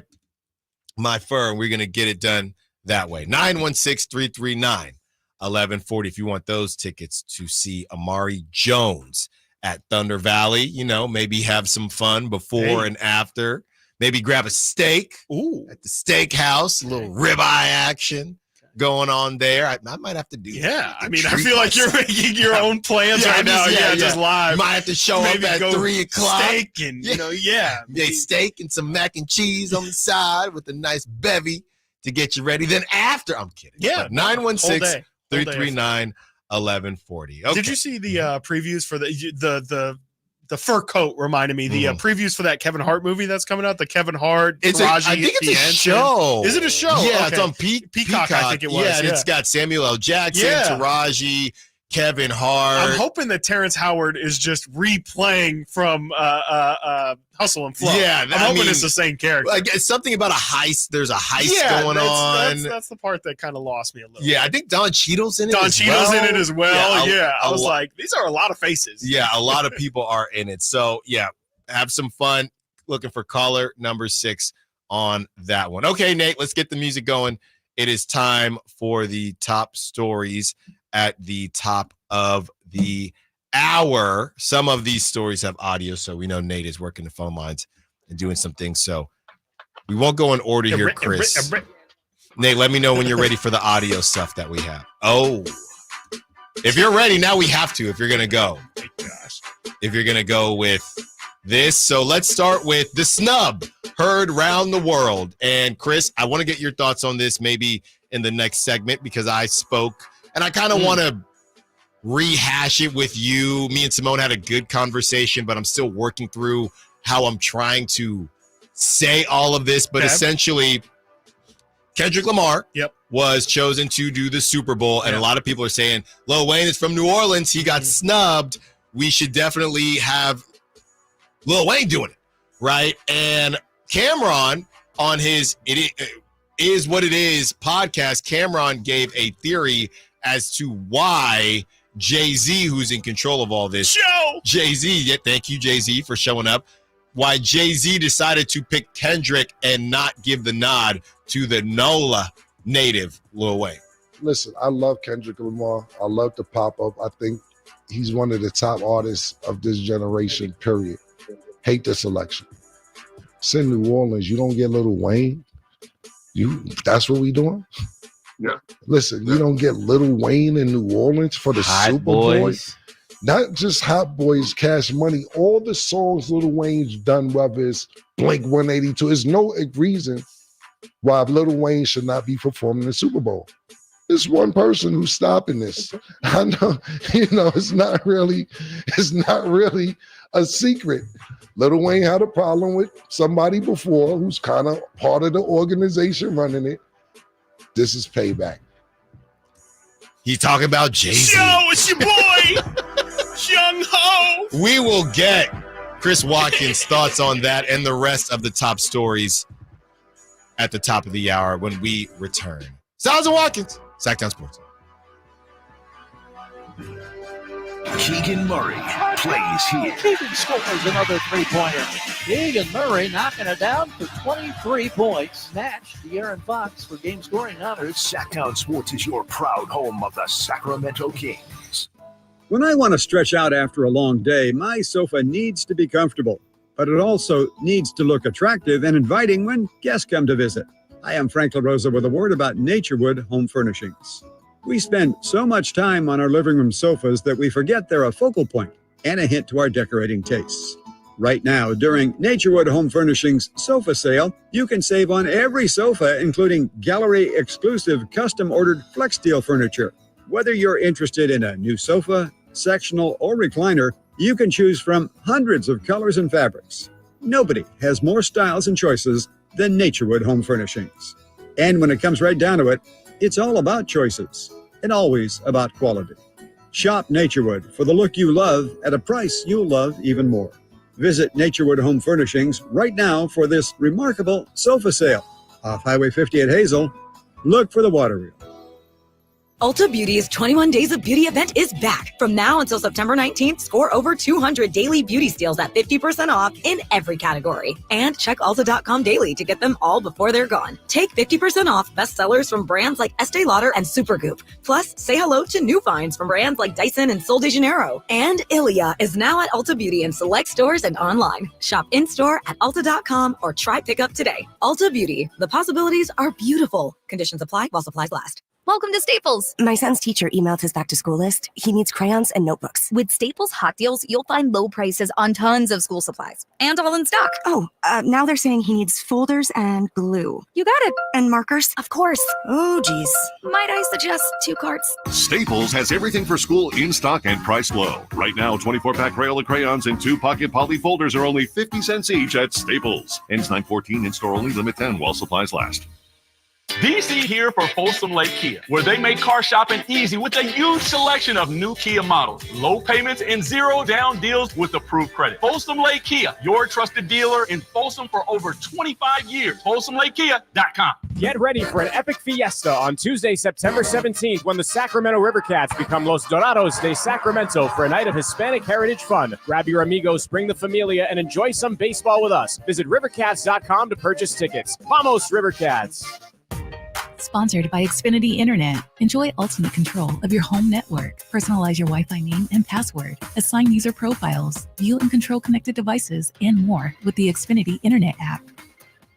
Hi, this is Greg Papa. Disasters hit every day. If your home, business, or building has suffered from any disaster, SunPoint Public Adjusters can help. SunPoint prepares, presents, and negotiates your claim with the insurance company, working only for you, making sure you get everything you're entitled to and letting your focus be on what's most important, your family or your business. Call SunPoint today at 888-247-7865 or contact us at sunpoint.us. SunPoint Public Adjusters, the gold standard in public adjusting. License number 2N14884. It's a myth to think you don't play golf well enough to get fitted for golf clubs. The professionals at the Hagen Oaks Player Performance Studio would argue that playing the game with golf clubs properly fitted to your body and swing characteristics is the best way to improve your game and have more fun on the golf course.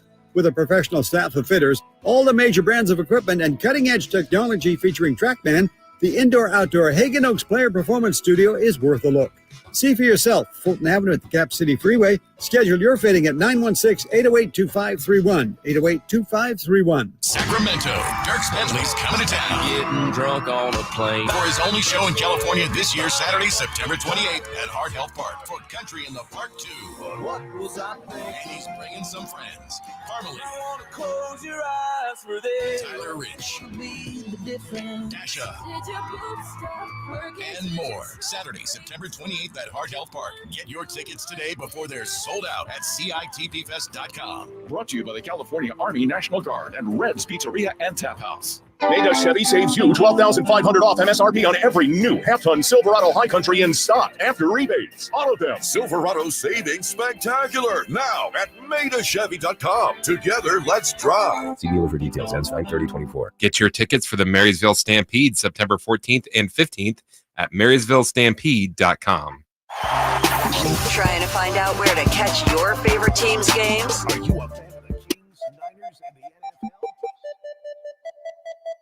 Live and local. Live and local. This is Sacktown Sports.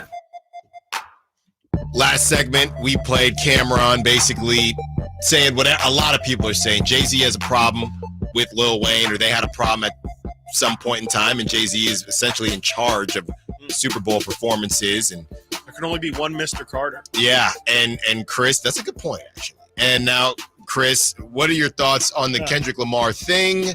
Kendrick Lamar doing Super Bowl, and what are your thoughts on Lil Wayne being quote-unquote snubbed? I think it's obviously dope that Kendrick's going to be doing the performance. I mean, I just think of the pop-out show, and I think of that like on steroids, really. I mean, I just imagine it's going to be an absolute party. Kendrick's got hits on hits on hits. I don't even think he needs to bring people out. I'm sure he'll find a way to bring a couple people out. He came out for Dre's performance.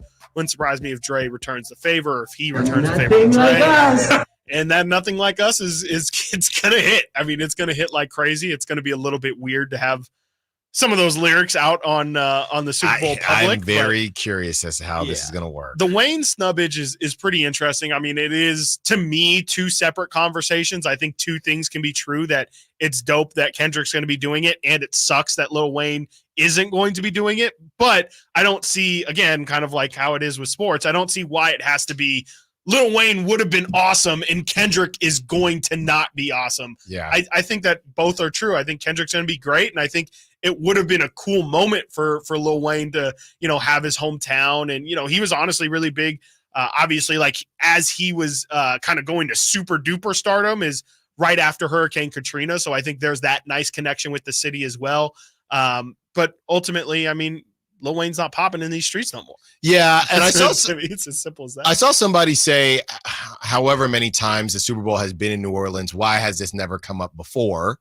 Yeah. Right, which is a good point, because Lil Wayne was probably, like you said, I mean, he was probably more popping. Way more. When the Drew, and I don't know who did it that year. Yeah. Obviously with Jay-Z, and this is what I talked about with Simone yesterday. Obviously with Jay-Z, the Super Bowl performances have taken on a different sort of life. So maybe that's a part of it. But ultimately, and I don't even know if and Lil Wayne's manager said, we will never put ourselves in a position where we're not but all of this stuff. And I don't even know if Kendrick and Lil Wayne have any songs together off the top of my head. I mean, they have to have one together. But then at that point, if you're Lil Wayne, if you are that salty, are you even doing a song? Probably not. You know what I mean? Be an all or nothing kind of thing, No, I mean, if you wanted to do Mona Lisa, which I don't think is no, that is not appropriate. That's a can't. banger though. That is that's more recent. You're not going to do that when 530 asks is picking a local musician, a Super Bowl tradition. No. No. Nope. I don't think so. I think it was just the Dre and Snoop one kind of made people feel like it should be. And it's been,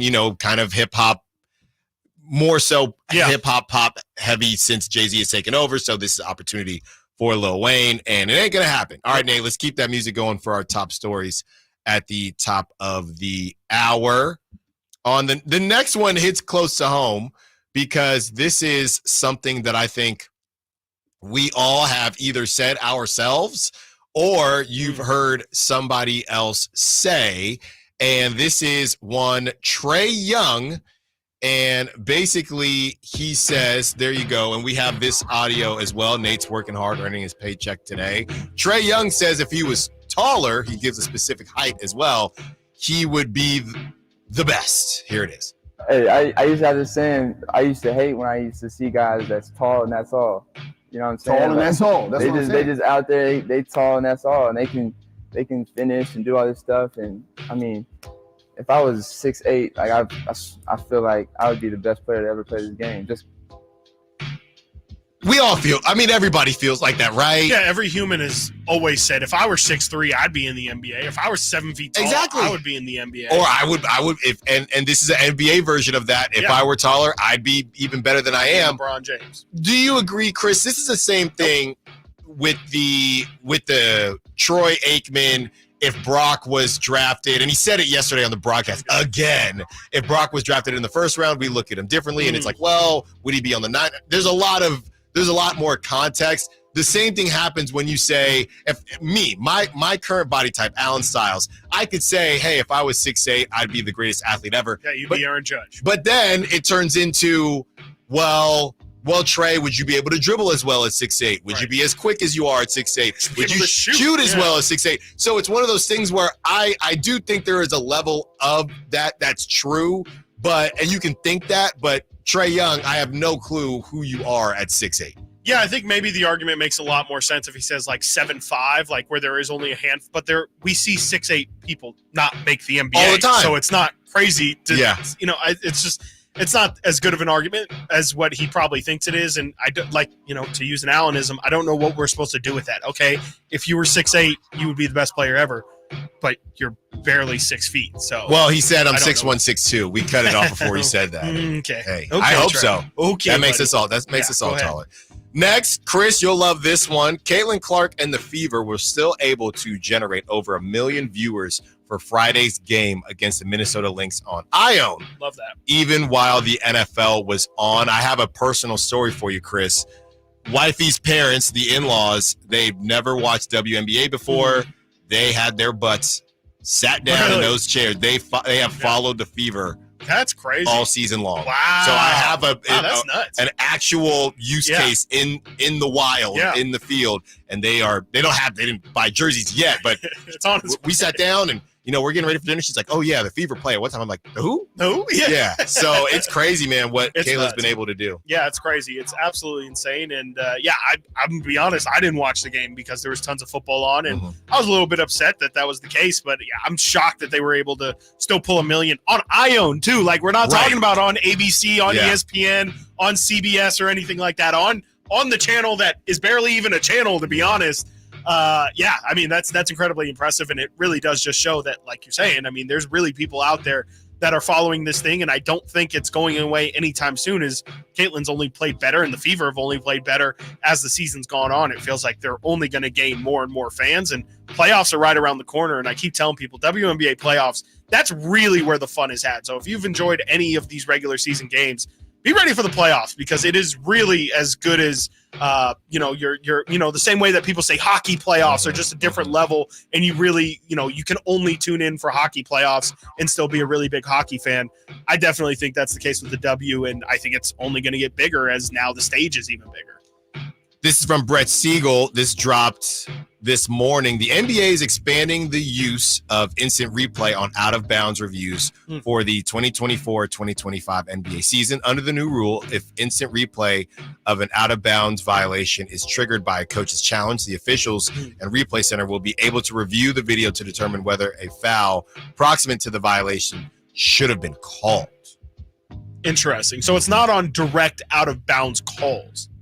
Right. Like it's not hey, he tipped the ball, he didn't tip the ball, which I'm honestly not sure if that was even a thing before. He goes on to say, here are the factors that would be considered in determining whether a prior uncalled foul is proximate to the out-of-bounds violation, whether the players involved in the uncalled foul are the same or different players than the ones involved in the out-of-bounds violation under review, the distance between the uncalled foul and the out-of-bounds violation under review, the time elapsed between the uncalled foul and the out-of-bounds violation under review. I'm more confused. This sounds like a mess. I'm way more confused. This sounds now. like a complete mess. We'll just have to wait for the preseason and we'll hammer it out, huh? Yeah, and I don't know how well that is going to go. Yeah. Next, Chris, you just can't get rid of her, and I don't know why this continues to happen, but this is via the World Dance Sport Federation.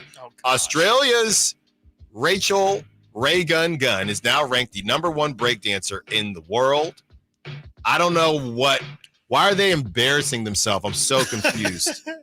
Well, I was years old when I learned that Ray Gun's name is Rachel Gunn. I think that's a fire. That's a huge win. Yeah, that's massive for me. Ray Gunn, pretty whack nickname, but when it's actually your name and like it makes sense, Rachel Gunn, Ray Gunn, like I'm all in. I'm back in on Ray Gunn. Number one in the world.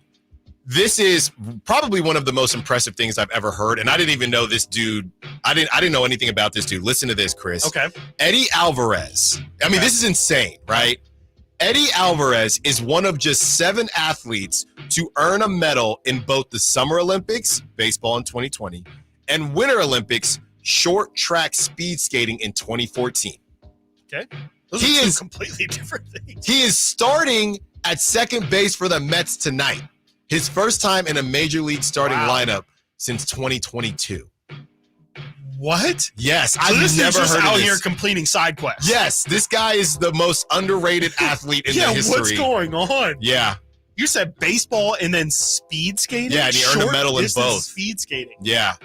Speed skating was in 2014. Summer Olympics was in Danny Ainge level athleticism. 2020, and he's starting for the Mets. Wow. Tonight at second base. That's insane. That's absolutely insane. I mean, who are even some of the other, didn't like Lolo Jones or something do the bobsled team too or something like that? Yeah, who are the other 7? Who are the other 7? And what would that even, how this has to be the most spread out events though. Like it's got to be, hey, they did this, but this kind of ties in a little bit with like speed and somebody's going to say you don't know what you're talking about, but I'd imagine maybe skateboarding and snowboarding. Right. No, something absolutely. Like that. Absolutely. That's exactly the lane that I was kind of thinking of. And to be baseball and speed, like there's no connective tissue there at all. So that's incredibly crazy. And if Homeboy can make himself a nice little baseball career, I mean, what are we talking about? Yeah, I mean, he's one of the greats. Yeah, if he was so it seems like the speed skating cooled off and he decided, I'm just going to play baseball, then played for Team USA in 2020 and they medaled. And now he's just kind of hung around in the minors and he's back in the bigs tonight. He's starting at second base. Coming up next, we have Crosstalk with Whitey Gleason. And Giants fans, I have good news. You don't want to miss out as I tell Whitey and Chris the good news when it comes to your San Francisco Giants. Stiles and Watkins, Sacktown Sports. Trying to find out where to catch your favorite team's games? Are you a fan of the Kings, Niners, and the NFL? Well, Sacktown Sports has you covered. Touchdown! San Francisco! It's all on his shoulders. Cox rocks. He fires for the win. He's got the triple. Catch all your Kings, Niners, and NFL games all year long on Sacktown Sports and SacktownSports.com. At Fisher Investments, we may seem like other money managers, but we're different. What makes you so different than the rest of us? We ensure clients receive unparalleled service at every step of the relationship. Tell me more. Our investment counselors focus on service over sales, prioritizing clients' needs. How do you make money? We don't sell any commission-based products. We have a simple management fee based on the value of our client's portfolio. So we do better when our clients do better. What about client portfolios? We get to know each client, their finances, family, health, lifestyle, and more. And then we tailor a portfolio based on their specific goals and needs. Your clients really come first then, huh? Yes, we make them a top priority. Our goal is helping them achieve a comfortable retirement. Wow, maybe we are different. At Fisher Investments, we're clearly different. Learn more at FisherInvestments.com. Investing in securities involves the risk of loss. Hear that? The sound of water being poured on 800-degree rocks. If you were here in this sauna, you'd be so hot you wouldn't have the energy to move. But you're not here. Because your self-care happens out on the road, riding your motorcycle protected by Progressive. Besides, after a long ride, a helmet sweat is way more satisfying. So if you ride, switch to Progressive, America's #1 motorcycle insurer, without even breaking a sweat. Progressive Casualty Insurance Company and affiliates, not available in all states. Paul's new drone startup just lost its most genius computer scientist. We just lost our best genius to some new genius who's got a genius new idea.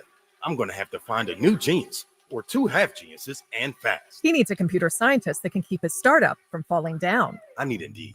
Indeed you do. When you sponsor a job on Indeed, it's easier for talented candidates to find it, which makes it easier for you to hire them. Visit Indeed.com/credit and get $75 towards your first sponsored job. Terms and conditions apply. The feet have a really big impact on how the rest of the body moves. The knees, the hips, the lower back especially. If the foot isn't properly aligned, all of these joints are going to function incorrectly. That results in a lot of muscle tension and chronic pain. What I really like about the Good Feet system is that the right arch supports can put the foot in its proper alignment. So all the joints up the rest of the body will be aligned properly as well. And when the body's aligned, we can reduce the risk of injury and chronic pain. Come to the Good Feet store now for a free fitting and test walk. Model year-end pricing is back at Folsom Lake Honda, your one-stop Honda shop. During the model year-end event, lower interest rates at Folsom Lake Honda make lower payments. It's no wonder why Folsom Lake Honda is your one-stop Honda shop. Come in today or check out our entire inventory online at folsomlakehonda.com. Get an instant cash offer for your trade at folsomlakehonda.com. We'll buy your car whether you buy from us or not. Folsom Lake Honda is your one-stop Honda shop. Folsom Lake Honda. Go to folsomlakehonda.com. Your one-stop Honda shop. I've always believed that golf is more than just a game. It embodies integrity, commitment, and a sense of style. Hi, this is Frank LaRosa, and I'd like to tell you a bit about Naturewood Home Furnishings, a business that shares these same values. With the Procore Championship Professional Golf Tournament happening at the stunning Silverado Resort in Napa, I couldn't help but notice the parallels. Just like the game of golf, Naturewood has built its reputation on integrity, commitment, and timeless style. Looking to bring a unique style into your home? Naturewood offers custom certified designers who can help you craft the perfect look tailored just for you. And while you're enjoying the elegance of the tournament this week, along with Napa's world-class wine and food, be sure to visit Naturewood Home Furnishings. You'll discover pieces with the same sophistication and quality as the game itself. Who knows? You might even find an heirloom that will be passed down for generations. Naturewood Home Furnishings, off Highway 50 at Hazel. Just look for the water wheel. Hey, what's up, Sacramento? It's Kyle Draper. Turn up the cleanliness at your restaurant, healthcare, or industrial business with Alsco Uniforms, the official sponsor of the Sacramento Kings Mop Crew. We've got you covered with crisp uniforms, hygienically clean linens, floor mats, and, of course, mops delivered weekly. But that's not all. Alsco Uniforms also offers weekly services for first aid and restroom supplies. Discover why it pays to keep clean with Alsco Uniforms. Just go to alsco.com to learn more. Again, that's ALSCO.com.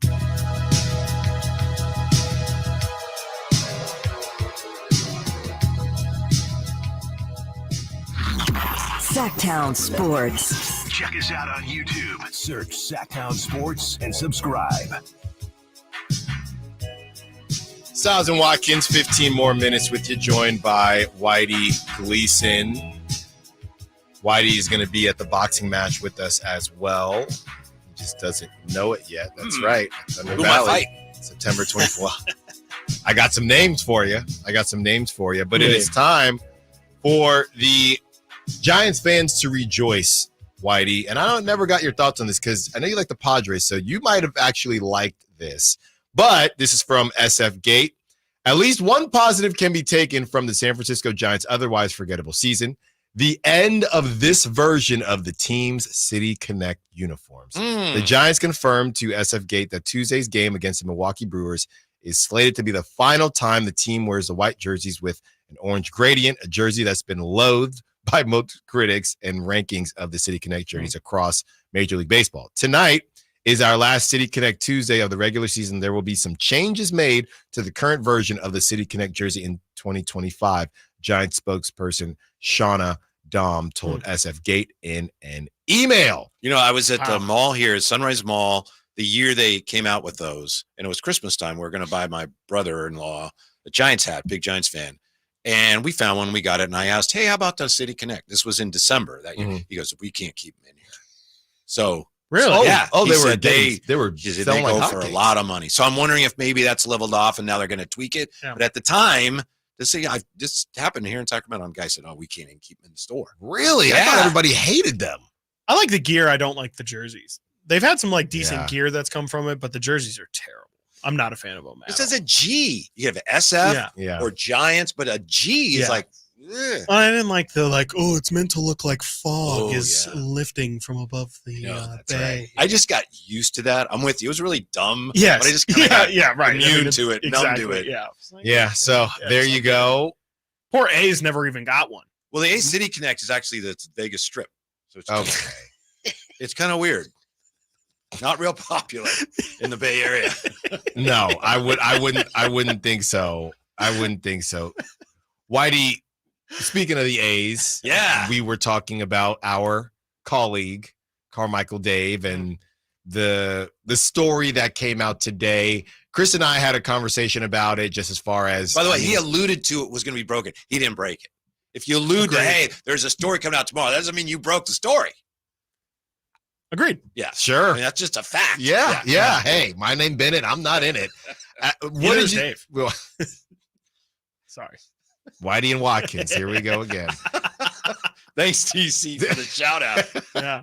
What did you make of it? I mean, I don't know if you saw some Oakland fans saying, see, Sacramento, we told you. And it's not that you didn't tell Sacramento fans. I also just don't know what Sacramento fans are supposed to, or residents are supposed to do with it. I mean, it is what it is. Again, these people woke up and got told the A's were coming. They're going to go to sleep and get told the A's are doing whatever they're doing. They're not on the board, right? And I don't know how many A's fans or Sacramento residents that are turning into A's fans sat there and thought, wow, we can't, we're so excited and we're going to get this, that. If you have no expectations for something, it's hard to get let down. And I don't know how high of expectations. Once you found out that they weren't even putting Sacramento on the jerseys, I'm not sure how high expectations were. Major League Baseball in Sacramento would be great. I feel like what we're getting next year is not really Major League Baseball. And I'm not talking about the team. The team is playing much better. Yeah. But the whole overall experience, and they're trying to figure out, and bless them,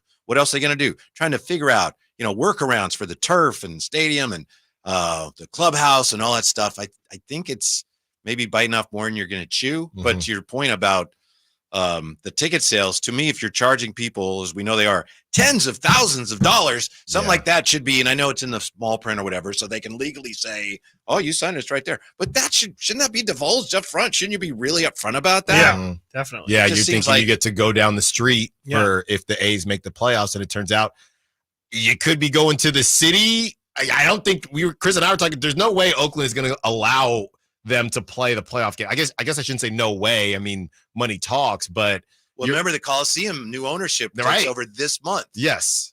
So I don't know if they think differently than the old ownership. I just think it would be hilarious if they played playoff games in the Coliseum. Yeah, I don't know what exactly they're supposed to be selling Sacramento people on, though, too. It's like, hey, you can come see a fun regular season team, but then the best part you're not going to get. Right. And so, again, like you said, I mean, you don't have Sacramento anywhere on any of the gear. You don't have it displayed even on even something as simple as the schedule. It doesn't say SAC. It says ATH, athletics. And so if you're not giving the city any of that, they don't get any of the greatness of being a playoff team. What are you're telling people, hey, come have a fun night. You're a side piece. But you're not charging for a fun night. You're charging for premium experience. Yeah. This is a part of the foundation of the town and be a part of Sacramento history, but they don't want to connect Sacramento at all. Yeah, let me say this. I was going back and forth on Twitter today with a guy who's a really smart guy. He's been a long-time listener. But anyway, he was saying, the A's, the playoffs, come on. And, okay, right now the A's are not a playoff team, but we're talking about 3 or 4 years. Yeah. And they're getting better. We're just saying 1 year. 2021, the Arizona Diamondbacks were 52 and 110. You think if someone in 2021 said they're going to be in the World Series in 2 years, what would people have said? They would have laughed you out of town. Yes, but that happened. We're not talking about the A's winning the World Series. We're talking about them making baseball's watered-down playoffs in the next 3 or 4 years. Yeah. That's not ludicrous. 2 or 3 wild cards. I mean, what it ultimately is Sacramento is just turning into the A's side piece. That's what this We're is. I getting mean, used. yeah, mistress, and an expensive one, if you will.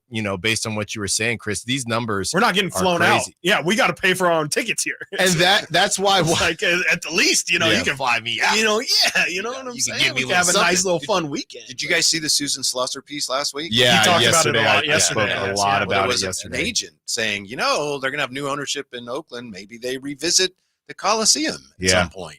Yeah. Anything is possible. You know who would hate that, though? The creamsicle jerseys and those San Francisco Giants. They thought, we've got rid of you.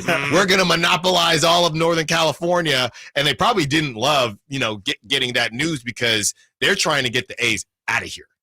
Out of here. All right, Whitey, we know you don't want to do the show before the show, but we got to get your thoughts before we get out of here on last night's Niner game. We had on Randy Cross, 3-time Super Bowl champ. If you missed that, by the way, if you missed that interview, yes. If you missed that interview, it's on YouTube right now, and you can check it out on the Sacktown Sports app. But Whitey, any thoughts from the Niners? I mean, this is what they do. They win.